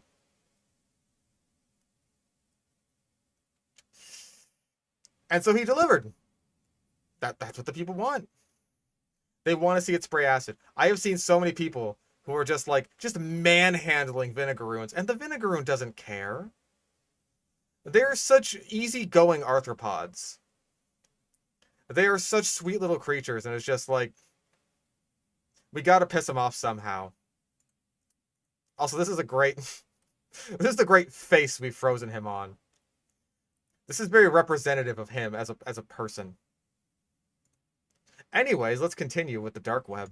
If we just take this shell and we add it into the same tank as the hermit crab, there's a chance that he'll go in it. So ideally you should have a bunch of different shells of different sizes so that he can get one that's like, you know, the ideal size for him. That honestly looks kind of big, but I don't know enough about hermit crabs to be like, oh yeah, this is probably, unless, oh god, I just thought of this. Oh, son of a bitch. That is the shell that the hermit crab came with, and he took it out. Oh, I wouldn't put it past him. I wouldn't put that past him for a fucking second. Oh, I just thought of that. Oh, that's exactly what I did, and it didn't take him long to find it and crawl inside to make it his new home. Now, so far, we've bought only one shell, and it seems like a pretty good fit.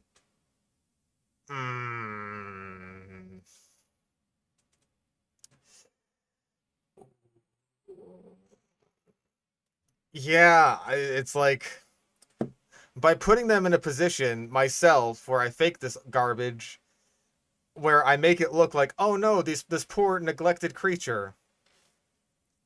This hermit crab, why, he doesn't even have a shell to his name. And this eel came in a popped bag. But I'm helping them. Probably because he's gotten a lot of comments on these recent videos talking about what a fucking jackass he is and how he's not taking care of these animals. He's like, no, no, no. You see, I am taking care of these animals. He says with the soulless, unblinking eyes of a man who doesn't give a shit about animals. a ton of deadly sea creatures off the dark web, but I feel like we're missing something, and that is a shark. Now, sharks are— What happened to like the 3 sharks you bought at the end of the fucking dark web video? The last dark web video. Oh. Did they all die? Because you were keeping like 3 sharks in a fucking 55-gallon or some shit? Extremely hard to come by, but luckily the other day I came— Yeah, the reason, by the way, that it is hard to come by a blacktip reef shark is because they're all sold out. Damn.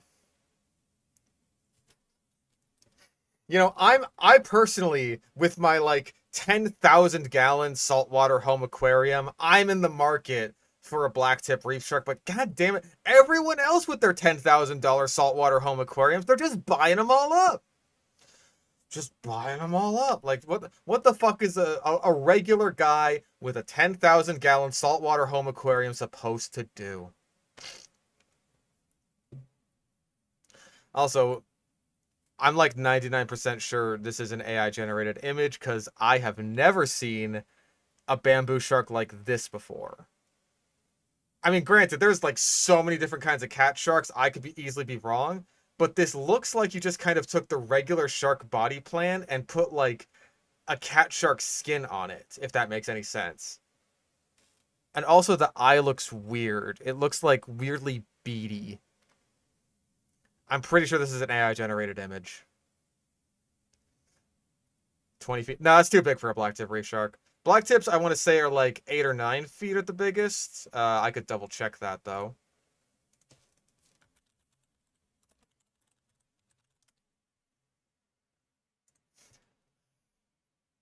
No, 5.2 feet, actually. That's smaller than I thought. but still way too big for any person to keep. At least, like, you know, at home. Unless you have... unless money is no object to you. If money is no object to you, then you can have a lot of different kinds of sharks. Yeah, expert aquarist only, no refunds. Oh, not this guy then. This almost seems like it would be a more legit site, like, hey, listen, experts only. But at that point it probably would be something like Morph Market, where it's like you can't just like click add to cart and buy and you're good to go. It's like you have to talk to the seller about it and like, hey, do you have this, this, this, and this? Like all of this shit that you gotta go through. It's not like going down to a reptile expo or anything like that, where it's just like, hello, small child, would you like this Gaboon Viper? Okay. Take it home. Because some people don't give a shit. They're just like, yeah, I got 1 billion Gaboon Vipers I gotta get rid of, and... yeah, add to cart implies bulk purchase. I would like all of your shark, please. But yeah, bamboo sharks, like cat sharks, smaller sharks like epaulet sharks, those are possible to keep for, like, a person to whom money is an object. Yeah, fish size. Is this whole image AI generated? Look up here at search. The E is like, it's like blurred out like a tiny bit. Like there's a little bit of white on it. And the font here seems off.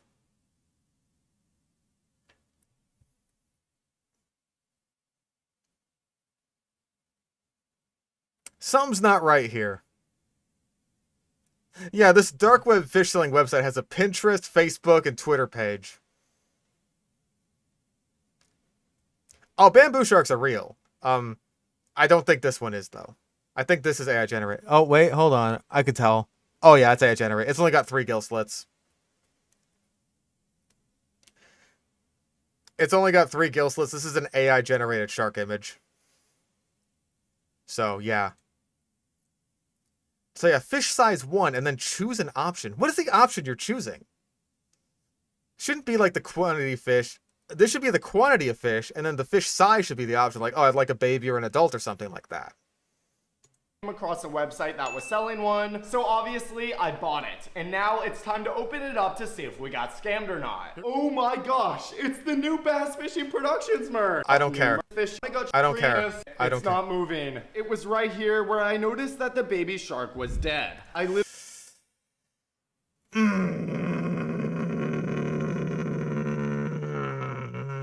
He killed the shark. He killed it. He killed the shark. That shark did not arrive dead. He killed it. I know he did because this is fake garbage. And he can just, like, play around with a dead baby shark in a fish tank, like, la la la la la. Look, I'm swimming you around. I'm trying to help you, right? Like, no, he's playing with it because it's a toy. It's a toy to him and not like a fucking actual animal. Yeah, fucking... what a drop after you're just, like, shilling your fucking merch. It's just like, hey, guys, buy my brand new shirts. Whoa, isn't this so crazy? Oh, it's dead. It's dead. Whoopsie doodles.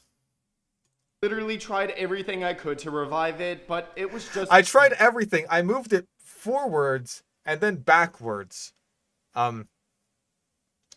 So cat sharks are not ram ventilators, which is what you're probably thinking of because you're stupid.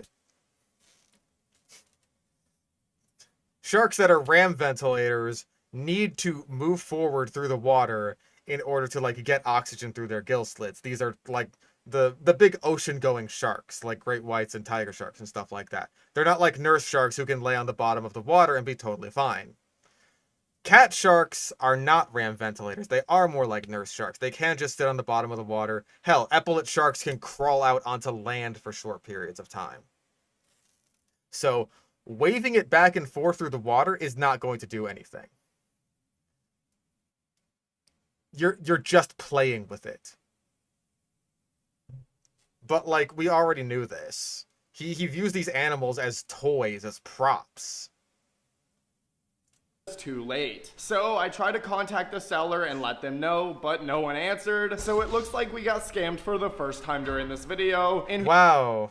Yeah, you got scammed. You got scammed. You definitely didn't kill a shark.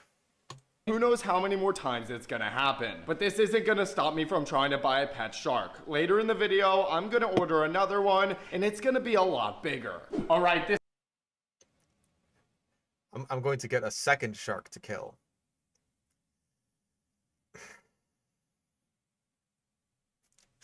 Dark web customer support was really lacking there. Yeah. What the hell, guys? You guys need to step up your game. Come on, don't you know? Don't you know who you're dealing with? This man has 3 million subscribers. Do you know what he could do to your business? With the right reporting? You know what he could do? He could do nothing.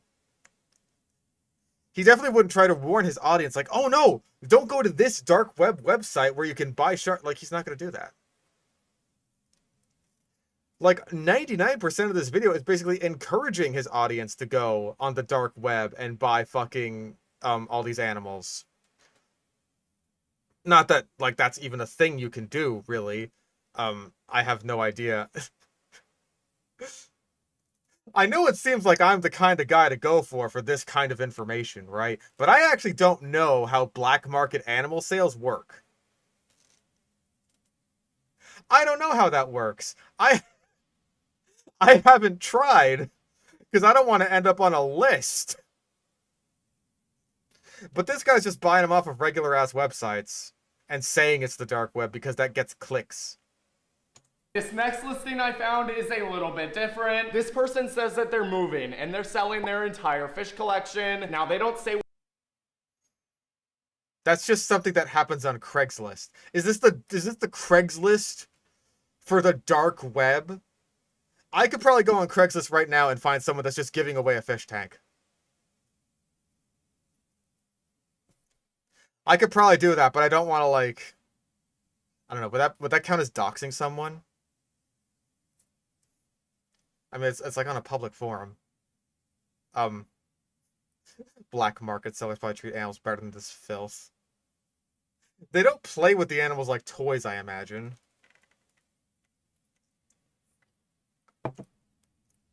Bonnet head sharks? Probably not. That seems like another money is no object to me sort of shark. Because I think they're like a bit smaller than a black tip reef shark. I want to say they're like 3 or 4 feet-ish.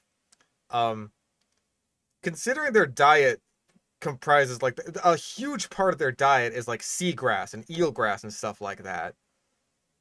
Where do you get that? I don't think you could like culture that at your home. So, yeah, I really have no idea what the care for a bonnet head shark would be. I love bonnet head sharks. They're amazing little creatures, but yeah, I don't know how practical it would be unless money is no object to you. Like, if you are a person with, like, maybe a couple $1,000 to be like, I need to have a shark, and that's just the end of it, then an epaulet shark in, like, a 200-gallon aquarium can work for you. But it's not going to be, like, the most impressive shark you've ever seen. It's also, like, a lot of the sharks that are reasonable to keep are, unfortunately, nocturnal animals. Arizona donated $5. Someone needs to make an example out of this ghoul, preferably with a telegraph pole and some rope. Ghoul. He really is a ghoul because he doesn't have a soul. But yeah, like a lot of the cat sharks that you can actually keep in like a 200-gallon, which I think is like the most... It's the most unreasonable of home aquarium sizes, but that like you can actually have. But a 200-gallon aquarium is gonna cost you a lot. thousands. Like, this is the most basic bitch you can do. Aqueon 210 gallon. That's still like $1,500. That is a lot. And not to mention, you will need a stand for this that can actually handle 210 gallons of water. Like, this is probably one of the more reasonable ones you could do. Like, this sort of bow front. Like, $2,700. Comes with, like, a built-in lid and stand. Like, this one looks pretty good.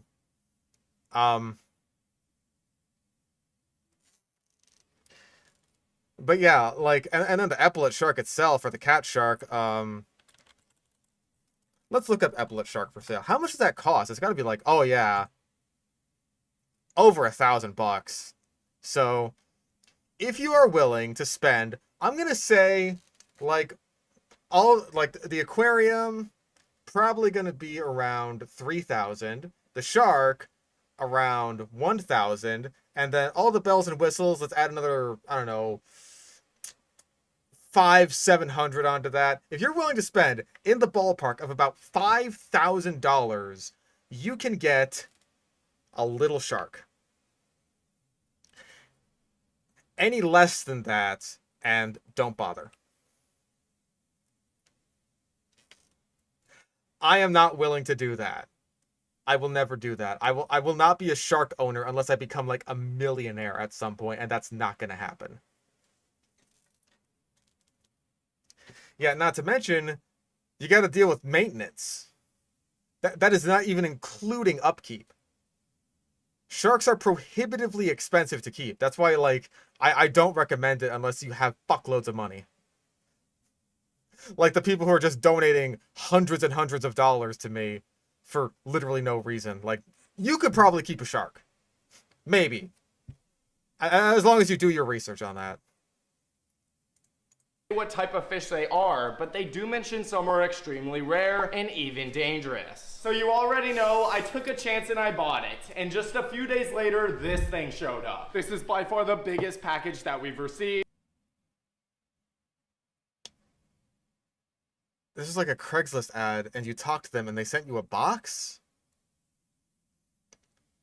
Wouldn't you just, like, go to their... whatever. So hopefully that means the fish are big, too. I cracked the box open.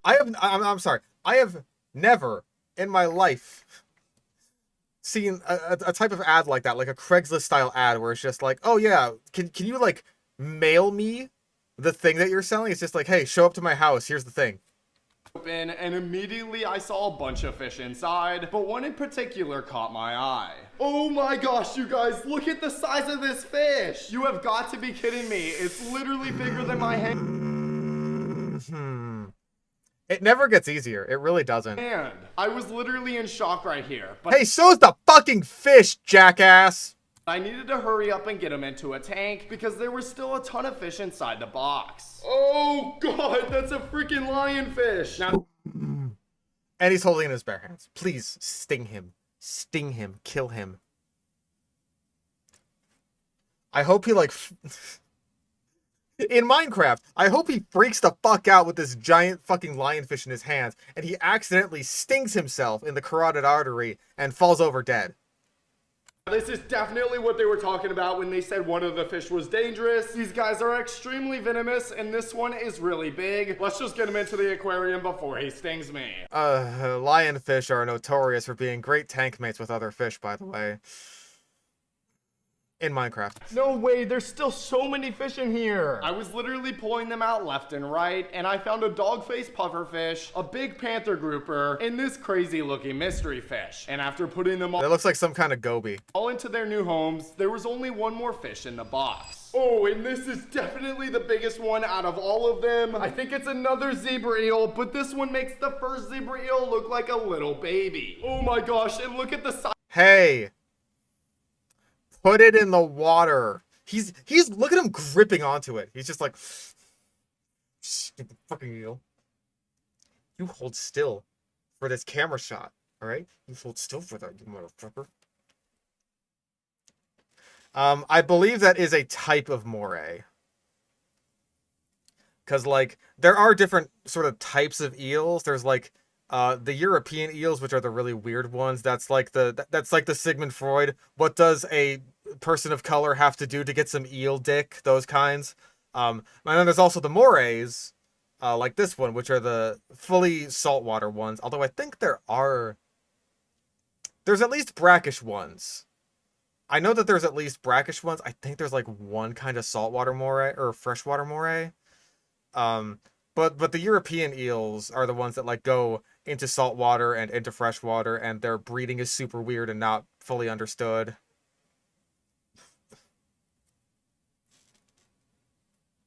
At least I think it wasn't fully understood for a while. I think they actually figured out what the deal with eel breeding was semi-recently. I have no idea. But yeah, I believe that this is a type of moray. Eyes of his teeth, please don't bite me. Well, you guys, I think it's safe to say that this tank is complete, but... Hey, where's the other eel, by the way? The one that was, like, drowning in air? Now things are gonna get a lot crazier, and that's because I just received 3 more packages. Inside of each box... What you need is so many more pets. Is one random creature from the ocean, and there's over 200,000 different species of saltwater animals, so there could literally be anything in here. Whoa, what the heck is that? Hold on, that's not an animal, that's like a plant or something. He's so stupid. I really wish the Sigmund Freud video would stay up, because like that's... I know it's a social faux pas, but god damn it, that's an iconic salmonella line.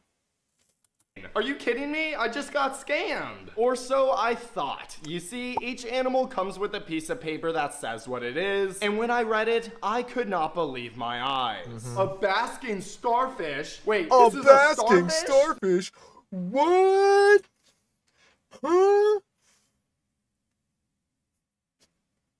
Yeah, my fish do pretty well. I mean, like, I have had some issues with, like, parasites in one of my fish tanks. Arizona donated $5 for the price of epaulette shark. I could get so many model cars and pizzas and gummy bears. Oh, pizzas and gummy bears! Yummy! Wow! Yeah, and of course he has to hold it, because of course he fucking does.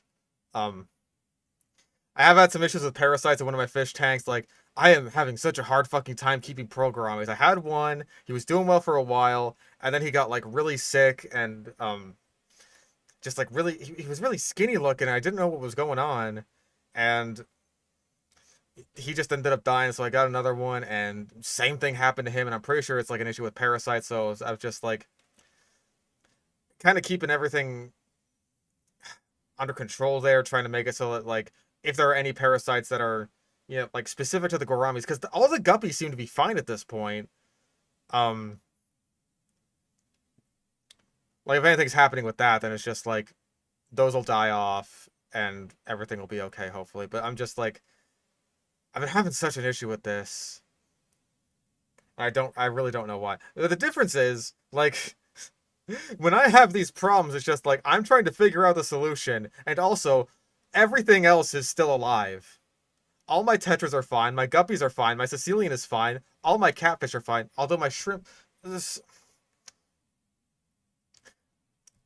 My cherry shrimp fucking vanished out of my tetra tank. I don't know what the deal with that was.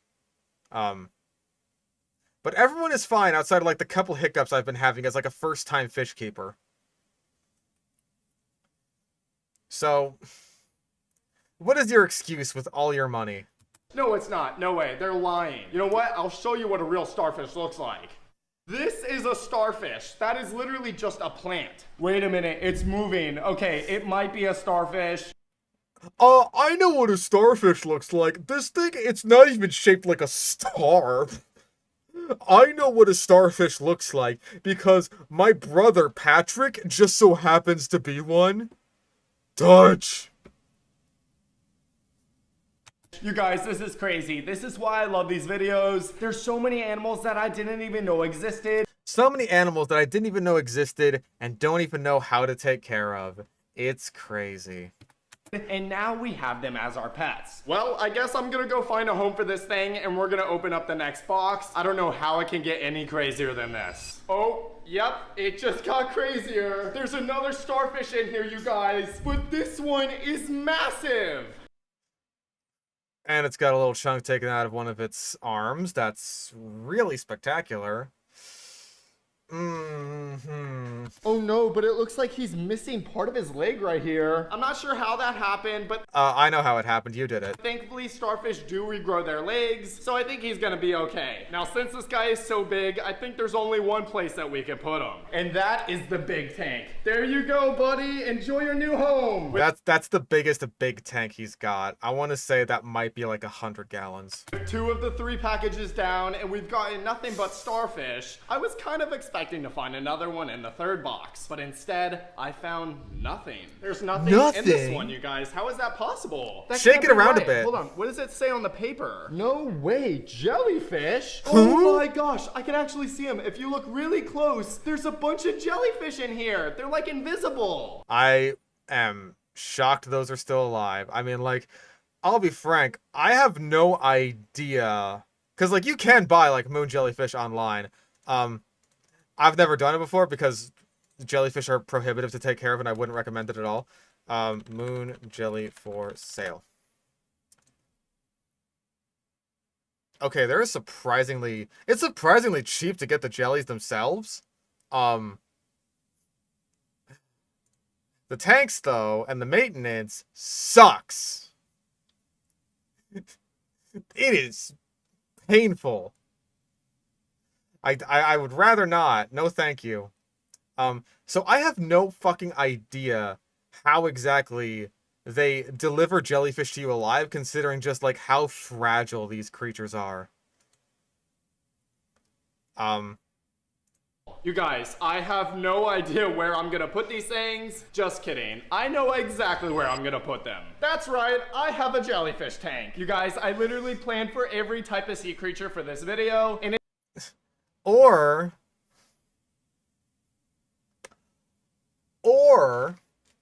you knew what you were buying when you bought them, because what fucking moron would sell or buy a mystery box for animals that you might not be able to take care of?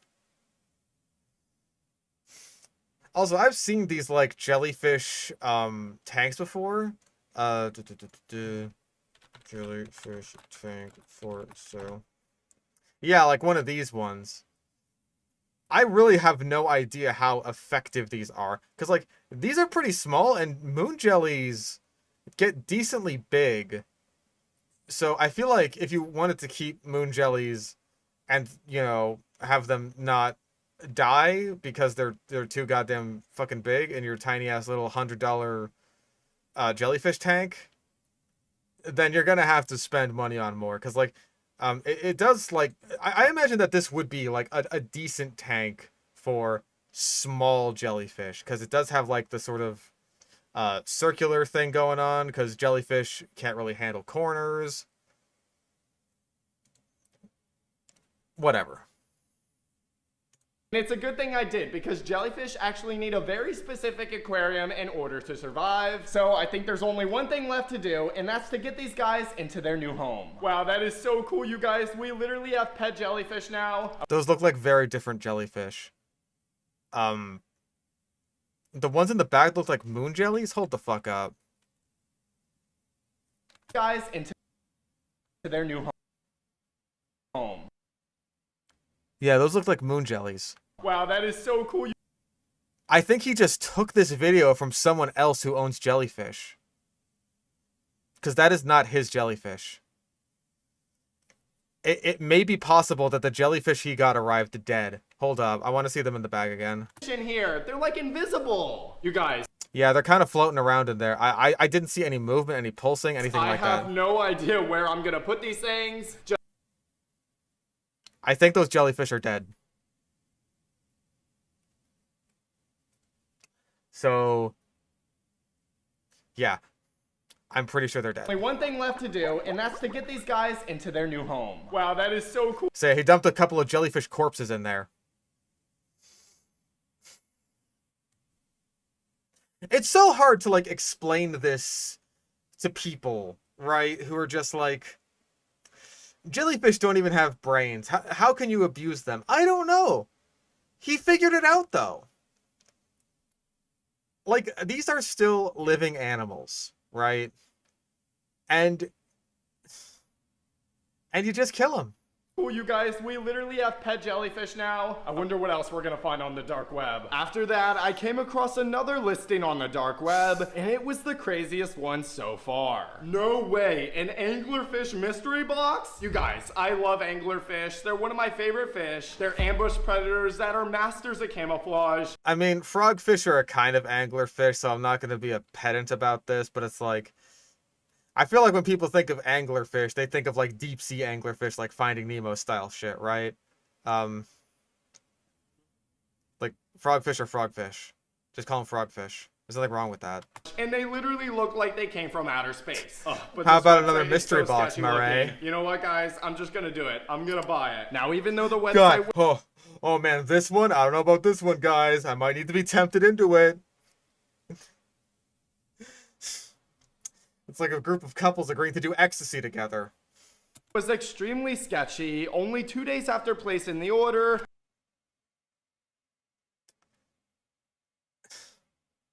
You're not even trying. I received a package. Now on the website, it said that there could be rare anglerfish in here, so I'm just hoping I didn't get scammed. You're not even trying. Oh my gosh. Yes, you guys. Oh my gosh, there's fish in this box. I cannot believe it.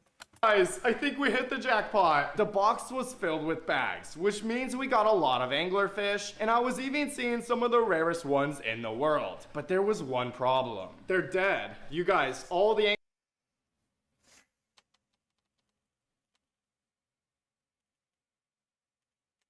Lord, give me the strength. Give me the strength to not travel to wherever this man is and murder him. anglerfish are dead. They're not moving. No, why is this happening? I was absolutely... No, why is this happening? Oh no. Ah, these fish I bought are dead. What a tragedy. How could this happen? devastated right here. I mean, every anglerfish in the box wasn't moving, but then this happened. Every anglerfish in the box wasn't moving, but then one of them was moving. Wait a minute, did you see that? I think this one just moved. Come on, please tell me he's still alive. Yes! Oh my gosh, he's moving! You guys, I can't believe it. Okay, we need to get him out of this bag. Give me strength, give me strength, give me strength, give me strength, give me strength, give me strength, give me strength, God. If you're out there, God, give me strength. Can you hear me, God? It's me, fish. Give me strength. All these anglerfish, all these frogfish are clearly in dire straits.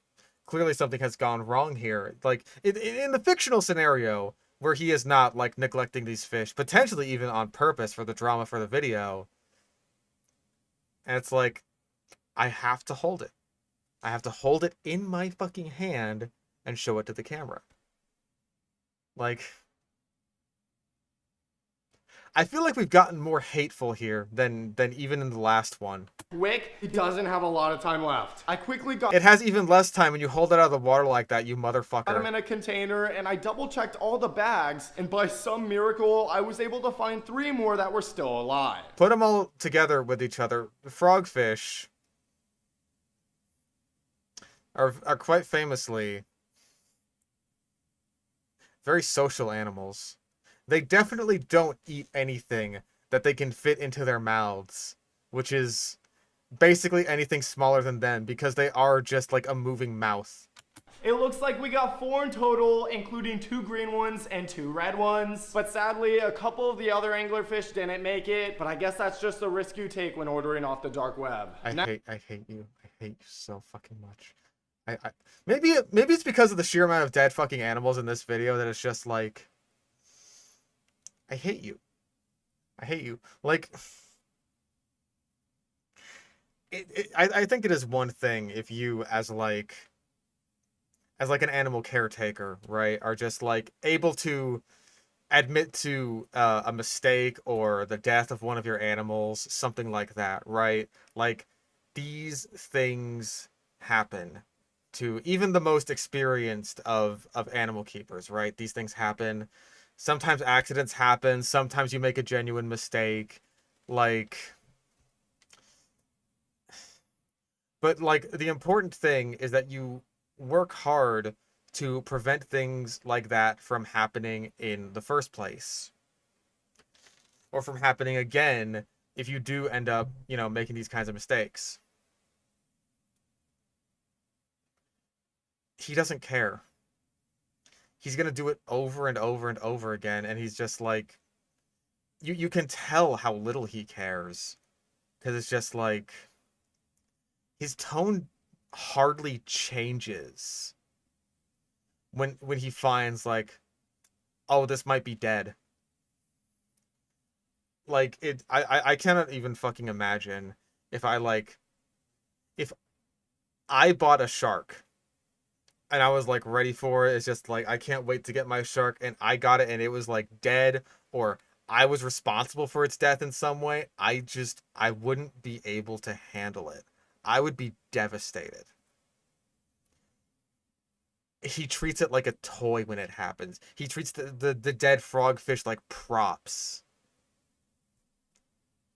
He doesn't fucking care. Like, if this was real, right? If this was actually fucking real, like the scenario of this video of, like, I'm buying animals off the dark fucking web, then it's like...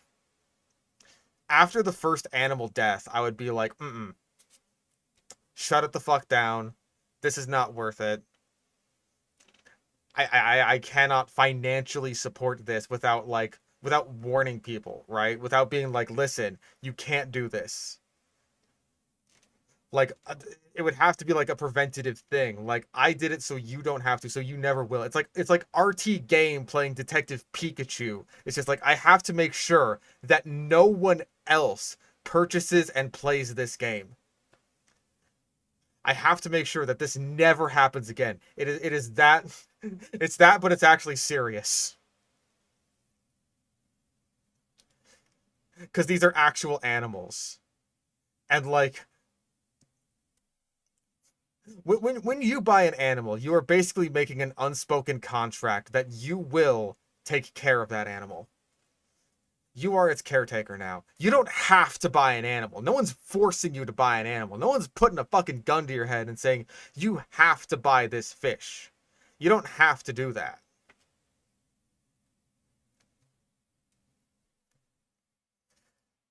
But he doesn't care. He doesn't care. Now, there was only one thing left to do, and that was to get them into their new homes and feed them. Watching these guys eat is so fascinating. They will actually use this little thing on their head to lure in fish, and since they blend in so well with the rocks, the fish don't see them. And once the fish gets close enough, boom, the anglerfish strikes. At least they're healthy enough to eat. Entire thing. Now, I could watch these guys eat all day, but we still have so many other aquariums left to fill. And well, I just received another package, and inside of it is the deadliest fish so far. That right there is a stonefish. Scorpionfish. Scorpionfish are, as far as I'm aware, relatives of stonefish, but they're not nearly as deadly as stonefish. Scorpionfish, I believe that lionfish actually are a type of scorpionfish. You can kind of like see it in the eyes. They have very similar eyes if you like look at a scorpionfish and a lionfish. And they have very similar defenses, like they have the spines going on the back of their dorsal fin. Stonefish look, as far as I'm aware, quite different from this. In fact, I'm pretty sure actually he shows an image of a stonefish. Like, yeah, look at this guy's face.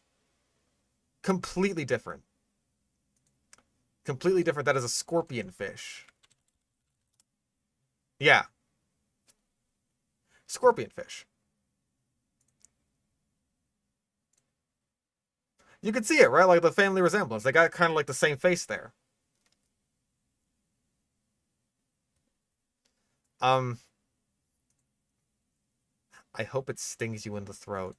Also known as the most venomous fish in the world. And this is by far the biggest one I have ever seen. One sting from this guy would be deadly. And no, it wouldn't. I think a sting from a scorpionfish would suck. It would hurt like a motherfucker. And you'd probably be feeling a lot of swelling and pain and like...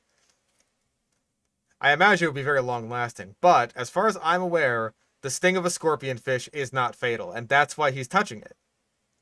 Because he actually knows that this isn't a stonefish, but he knows that his audience is too stupid to know the difference. So he's saying, like, yeah, this is a stonefish, which, like, people know is deadly, but it's not. It's a scorpion fish. I'm holding it right now. Okay, I should probably not be doing this. Let me get him into an aquarium before this ends badly. Now, not only are these guys extremely dangerous, they are also masters at camouflage, which is why hundreds of people... Yeah, see, that's an actual stonefish.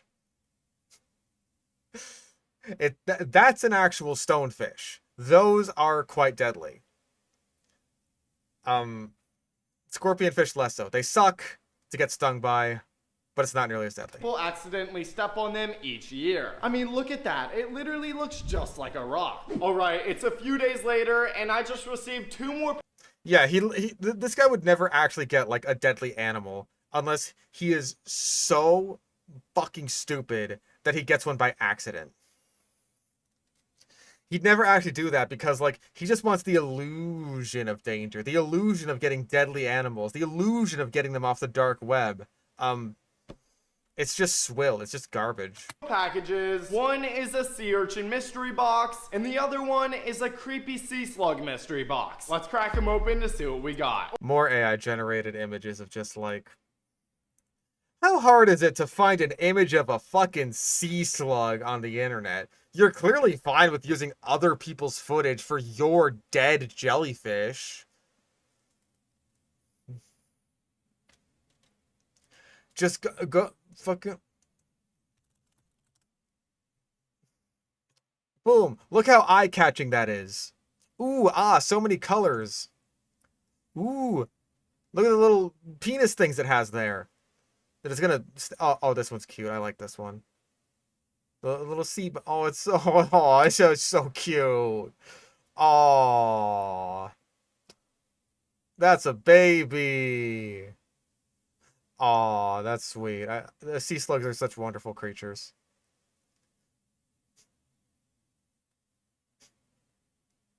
I just want to look at these now. I just want to look at sea slugs. Look how cute they are. Oh, look at it. This one's fancy. Oh, are these ones in the middle of penis fencing? I don't know. They might be. They're such little critters. What wonderful little animals. Oh, wow. That is a lot of bags. And they're all sea urchins. It looks like we got a bunch of different species, too. There's a purple one. There's an orange one. A white one. Okay, I know that some sea urchins hurt. Like, there's got to be some venomous sea urchins out there, right? Like in the movie Surf's Up, when he, like, gets slammed by the wave into a sea urchin and, like, goes into his foot, and the sea urchin's like, stepped on me. The guy was dancing on me. Look at this. Broken, gone, broken. This is crazy. After going through the entire... Yeah, I hope it does that to your throat. Box, we found 6 sea urchins, including some really big ones, and these guys, which were crazy looking. Wait a minute, I just remembered these guys are highly venomous, and I'm holding like 10 of them right now. No, they're not. If they were venomous, you wouldn't have bought them. Like... I want bad things to happen to you. On a visceral level, I want bad things to happen to you. I hate you.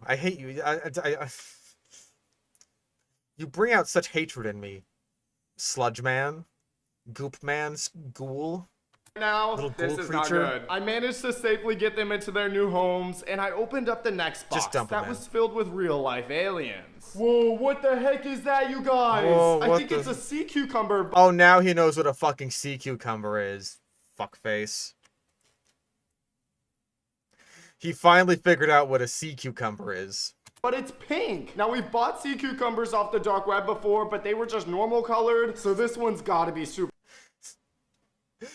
He retroactively knows what a sea cucumber is. He's just like, oh yeah, this thing I bought before, this was a sea cucumber, obviously. I wonder where that sea cucumber is now. I think I wonder where it is now. super rare. In the next bag, I found another pink sea cucumber, and it was a lot bigger. But then there was only one more bag in the box, and inside was something out of this world. Another sea cucumber. Even an animal, you guys? Oh my gosh. What am I looking at? It's a sea cucumber. You bought a box of sea cucumbers. It's a sea cucumber. This is super weird, you guys. We got like a rainbow blob or something. I've never seen anything like this. He's so fucking stupid.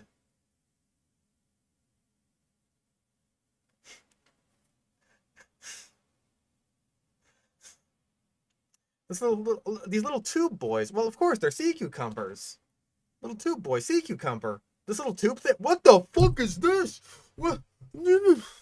Honestly, I don't even know what to do with it. I decided to put him in some water to see what happens, and after a few minutes, this alien-like head came out of its body, and it started moving around. Wow, you guys, that is so freaky. If you know what this is, comment down. It's another fucking sea cucumber.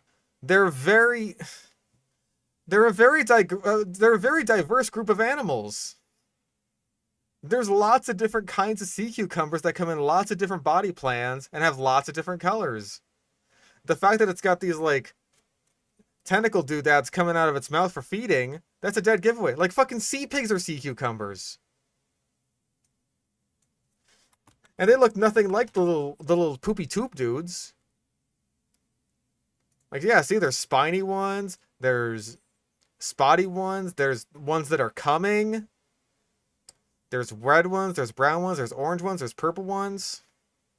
There's whatever the fuck that thing is. That's a freaky looking one.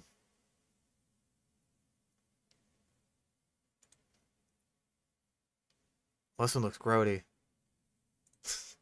I like this one. He's just like, This sea cucumber is looking out going like, San Diego. They're very diverse animals. Oh, is that a Spanish dancer? I know there's a few kinds of free swimming sea cucumbers. Hold on, are Spanish dancers? Oh, those are sea slugs, I think. Okay, yeah, it's a sea slug. I thought so. Spanish dancers are freaky looking little dudes. Down below, but that's it for that box. And now I think it's time to order some animals a lot bigger. I found this website the other day that was selling a monster fish from the ocean for $1,000. So Cha-ching! I took a chance and I bought 2 of them. And well, look what just showed up. I'm so nervous. Sea-dwelling creatures. Is that an actual company? It certainly is. So this is not the dark web. Actually, wasn't this when we were looking at the sharks?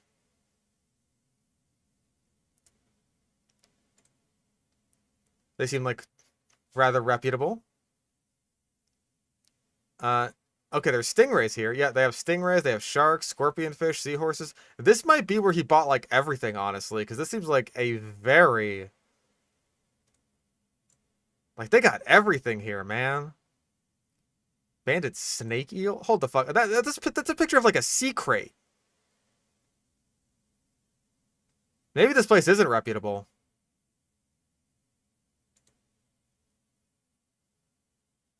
Okay, all these other eels seem to be about accurate. They got, like, ribbon eels. Ribbon eels are fucking awesome looking. I'm not even seeing a place to buy them. Maybe you gotta, like... Maybe you have to show up in person. I don't know.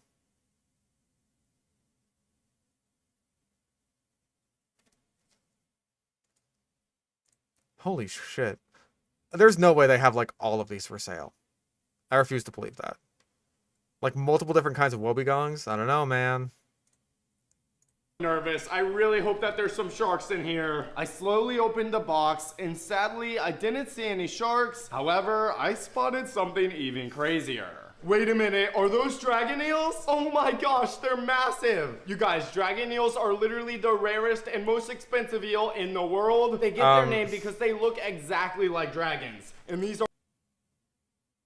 Exactly like dragons. Thank God he clarified that they were eels. Otherwise, I would have just thought they were dragons. Banded snake eels look like that? Well, I'm sure that they're like... I'm sure they're banded and all, but that is a snake.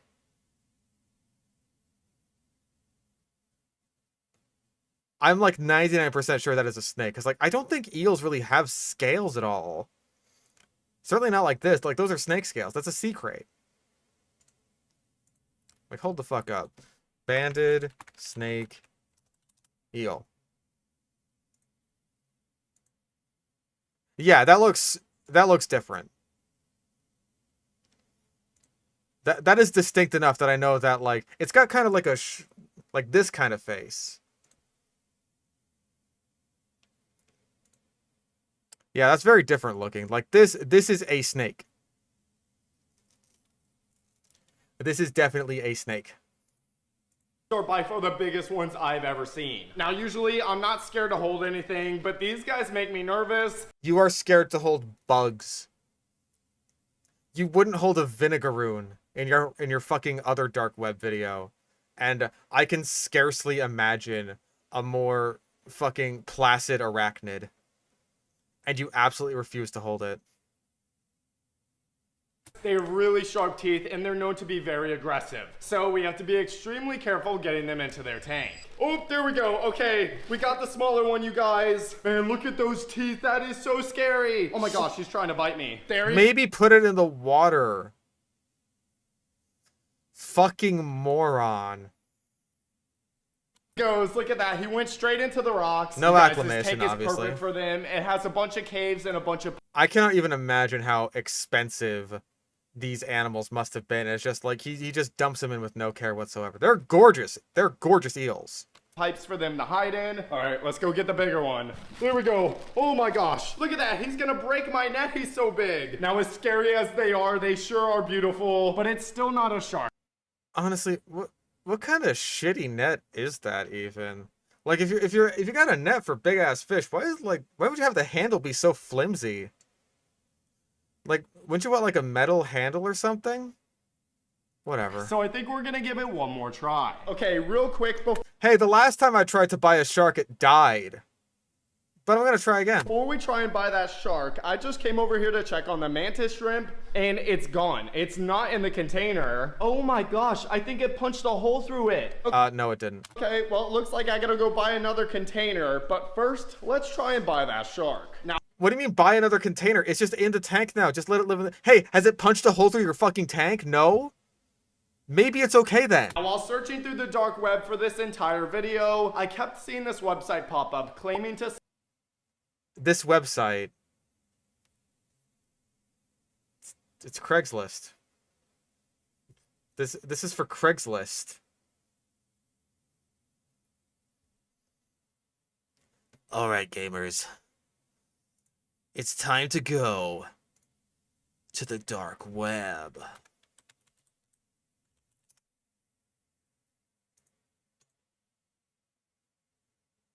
I'm in.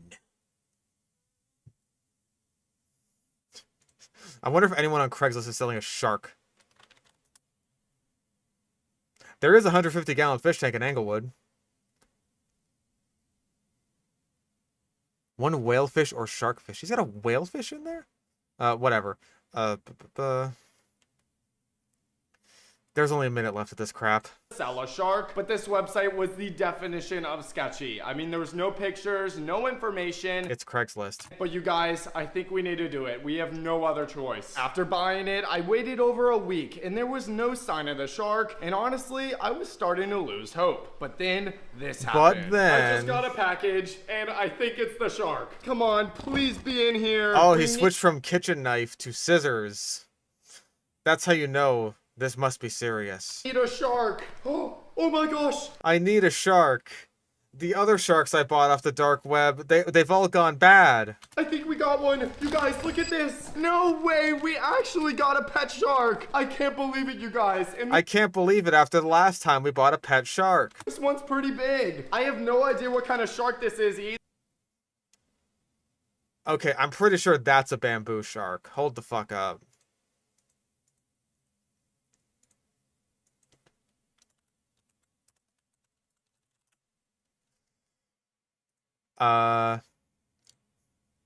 Yeah. That's a bamboo shark. So... what the fuck was the little one that he bought then? Oh, I think that was like a baby of the same thing. So he tried to get a baby and it died. Or he killed it. Because of course he fucking did. And then he just got an adult. Actually, that's more of a juvenile. That's not a full-grown adult. Either, so if you do, comment down below, but I think I have the perfect spot for this guy. You see, when I was planning this video, I bought this tank specifically for a shark, so without further ado, let's get him into his new home. There he goes. Oh my... that really doesn't... First of all, no, it's not big enough. Second of all, why would you get such a vertically inclined tank for a carpet shark that's going to spend most of its time at the bottom of the water? Yeah, where's the starfish? Oh my gosh, he looks so good in there. Well, are they already dead? Like, they're already gone. There's the remora, so that's still alive. You guys, I think that completes our fish room. Every single... Hold on. Oh my gosh. Can I get another look at these tanks? Well, you guys... there's the remora. That one looks empty. Wait, hold on. I think I see something there. There's like a little thing right here. I think that completes... these all look empty. It's our fish room. Every single I think they're all dead. Tank is filled with crazy sea creatures we ordered off the dark web. Or at least it was until they all died. But if there's any other animal you think we should buy next, comment it down below and we'll do a part 2. And make sure to go check out the new merch at bassfishingproductions.shop. For now, I'll see you guys in the next one.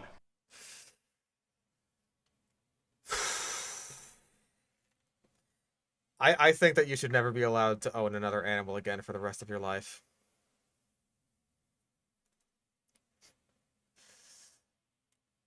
I hope only bad things happen to you.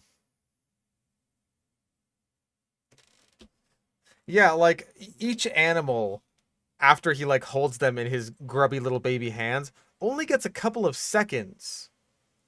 Only a few precious seconds of, like, of footage after it actually goes inside of its new tank. Miss the ditch fishing and abandoned pool rescues. Good news. Those were also fake.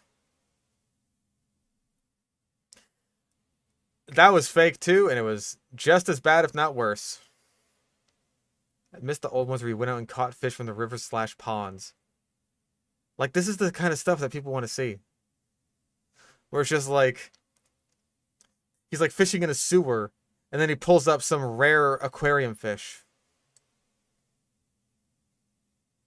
Like, this is what they want to see.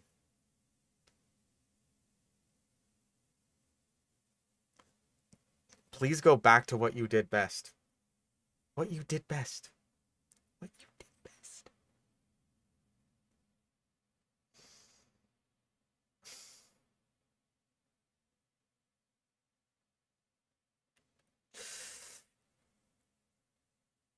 Nothing. Just not a single.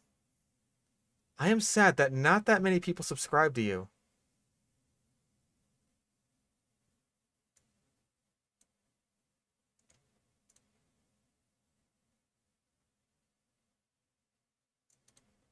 What do we have for new comments? Maybe some tangs. Oh, yeah. He's got a lot of fucking room for tangs. Ellen? My mom... fish.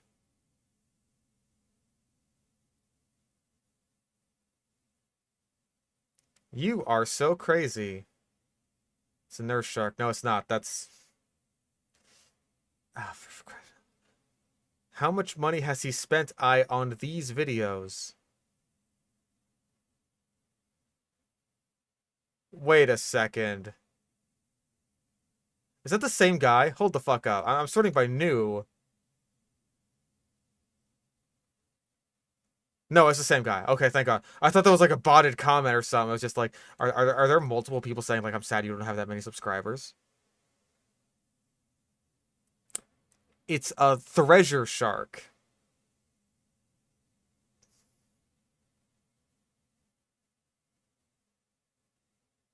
A pet mini crocodile. I just...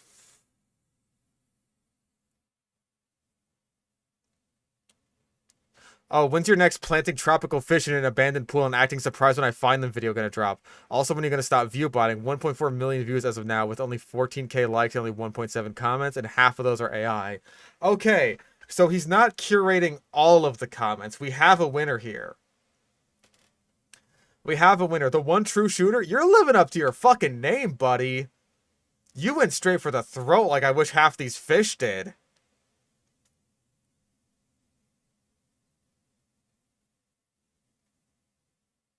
Please tell me you actually do your research before you buy these fish. Seems a little irresponsible to order random fish and not know anything about them and just throw them in a tank.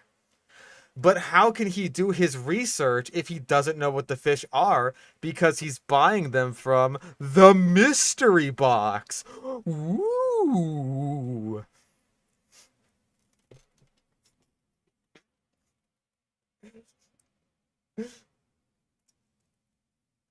You can have these fish where the lovely Smithers is standing, or you can trade it all for what's in the box. The box! The box!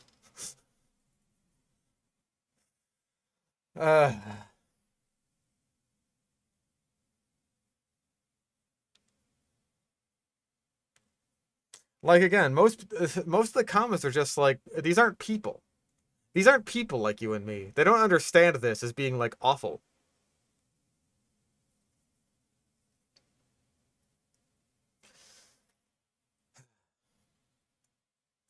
This guy got 3 of those giant fucking eels. Not to mention the 2 dragon ones. There was like 5 eels in this room. And then like the big fucking shot at the end. I didn't see a single one. Like, how do you avoid seeing those? Every single tank is filled with crazy sea creatures we ordered off the dark web. But if there's any other animal you think we should buy next, comment it down below and we'll do a part 2. And make sure to go check out the new merch at Bass Fishing Productions. I see no eel. Oh, now, wait a minute, Lois. A fish is a fish, but the mystery box could be anything. It could even be a fish. You know how much we've always wanted one of those.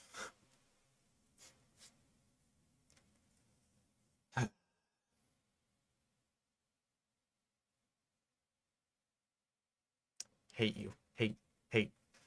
Such a hateable person. Such a detestable creature. I wish nothing but misfortune upon you. I curse you. I curse you.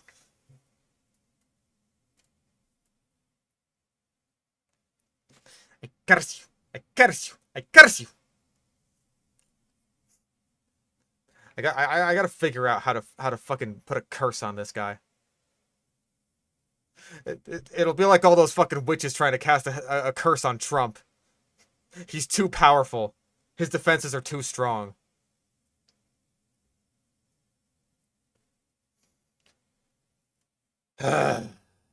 Anyway, that was horrible, and I hated every second of that. Let's do it. Let's do it again next week. After all, we gotta see what happened in this abandoned pet shop. We gotta see what happened.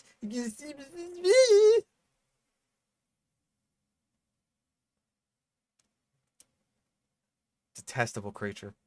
So many animals I've never seen before that was fire. Oh, I know this guy. I know this fucking guy. Yeah. Don't like this guy. This guy gets ass loads of views. I don't like him. He's another one of those I got a new pet every fucking day of the week kind of guys. And he really loves using AI. Like, I'm pretty sure this is the same image that he uses for... Yep. Basically the same. Look, it looks almost identical. And of course, like, once you see one of these pets once, you basically never see it again. I don't like this guy. Because, like, he'll get pet piranhas or something. We've all seen piranhas in movies depicted. And then it's just like... It's not nearly big enough. You need a 200-gallon tank minimum for piranhas, because you need to, like, these are schooling fish. You need to get them in a group, and it's like that's what he has them in.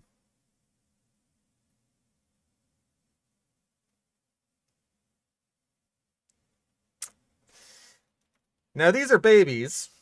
They're not full grown red belly piranhas yet, but they will be. And you need like a 200-gallon tank for them. Actually, hold on. No, he's got them in like a bigger setup.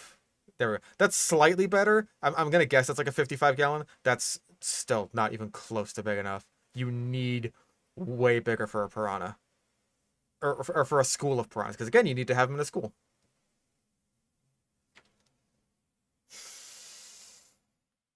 So yeah, I don't really care for this guy. And his... Again, it's another one of those another one of those channels that just kind of treats animals like toys.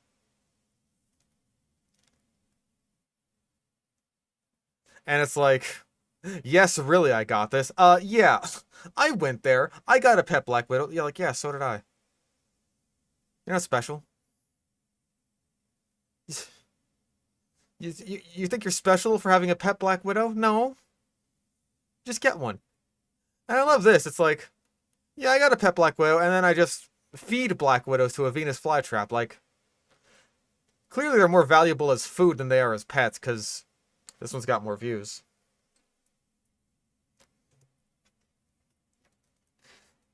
Yeah, the rabbit hole of pet slop. It's really awful. Like, so many channels like this exist and just, like, encourage irresponsible pet ownership. Like, is it really that hard to just... Is it that hard to encourage people to get pets responsibly? Pet slop sounds like an insult towards a certain ARG. Listen, I didn't understand basically anything about Pets Cop, so I can't call it slop. All I can say is that it was too confusing for my tiny little ape brain. It was confusing and slow, and all of the videos that I've watched that try to explain it just... they didn't do it for me.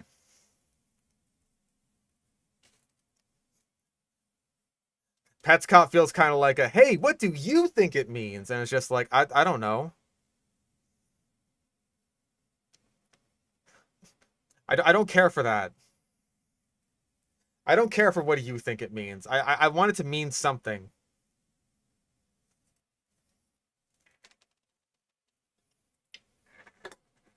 Ow. Ugh. My throat hurts. Anyway, that is our sludge, and sludge it up. We've...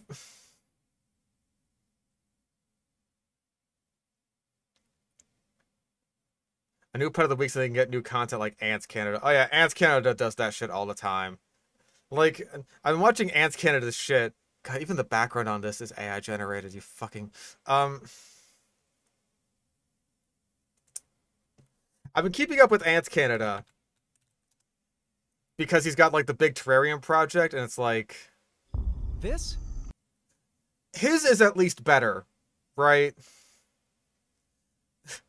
But he added a wheel to decide what happens to his terrarium setups.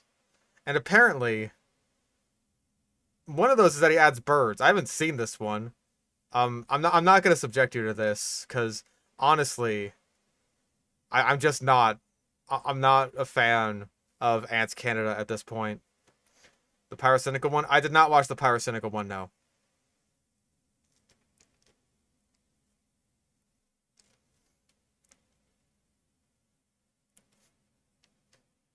I have no idea how effective birds would be in an ecosystem such as this. The ecosystem, quote unquote. It's a very large terrarium. Yeah, not a huge fan of this. Especially after the whole shit with the lizard, the Draco lizard. Didn't care for that. And then you got like these two fucking AI sludge thumbnails. It's like, why? I just don't get it. I don't get why you would be like, hey, you know what people are really going to want to see?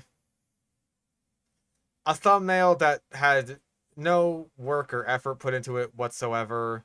That is nothing like anything I've ever made before. What happened to Lizard? Okay, so in his giant wetlands vivarium, which honestly for the most part is just a really big fucking fish tank, apparently when he was moving some wood into it, there was a Draco lizard, and if you don't know what a Draco lizard is, Draco lizard,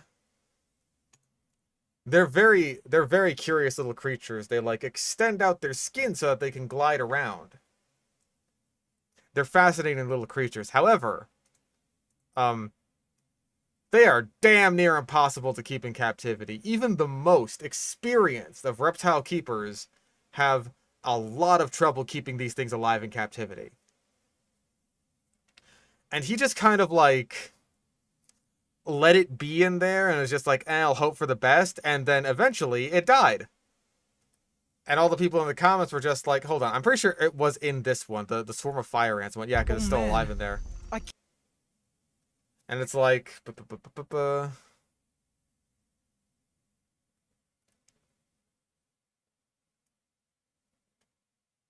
as a reptile keeper that has kept Draco successfully, he starved. From the start, he looked extremely malnourished, and his condition never improved across these videos. Draco are extremely delicate, and their higher metabolism than other lizards, combined with their small size, leaves them prone to starvation. If you plan to keep a Draco in a setting like this, you still have to feed it directly to make sure it's eating enough. Like, yeah, you can't just leave it there and hope for the best. And so it feels like he's just sort of playing this whole thing by ear. When it's like, again, we talk about this sort of thing when we, at least this time and the last time we did this soulless asshole. It's like, you have to know what you're doing when you get a pet. You have to know what you're gonna do. Again, like, he didn't have to keep that lizard in there. I'm pretty sure that's like a lizard that's just native to where he lives. If it was just like brought in from driftwood that he's putting in to decorate his enclosure, if that is the story he's actually going for, he didn't just like find it outside and stick it in there. He could have just let it go. If he did his research and figured out like, oh, if this is basically impossible to keep in captivity, hands off, out into the wild you go. There's nothing wrong with that. Ants Nordic did the big vivarium thing before Ants Canada, and his seemed more natural. Ants Australia just makes wholesome Ants Keeper content. Ever heard of their content? I haven't heard of them, actually. Like, I just see Ants Canada videos show up in my feed every now and again. It's just like, oh boy, what's he done this time? Like, I don't know, it's gotten a bit sad.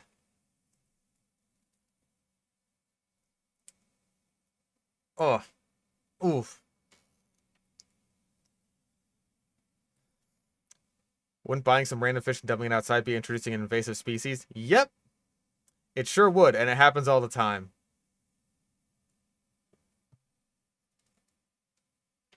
Exotics pets? Never heard of them before. Do you mean Exotics lair? What the fuck? I know Exotics lair. I know he keeps like a lot of spiders and shit. Yeah. Yeah, he's mostly like a tarantula guy. I've seen like some of his stuff. I think he's like mostly okay when it comes to tarantulas, as far as I'm aware. Although it does seem like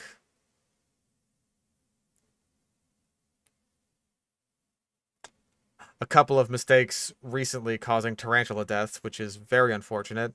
Oh my god. Okay, maybe he's... I don't know, man. Oh my god, how many fucking dead Okay, that's at least an old one. I'll give you that one.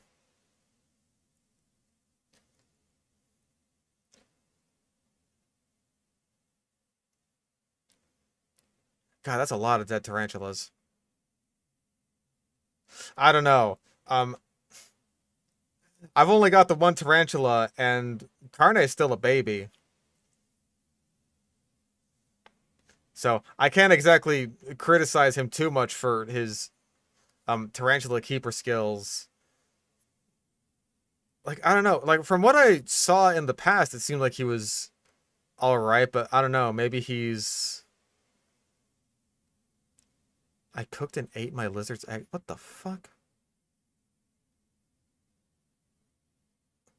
Okay, maybe not. Maybe not.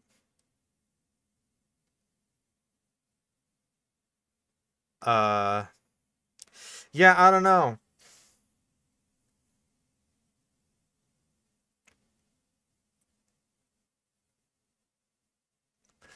I don't know about this guy. Like, I understand that a lot of tarantula keepers keep fuckloads of tarantulas because, like, if you can do it with any pet, a tarantula is pretty easy to do it with, right? Like, most of them are very low maintenance. You can keep them in small enclosures and, like, all next to each other. It's really not that big of a deal to keep, like, a bunch of tarantulas, and people really like to collect them. That's not such a big deal. I'm probably not going to be one of those people. I imagine myself getting, like, another arboreal one for the one that, like, was for the enclosure that I have that was Agrippa's old enclosure. And then I have Carne, and that's good enough for me.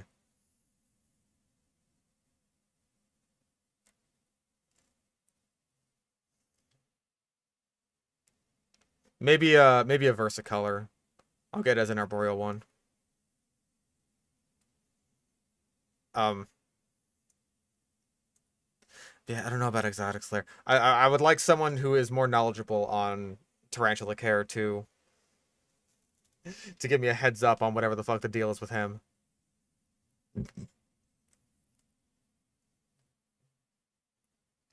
But I don't think he's as sludgy as someone like... I mean...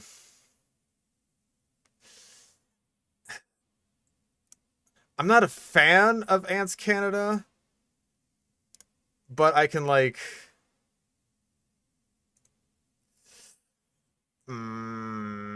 is it Sludge?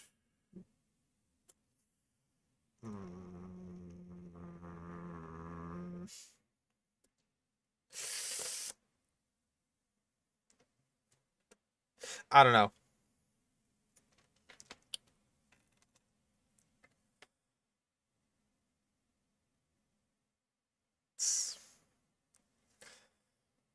Like, this guy doesn't seem as bad as, like, Terra Green or fucking Jackass that we just watched. Yeah, I don't know exactly. Like, if he's more ethical in the future, then it's like, okay, sure. Then you can have your big terrarium project and whatever. I don't think it's really effective as an ecosystem, especially the wetlands one. And especially if you're planning on introducing that goddamn caiman into the wetlands one, like, that's just not going to work. Especially if it's a spectacled caiman. Not even a fucking Cuvier's dwarf caiman. Yeah, a spectacled one. And it's just like... It's a baby, it'll grow into, like... I don't think that's enough for a spectacled caiman. I don't think it is. I think that's too small. Especially, like... The thing with his wetlands vivarium is, like, he has... Like, his schooling fish that he has there are pretty much all tetras. And tetras are annoying to breed in captivity. They're possible. Like, you can do it, but you have to put effort into it. It's not a thing where you're just, like, fire and forget, put some in there, and then they have, like, a shitload of babies. You have to, like, set up little breeding doodads for them. It's an involved process, and you will get tetras out of it. Like, you'll get it, but you have to put effort into it. And so, if these schooling fish, if these tetras are basically expected to be like the almost like the prey source in this ecosystem, then that's not going to work. You're going to run the fuck out of tetras really fast. A better option would be things like guppies, Endler's life bearers, mollies, stuff like that. Fish that breed very easily without the need for like specific conditions. And just fucking breed like rabbits. My guppies, I have lost count of how many babies are in my tank. It's gotten to the point where it's just like, I don't know what I'm going to do about this at a certain point. There's so many. Like, it's part of why I wanted a gourami in there, because it's just like, I need something that's gonna do some population control on all these babies, because like, otherwise I'm gonna be infested with guppies.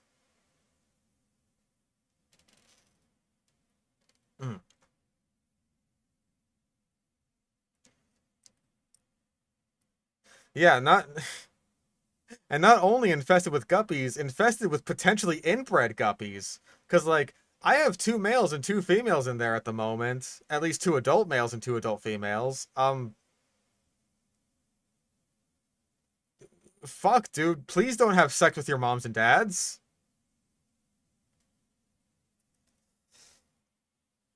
So, that raises even more problems, because, like, now I have to buy more guppies to keep the gene pool good, but then that just raises further problems because now I have even more guppies.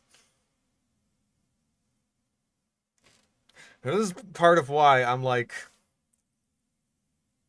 hoping to get like a bigger fish tank soon, like a 55-gallon. Like I have one that's in the pipeline, but that's gonna be in like a few weeks, I want to say. No, they shouldn't have sex with their siblings either. There is no coffin of Andy and Lele here. Get the fuck out of here. Get out of here with that shit.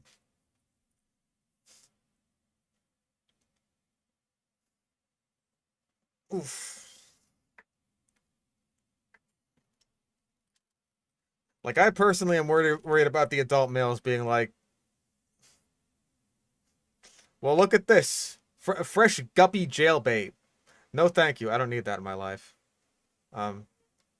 See, I really got to figure out what the fuck I'm going to do about the guppies.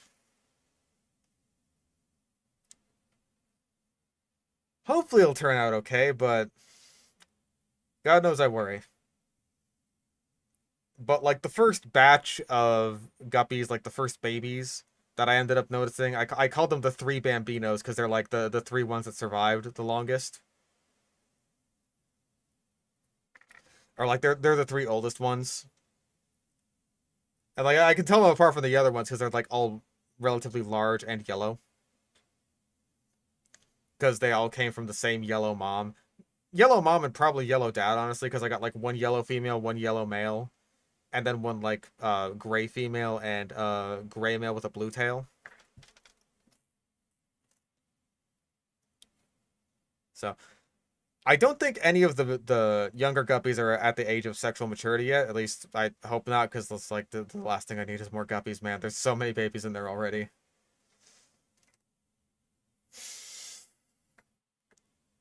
It's a lot. Thoughts on gators as pets? Don't.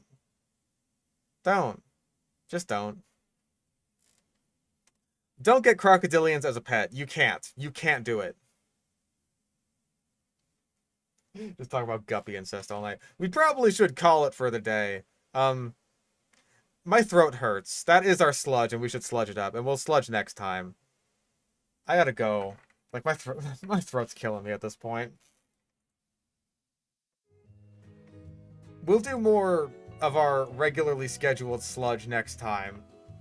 Once I get through this. Monoverse next time. My throat hurts. A chuckle thing soon? I'll ask him about it.